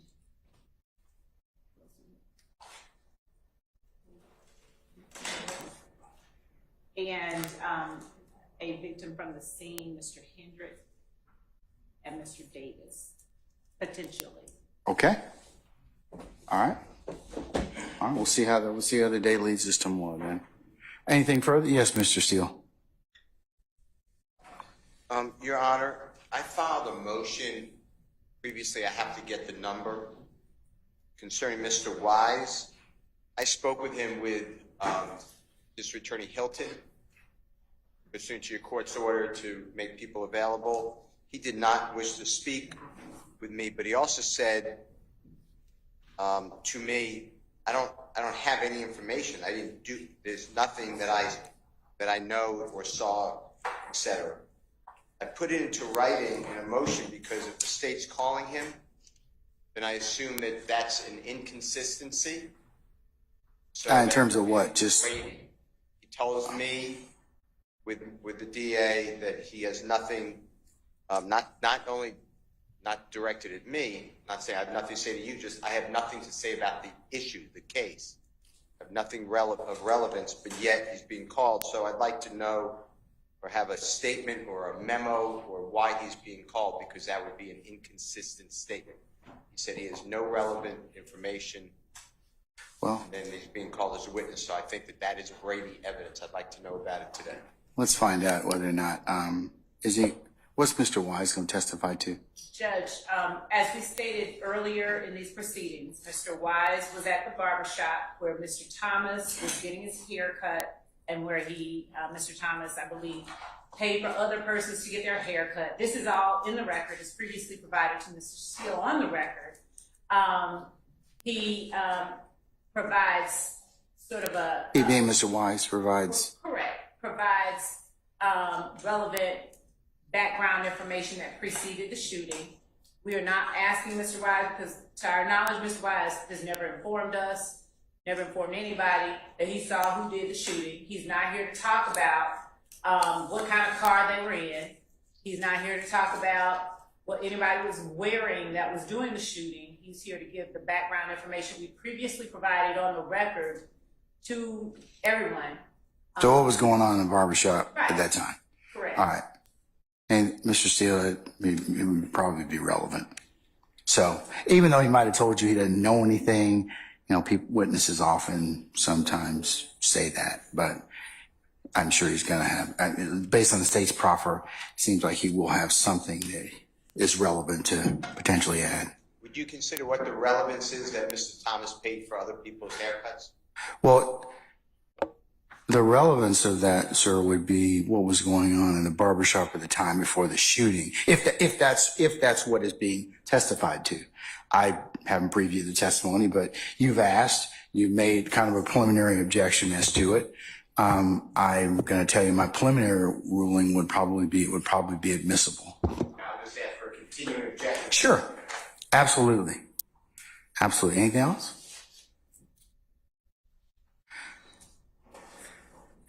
Yes? No, not. Boy, y'all getting. No, go ahead, Mr. Sharp. I just wanted to remind the court that the state indicated the last name they gave was Mr. Davis. I believe they're referring to a gentleman by the name of Sammy Davis. I wanted to remind the court that on, I believe it was October 12th of 2023, Your Honor signed a very detailed order ruling that any out-of-court identification made by Mr. Davis is inadmissible. And my understanding is that Mr. Davis, based on my belief and my review of this case, is that Mr. Davis will not be making any in-court identifications. So I don't dispute that the state could call Mr. Davis to say whether he was out there or not, and if he heard gunfire or whatever.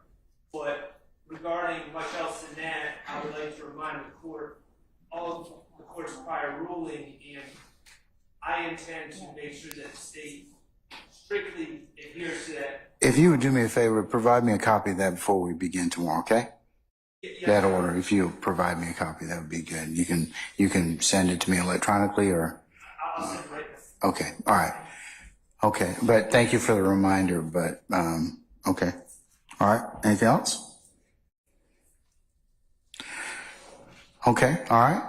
Folks, I will see you tomorrow, 12:30 for anticipated 1 o'clock start time. We'll work till about 5 o'clock tomorrow, okay? All right, we're in recess.